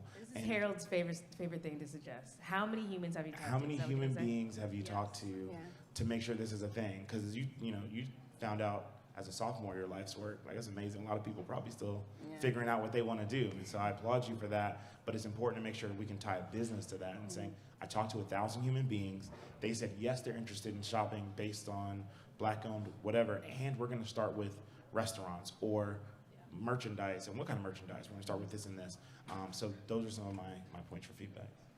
Anybody else? DJ? One more. Anecdotally, it resonates, right? I've heard from a lot of Black and Latinx-owned companies, and they say, "Hey, this MeBe Weebie certification business, it's just really, it's the minority-owned, women-owned certifications. They're just so time-consuming. They're expensive. I'm not doing it, so I'm not formally certified." So once you have those conversations, you can then relate that back and say, 2 out of every 5 or 4 out of every 10 people I spoke to said they're not formally certified because it's too difficult. So they need a way to demonstrate who they are and their brand identity and reach their consumers. All right, so now you have the opportunity to respond to anything that you heard. Okay, so I know I did kind of leave out the go-to-market. We kind of just launched our MVP, actually, and we're starting with Black-owned cosmetics and beauty brands. Why didn't we know that? That was very important. Look, I was going off the fly. I forgot a lot of stuff, honestly, but I'm gonna work on it. I'm gonna get on Twitter. But yeah, so we're starting with Black consumer brands or cosmetic and beauty brands, and I'm not sure who asked, but as far as like the actual platform, the goal is for it to really be a social platform, like not really, it's gonna be a marketplace where people can shop, but I want the goal to be kind of very social, very like going to Instagram or TikTok, but like the focus is shopping Black. So there's a recommendations engine, or he asked if it was a search engine. It's more so like a recommendations engine. So you get on Instagram and they kind of recommend a lot of different content to you. Our goal is to kind of recommend specific brands to you, and you can make those purchases on there, and we'll make a profit from the commission it sells. And I'm still trying to figure out if we're going to charge a brand to get on, or just make it a free platform, kind of like social media, just free for anybody to get on and just take a profit from the commission of sales or even advertising and boosting on our platform. But yeah, I know go ahead. Where can the people find you? Oh yeah, so you guys can find us on social media, Forefront ATL. If you want to find more Black-owned businesses, we're sending out weekly recommendations every Friday, so you guys can subscribe to our email list at our website is www.theforefrontatl.com. All right, Jordan. Thank you, Jordan. Thank you. Who do we have next? Chris? Is Christoph? Greetings. What's up? How's everybody doing? We're doing well. All right, now I come from a hip hop background. That was tepid at best. So when I say how you doing, let us know you rocking with us. Show some love, some energy. Just make as much noise as possible. How you feeling? Good. My name is Chris Carr, and I'm a co-founder of Black Land Ownership. A number of years ago, I would say around 2017, I was traveling, doing shows in people's houses, living rooms, having personal connections with people. Everywhere I went, whether it's Florida, California, Michigan, even in New York, it's like, well, where are the Black people? This country's huge. Are all of us in 7 major cities? You know, as you go through Nevada, New Mexico, Arizona, where are we? And, you know, I let it simmer in there. I was like, well, I make music. That's not for me to figure out. I'm not into politics. I'm not into legislation. I don't know anything about real estate, urban development, any of that. But as a musician, I understood that space mattered. And I understood that having space to gather with like-minded people and being safe mattered. And when I listen to people, might have different perspectives on, do we defund the police? Do we pull our children out of public education, start our own charter schools? All these arguments in the Black community. I didn't want to argue with other Black people. So as I'm traveling, I'm in Colorado, I'm on my homegirl's farm. I got to stay there for free because I helped her pull up tubers. And I'm just looking at the land like, who owns all this? This is so amazing. It wasn't Black people. And when I came back, I was like, Black land ownership. We got to do this. Work together, raise funds, and then we'll figure out how to generate revenue. We don't have to be so extraction-based, but first let's get the land. And in 2019, I got diagnosed with melanoma. Got my pinky toe cut off, was on immunotherapy for 13 months, and everything I ever thought I wanted to do got brought right here, and it was like, do it now and go harder. So we purchased 15 acres of land upstate New York, all conservation. People are like, what, you can't use it? That's right. There's space for Black people to enjoy nature and be safe. Friday, yesterday, we just closed on a 22-acre property in upstate New York with the residents on it. Woo. Hold on, I only got a lot of time. Lake access and some other things. What I'm here to do, when I came to South by, I work for a tech company, I work in blockchain. I don't want to talk to people about tech, I don't want to talk to them about music. I want to tell them we need to raise $5 million so that we can buy 8,000 to 12,000 acres of land. Okay? And you're like, you can't get 8,000 acres of land for $5 million. Yes, you can. In New York City, you can get a 3-bedroom condominium for $5 million. How many people fit in that condominium? The island of Manhattan is 14,000 acres. Over 4 million people live on that island. So what happens if we have 8,000 to 12,000 acres where Black people will always be safe? As the laws change, as climate change, who knows what's gonna happen? We saw it during pandemic. I had a bunch of friends that got to go to their family house upstate. What I'd like to do is raise this money, we get this land, and it becomes research and development where the people that work it end up owning it. So it'll be a 21st, 22nd century version of a homesteading act where we're included. Love it. All right, Chris. Clap for this man. I mean, he told y'all you couldn't clap in the middle of his pitch, but now you can clap. Okay, judges? I love what you're doing. I think you spent a lot of time talking about the problem instead of telling me more about the solution. And I think there's so much that, from what you're saying, there's so much that can be done. And I'm just imagining there's upskilling that you can be doing. There's research and development that you could be doing. You're employing people and giving them new opportunities. That's what I wanted to hear about. The problem could have been much pithier and shorter. Tell me about the solution, and then tell me about the business model for it. I thought the story was very compelling, and I wanted to hear a little bit more about what you have done already. How is that financed, right? So who are the early supporters? Who are the early backers? What's the plan for the land? I can certainly see some very creative partnerships, public, private, individuals, and so I wanted to hear more about how did you buy those? How did you acquire that acreage? And I think there's an exciting story brewing there. Yeah, similar feedback from me. I think I get the social benefit and I get the mission, but from an investor perspective, how am I thinking about the $5 million in terms of return, right? In your model of it, right? You can quantify that in social benefit, but is there actual tangible monetization? And is it superior to some other form of real estate investing? And that's the thing that I'm missing in the pitch. For me, I didn't look at it from the traditional like venture capital investor. To me, this was all about a crowdfunding strategy because I think it's kind of upside down. If you're like, we want to have Black people own the land, and then it's like Sequoia gave us $3 million. It's like, well, that doesn't really make sense. So to me, this is really a community-driven effort, and I think that as they were just saying, a little bit about education and helping folks understand what it is to look at conservatory land versus residential zoned and this and that, and level of education, understanding what opportunity zones are, understanding how easily, based on regulation crowdfunding, someone can invest $100 towards your $5 million goal of buying the land. So I've seen lots of different land and real estate-based crowdfunding campaigns. And so to me, this is like just another opportunity to do that. And so from a feedback standpoint, I wouldn't necessarily be pitching it to us, like you were talking to the group. I would be talking to the folks here saying, my goal is to democratize access to land ownership, specifically starting with Black people. And so we are going to help you learn how to invest. We're going to help you get access to the real estate, to the land. We're going to find it. We're going to think through what we can do with it. And then from there, it's an entire marketing business. And so that's generally my feedback on it. But I think that that's a noble cause, but also beautiful as you're creating it.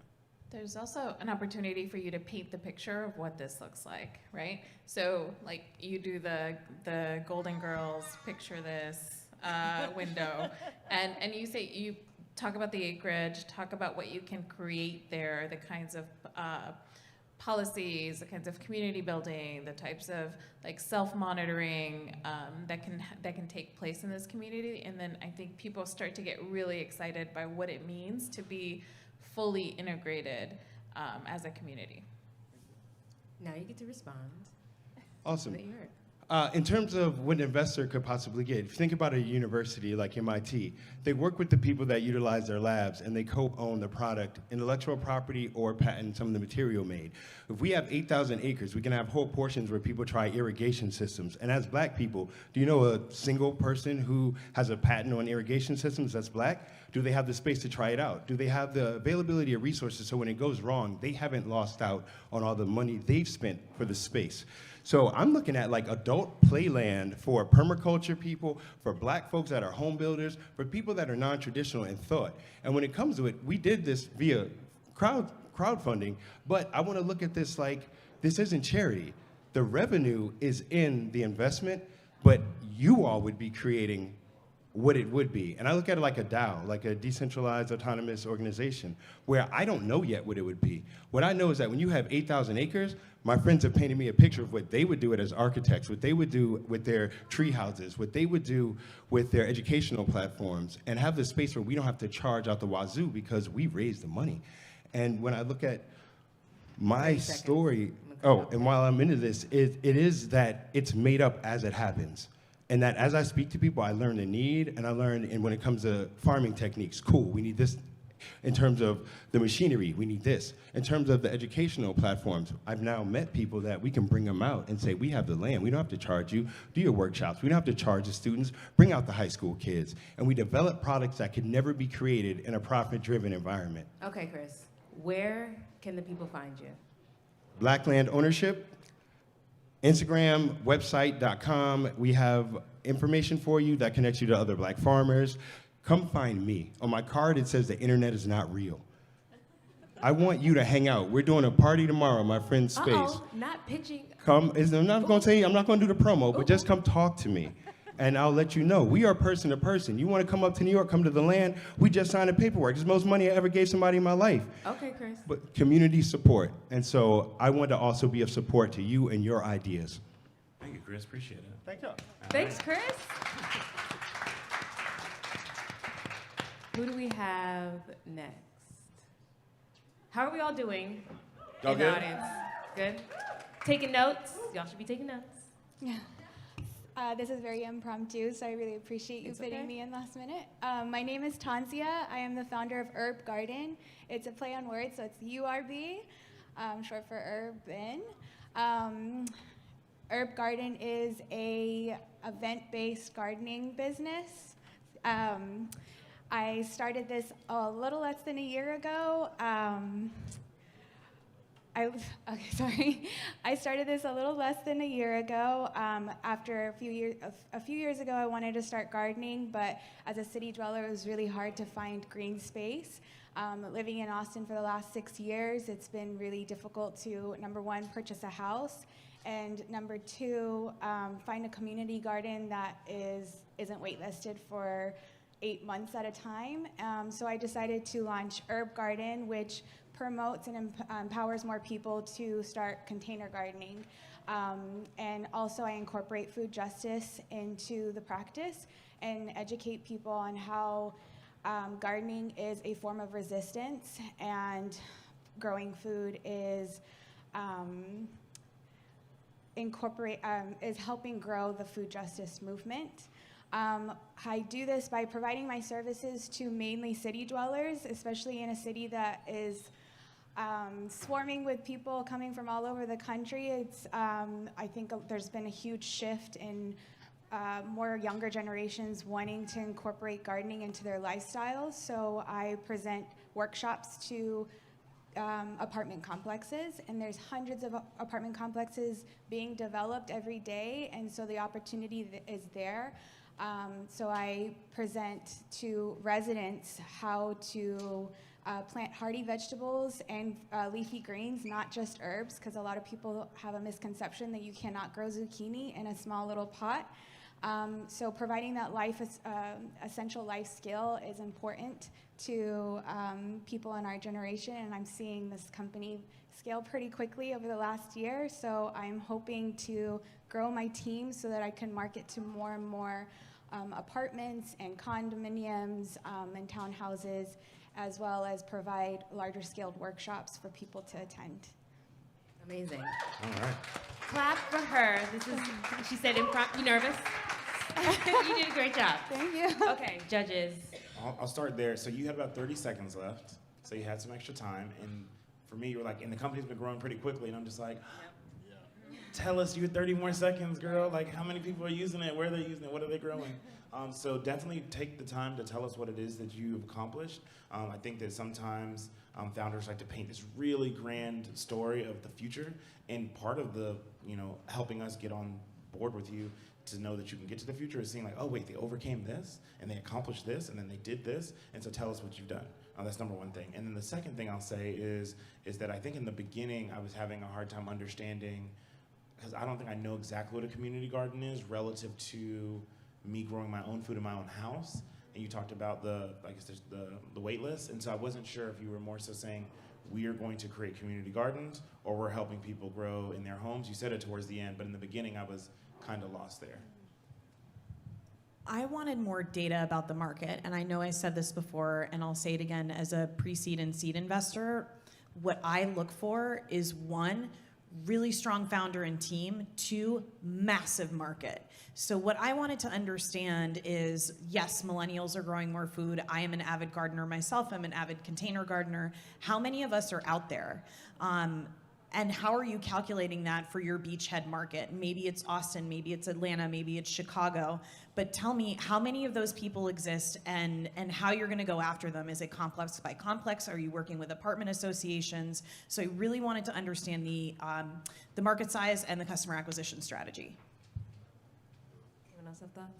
Yeah, similar to Harold, I thought, oh, a company is scaling quickly. And then you said, I'm hoping to. And I thought, oh, don't say hoping.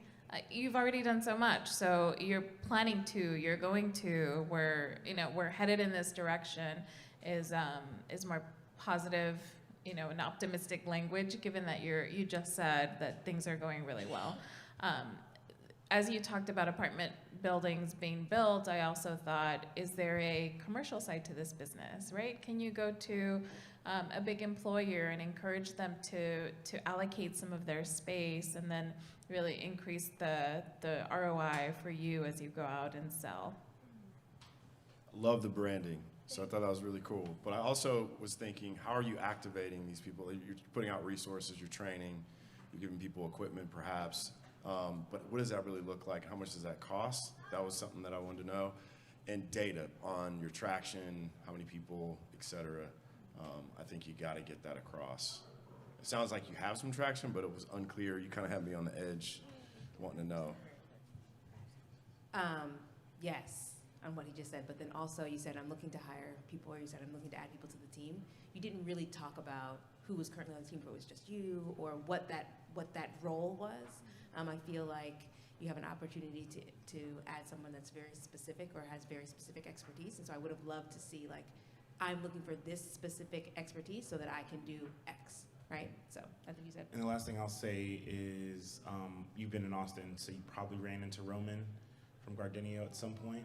And so, yeah, being able to be like, we know there are companies that are doing this type of thing, and we are different in that kind of thing, would have been helpful, because as you were going, I was just like, oh, I should connect her with Roman.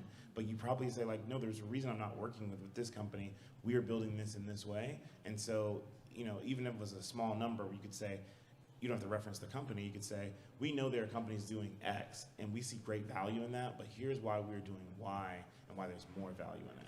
So thank you for your pitch. You've got 30, 45 seconds to respond to anything you've heard here. You can take more than 30, 45. 45? Okay. Just 58 seconds. Okay. Well, first off, I appreciate the suggestion and changing my language. I actually will absorb that.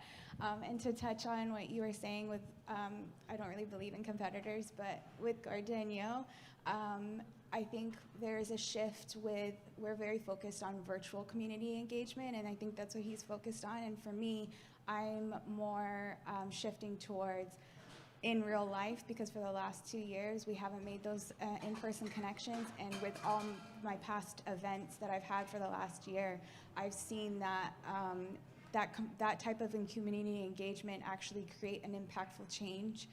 People, it's a ripple effect of people wanting to grow and then teaching other people to grow and wanting to continue that journey alongside with us. So it's more of a community-based thing. And like you said, the branding of Herb Garden has genuinely created something bigger than just an app. So I just wanted to touch on that. Okay, and real quick, tell us what fast growing means, so we can. Excuse me? Tell us what fast growing means. What are the metrics? What's the thing you're tracking? What's been successful? Oh, it's been successful just customer-wise. I'm a one-team person. My background is agricultural engineering, so I'm hoping to gain more garden educators onto my team, but right now there's just been so much of a demand. No. Right, exactly. Not hoping to. You are going sorry. to. I will. I am. I am going to. I plan to build my team so that I can. I am building my team. I am building my team. Affirming up here. And you didn't mention you were an agricultural engineer as That's part of right. the story. That's important. We wanted to know that. You're an expert. I think it slipped my mind. I think it slipped my mind. All right, look, we're going to have to talk to you more after this. We're going to build you up. Tell the people where they can find you. You after can this. find me on Instagram on herb.garden or Spell herb, U-R-B. Yes, thank you so much. urb.garden. Yes, and I'm. I really, really, really appreciate it. Thank you. Thank you. Hold on, someone's talking to you. Give her a round of applause. Oh. Oh, okay, we got a fan. Okay. All right, y'all, find her to find out about the Y'all workshop. love Let's give it up. Let's promo give it up. on Let's this give it up. Let's give it up. No. The people that are keeping the time, we're all over the place, so. Yeah. We're good? Everyone's still good? Yeah, I think we're good. All right, welcome to the stage. Howdy, y'all. My name's Ethan Guyan. I'm a local Austinite who has been here since birth. I've just been trying to build the community of permaculture. Who here knows what permaculture and regenerative agriculture is? One? Anyone else? Just one? All right, so it is a new technology that is still building, as you can tell, and I focus on living soil. And I am a student of Dr. Ingram, a living soil specialist. and that is the use of organic matter in your soil, the corrective measurements to go back to the older ways of permaculture, getting away from the agricultural methods that have left us with only 55 more growing seasons left of topsoil, and that is nationally. If we do not change these methods, there is so much that can go wrong in that time. I focus on consultations. My business is one man with a few gardens, simple as that. Teaching farmers, educators, other people that are interested in rebuilding their soil, rebuilding their habitat, their community, even their home, understanding the habitual nature between the biology of the porcupines, the raccoons, and the birds that just hang out backstairs.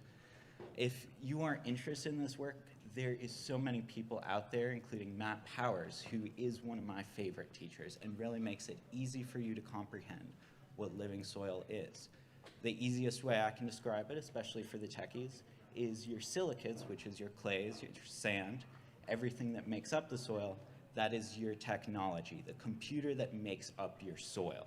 Then you have your organic matter. That is the battery, all the compost, everything that helps run that system and makes it thrive and go further down the line. So 3 or 5 years in the future, you will see regenerative growth that gives you 20 to 40% higher yields in your farm, your own personal landscape, and learn how to regrow this future that is not just for us, but for the people around us.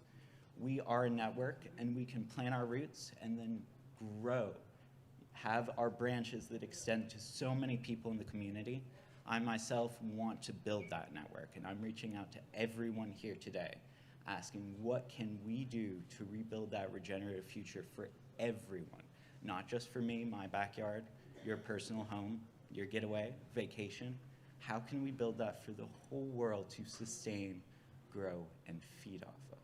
If you have any questions for me, Dr. Elaine Ingram is online at the Living Soil Food Web School, and there are classes available for y'all to really start learning from. Rebuilding the soil that is in your backyard, in your community, and teaching the farmers in that area too. What can they do to make more money? Because that, at the end of the day, that's what we care about. Thank you so much for your time. You can check me out at One Man with a Few Gardens on Facebook, on Instagram at Gaian Gardens. Check out Matt Powers when you have time. NPK Industries is your source of knowledge when it comes to compost tea, bacteria, and microbials. All right. Thank you so much. Thank you. So, love the story and the science, but I was struggling to understand the product or what it was that your business does. Networking, making sure everyone with the right organic product reaches the right people. Kind of went into that at the very end of the pitch, but you will be able to respond to them at the very end. Okay, so hold your. The other thing that popped out to me was 20 to 40% yield. I can't help myself. So the numbers like that excite me. So then I want to know more about that, and more about the things that allow me to unlock that value, right? In your business or your service, how does that work? That's my secret sauce. So that's the thing that I wanted to get clearly through. Yeah, as you talked about studying under these great people, I thought, is this research, right? One man, a few gardens. Is this something you're doing in your free time? Is there a business opportunity? What is the business and what is the ROI? So those were the top questions in my mind. I really wanted to understand what the product is. Is it educational services? Is it something to help me create regenerative soil? I also wanted to get clearer on who your market is. You said anyone who's growing. That's great, but it's not narrow enough. I want to understand who exactly you're going after as your first customer set and how you're going to go after them. Yeah, mine's really brief. I just didn't understand what the business was at the end of the day. To me, it sounded more like a PhD thesis broken down in about 3 minutes about like what this can impact in the world. And you think about all the folks who are here, future of food, thinking about from an ideological standpoint the importance, but I didn't understand what the business was. So if I gave you $10, what does that do? If I gave you $10,000, what does that do? And then to Lisa's point, it's one of those things when you ask people, it's like, well, who's your customer? Well, everyone's my customer.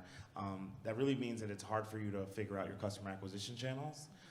For businesses, especially early stage, it's important to make sure you're understanding my customer is this 27-year-old woman who is this educated, makes this much money and all of that, and then you spend your money acquiring her eyeballs, and you know exactly who she is, and then you can expand. But if you're like, oh, we sell to anyone that has a MasterCard, it's a little bit harder to figure out how you get their eyeballs at an efficient price point. And so I would definitely take some time. I think your passion came through.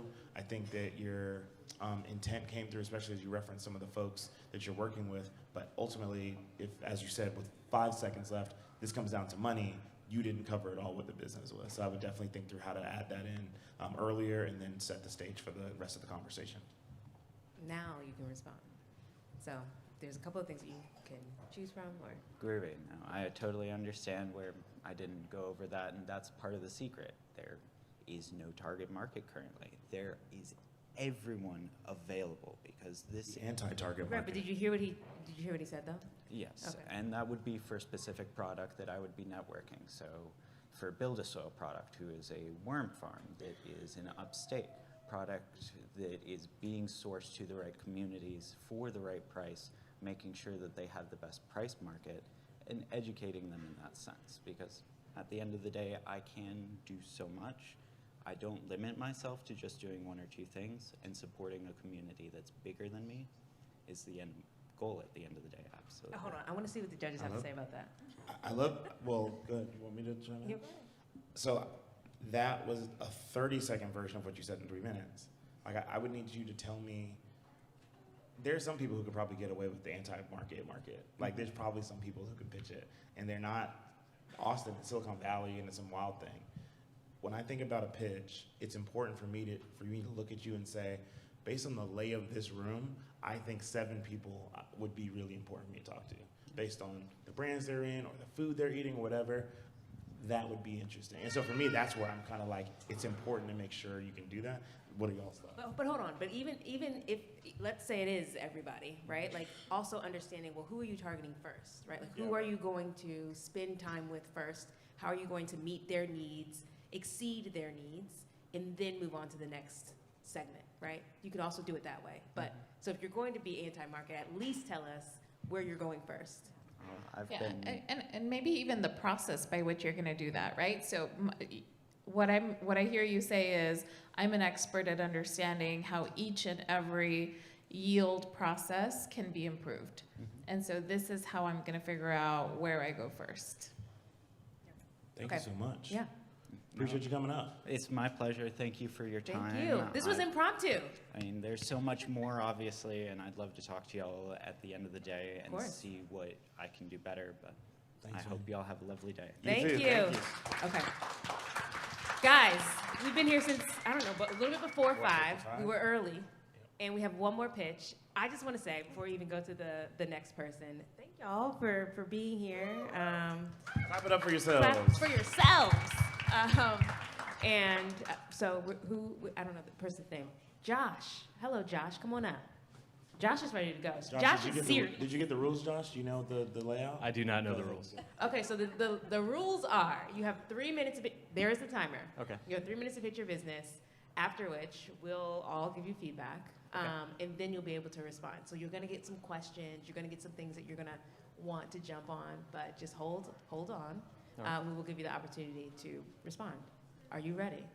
I'm ready. Josh I have is, I a don't know if 1 minute y'all can pitch tell, prepared. his skin is so clear. Hold on, Josh has really clear skin. It is beautiful. What's your skincare routine? I'm like, wow. I eat a lot of microgreens. Okay. Okay. Feel free to, you can talk to them. Okay. All right. Thank you, guys. Appreciate it.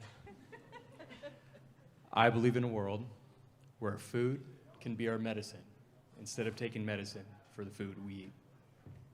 At Maxine's, we have established a new way to produce food that heals and detoxes the body. We have created the first microgreen powdered supplements on a national scale. We are targeting 2 specific verticals: specialty food ingredients and dietary supplement markets, totaling over $65 billion in the US market alone. Our microgreen supplement powders harness the power of microgreens, which are up to 40 times more nutrient dense than the adult version of the plant, and naturally contain powerful antioxidants like sulforaphane that protect against cancer and diabetes by regulating sugar levels. I forgot that part. Okay, keep going. Clap for him, y'all. Thank you. Encourage him. I still got a little bit more. I just got to remember it. Let me get my note cards. Listen, if the microgreens is the skincare routine, so I'm sold. I'm sold. Sign me up. Our products can be taken in pill form or as a part of food you already eat, like a delicious chocolate. So stop by our booth on March 18th at Future Food Conference and try the world's healthiest chocolate while supplies last. Thank you. While supplies last, y'all. Oh my, scarcity. Literally. Awesome. So you knew you were gonna come up and give a shorter pitch, so that's fine. We'll just jump in and give you some more feedback. Okay, So I'll jump in. As a person who doesn't know microgreens relative to the other ones, and having invested in athletic greens, it would have been interesting for you to point out, like, hey, you've probably seen these ads for athletic greens, and this is where we are different, or where there's an opportunity. I think they're now $1 billion company, and so for you to come up and say we were the first ever, which is always, I always encourage founders, never say it, because then what happens World's is, first. World's first. And what happens is, and it could be true, but the challenge is that psychologically, we're all trying to think like, well, isn't there another company? I feel like I've heard a company. And now we're in our heads against you instead of just trying to just listen to what you're saying. It doesn't matter if you're first. You need to be the best or the most available or whatever that is. And so as you said it, I was just like, well, dang, well, what is in athletic greens? So if you have the opportunity to say, you're familiar with this thing, you may be familiar with this is how we're different. But I just want to point out those two things, first ever in a brand that's really massive. Go ahead and take some time to talk about them. Anyone else? You came on stage very calm, cool, and collected. Like you have this very calming energy. And then I think you have a memorized pitch, right? Right. So you went from calm, cool, collected to robotic. And so you kind of lost me there. So I think not memorizing the pitch word for word would benefit you. And then if you get stuck and you forget a word, it's not so critical and it won't throw you off. So I would say go with the flow. You already have this calming presence, and so as long as you know your stuff, which I'm sure you do, it'll flow much nicer, in a much nicer way. Thank you. Yeah, I agree on the competitive positioning. I spent an absurd amount of money on some microgreen product. And so you have me on understanding the benefits, but when you say world's only, yeah, you lose because it's like, all right, well, I've heard of some others and I use one, so how is yours different, right? It sounded like you had a compelling story behind the science. I wanted to kind of hear more about that. And I think that comes back to comparing yourself to other alternatives in the market and why I should buy yours. Thank you. I'm going to hit on something I've hit on in a lot of these, which is customer acquisition. I'm like very into functional medicine, food as your healer. So I wanted to hear a little bit more about how you're going to market. Are you working through functional medical clinics? Are you working with nutritionists? How are you getting this out there that's different than the competition? Because like he said, there are lots of other things that are on the market that are trying to fill this niche, but there's obviously something that you're doing that's really special, and the way you're going after those customers is in a different way. So I wanted to hear about that. Okay. Now. Oh, right now? Yeah, Right now. right now. Okay. So we started as a raw greens microgreen company. In the last 3 weeks, we have pivoted. 3 weeks. 3 Last weeks. 3 weeks. Okay. 3 weeks. 3 weeks. Yes. We've pivoted into a supplements and specialty food ingredients company. We found that selling at farmers markets with the raw greens only touched a niche market, and those are people that are already healthy already. And we want to bring microgreen nutrition to everybody in America. And we want people to get the benefits of those microgreens, say eating a piece of chocolate or having a tortilla or a piece of bread, without them even really thinking about it.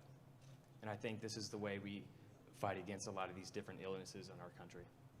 All right. Again, I wanted to understand, like, what is the beachhead market? Yeah, to that point, like, so you mentioned you can put it in things, and it made me think of like these, I got some edibles from somewhere that's like you sprinkle it into things, and it's water dissolvable edibles, like THC. It's like, okay, I get it. And it's like, you can put it in water, or you can put it in mac and cheese, you just eat it. And then you mentioned that you have it in chocolate. And so to Elisa's point, does that mean that you are working with the chocolate manufacturer to put it in it, and you have a version of it? Yes. Or are you selling this direct to consumer where I'm putting it on my own food, if that's what you're saying. Okay, same. So we have it in pill form. And then we also have a chocolate that's infused with our broccoli microgreens, which has an antioxidant called sulforaphane, which has extensive research to protect against cancer and diabetes through providing help in cellular, I can't remember the So thing. the chocolate is sold in like a GNC or something? No, so we just came out with it today, actually. Some of the people in the crowd have tried it. Late breaking news. We've been very, very new with a lot of this stuff, so I really wanted to get up here and get some practice in front of people talking about this. Do you have distribution? If so, where do you distribute? We haven't even got that far. We're just Right, exactly. We're planning on selling through our website, hopefully Amazon, once we get the distribution assets for that and the back end on that done. So. All right, so remind us about the 18th. Yeah. Your call The to 18th, action. so on March 18th, we will have a booth set up. We're going to have about 60 samples of our chocolate, and we call it the world's healthiest chocolate because it's completely sugar-free. All the ingredients are sourced from Central America. It's sweetened with stevia, and it has 1 serving of broccoli in each chocolate bar that you can't even taste. Listen, we love chocolate and broccoli, okay? Thanks so All much, right. Josh. Thank you so much, Thank you Josh. guys so much. Thank you. Thank you. Oh my goodness. Oh, I think we're wrapping up. Are we done? Yeah, I got the thumbs up. How do we want to do this? Do you want to close out? Judges, do you have thoughts? Well, I want to say thank you for everybody who came and stayed. Our goal with doing this in person not only was to get you all in the opportunity to hear from some of these founders, but also some of the biggest and best brands that you are buying, whether it's in your grocery store or products and services that you use, probably had to go through this process. And there's a lot that goes in behind the scenes, and so that's why we like to be transparent with it. If I had one call to action, it would be if you are on Twitter, make sure that you are following Chandra Danielle, SHONDRA. Every Tuesday at 8 p.m. we do Twitter pitch practice. So audio only, you can be sitting in your bathtub, you can be on the way home from school, and what we're doing is giving entrepreneurs the opportunity to pitch like this, 3 minutes, and then we have angel investors and VCs from all around the country coming on and giving feedback. And our goal there is to make sure that entrepreneurs, specifically as y'all saw primarily from this stage, women, people of color, underrepresented groups, have the opportunity to practice in safe spaces. I don't have to get into the numbers on how many of us get into the room and then how we're graded on a really rigid scale. So we want to make sure we give folks the opportunity to learn and then be better. And as Chandra kind of teed up earlier, founders have left that stage and gotten into Techstars or Y Combinator, raised millions of dollars. And so I just wanted to say thank y'all for coming. Thank you to Chandra for hosting this. And to the folks at Future of Food for having us. Judges, y'all have any last comments generally for founders or anything like that? This was awesome. Thank you for having me. I just appreciate being here. This was the first live pitch I got to do. This is 2020. I'm so excited. She's got money. If y'all got startups, she's got money. I do. She's got money. Okay. Well, good. All right. Well, we're getting out of here. See y'all later. Thank you. Thank you. Yes. We gotta get our popcorn. Don't forget your popcorn.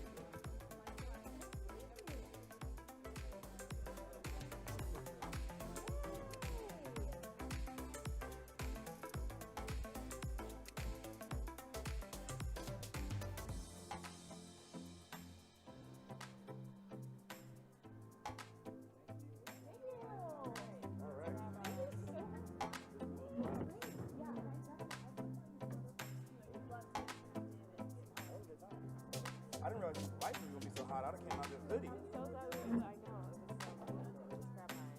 Your boy is cooking. All right, y'all, stick around for just a few more minutes. We're going to be wrapping up the day here. Thank you all for staying. I was so excited for pitch practice to be able to be here live and in person. I met Chandra when the pandemic first started and she was doing pitch practice. We connected, Harold connected us, and I have been listening to them give advice to founders for months and months and months. So having them here on the stage was a real honor and a real treat. Before we wrap it up, most of y'all have had the opportunity to try insects today. Who has tried insects today? I want to see some hands. I did. That's right. That's right. Chef Joseph Yoon, our culinary director from New York City. This is the man who can take insects and all of the other amazing ingredients that our partners have brought today, our alternative chicken from Tyndall, our mushrooms from Smallhold, our Maxine's microgreens, our IntoSense insects, and our Aspire cricket powders, all these different ingredients, and I'm sure the ones more that I'm even forgetting, and turn them into delicious foods. So Joseph, please give us a closing, and then I'm gonna wrap it up. Hey, how many of you guys had a good time today? How many of you guys enjoyed the plethora of amazing and inspiring speakers? Can you guys please join me in giving a really warm and loud, ruckus round of applause for Food Tank for all their amazing, amazing work and programming?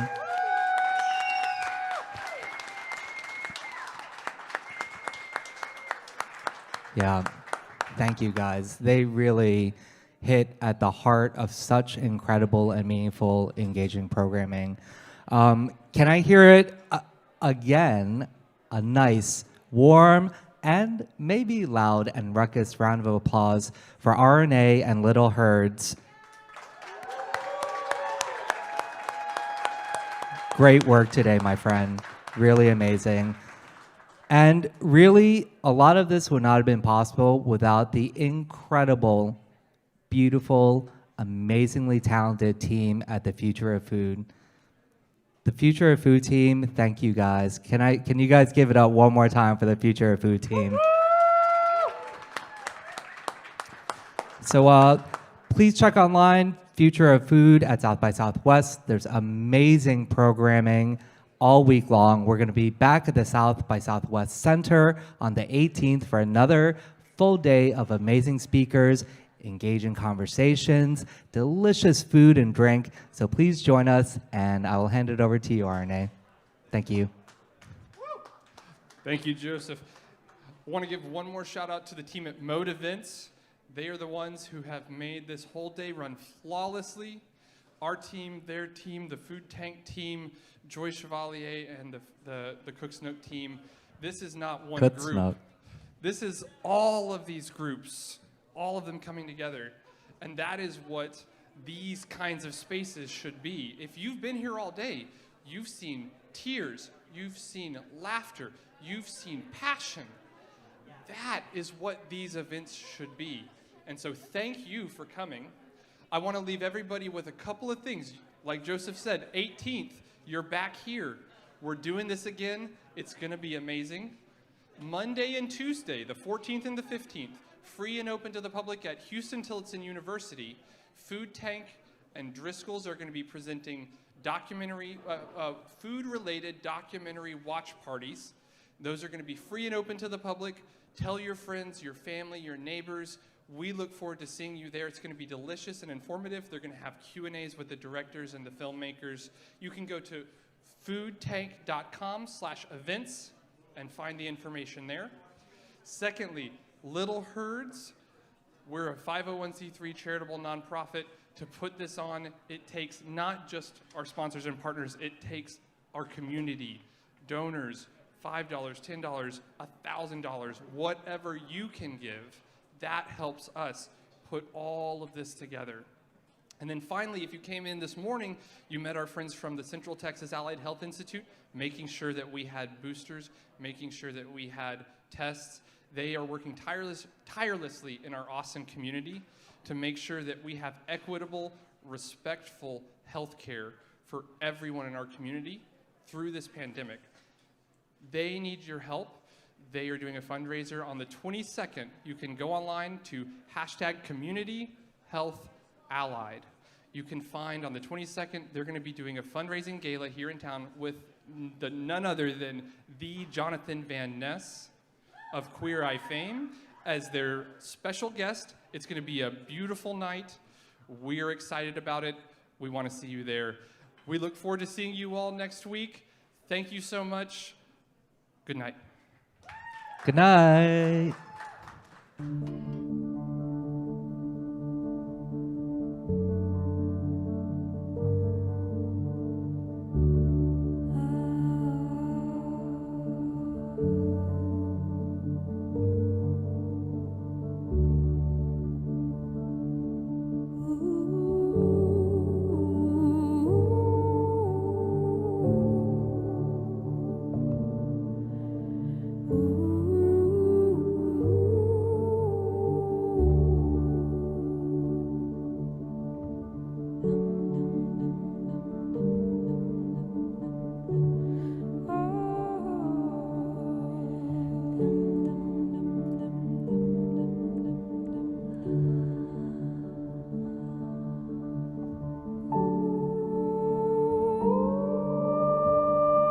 We must change the narrative on the planet that soil is a wealth, a legacy we have received from previous generations, and we have to pass it on as living soil for future generations.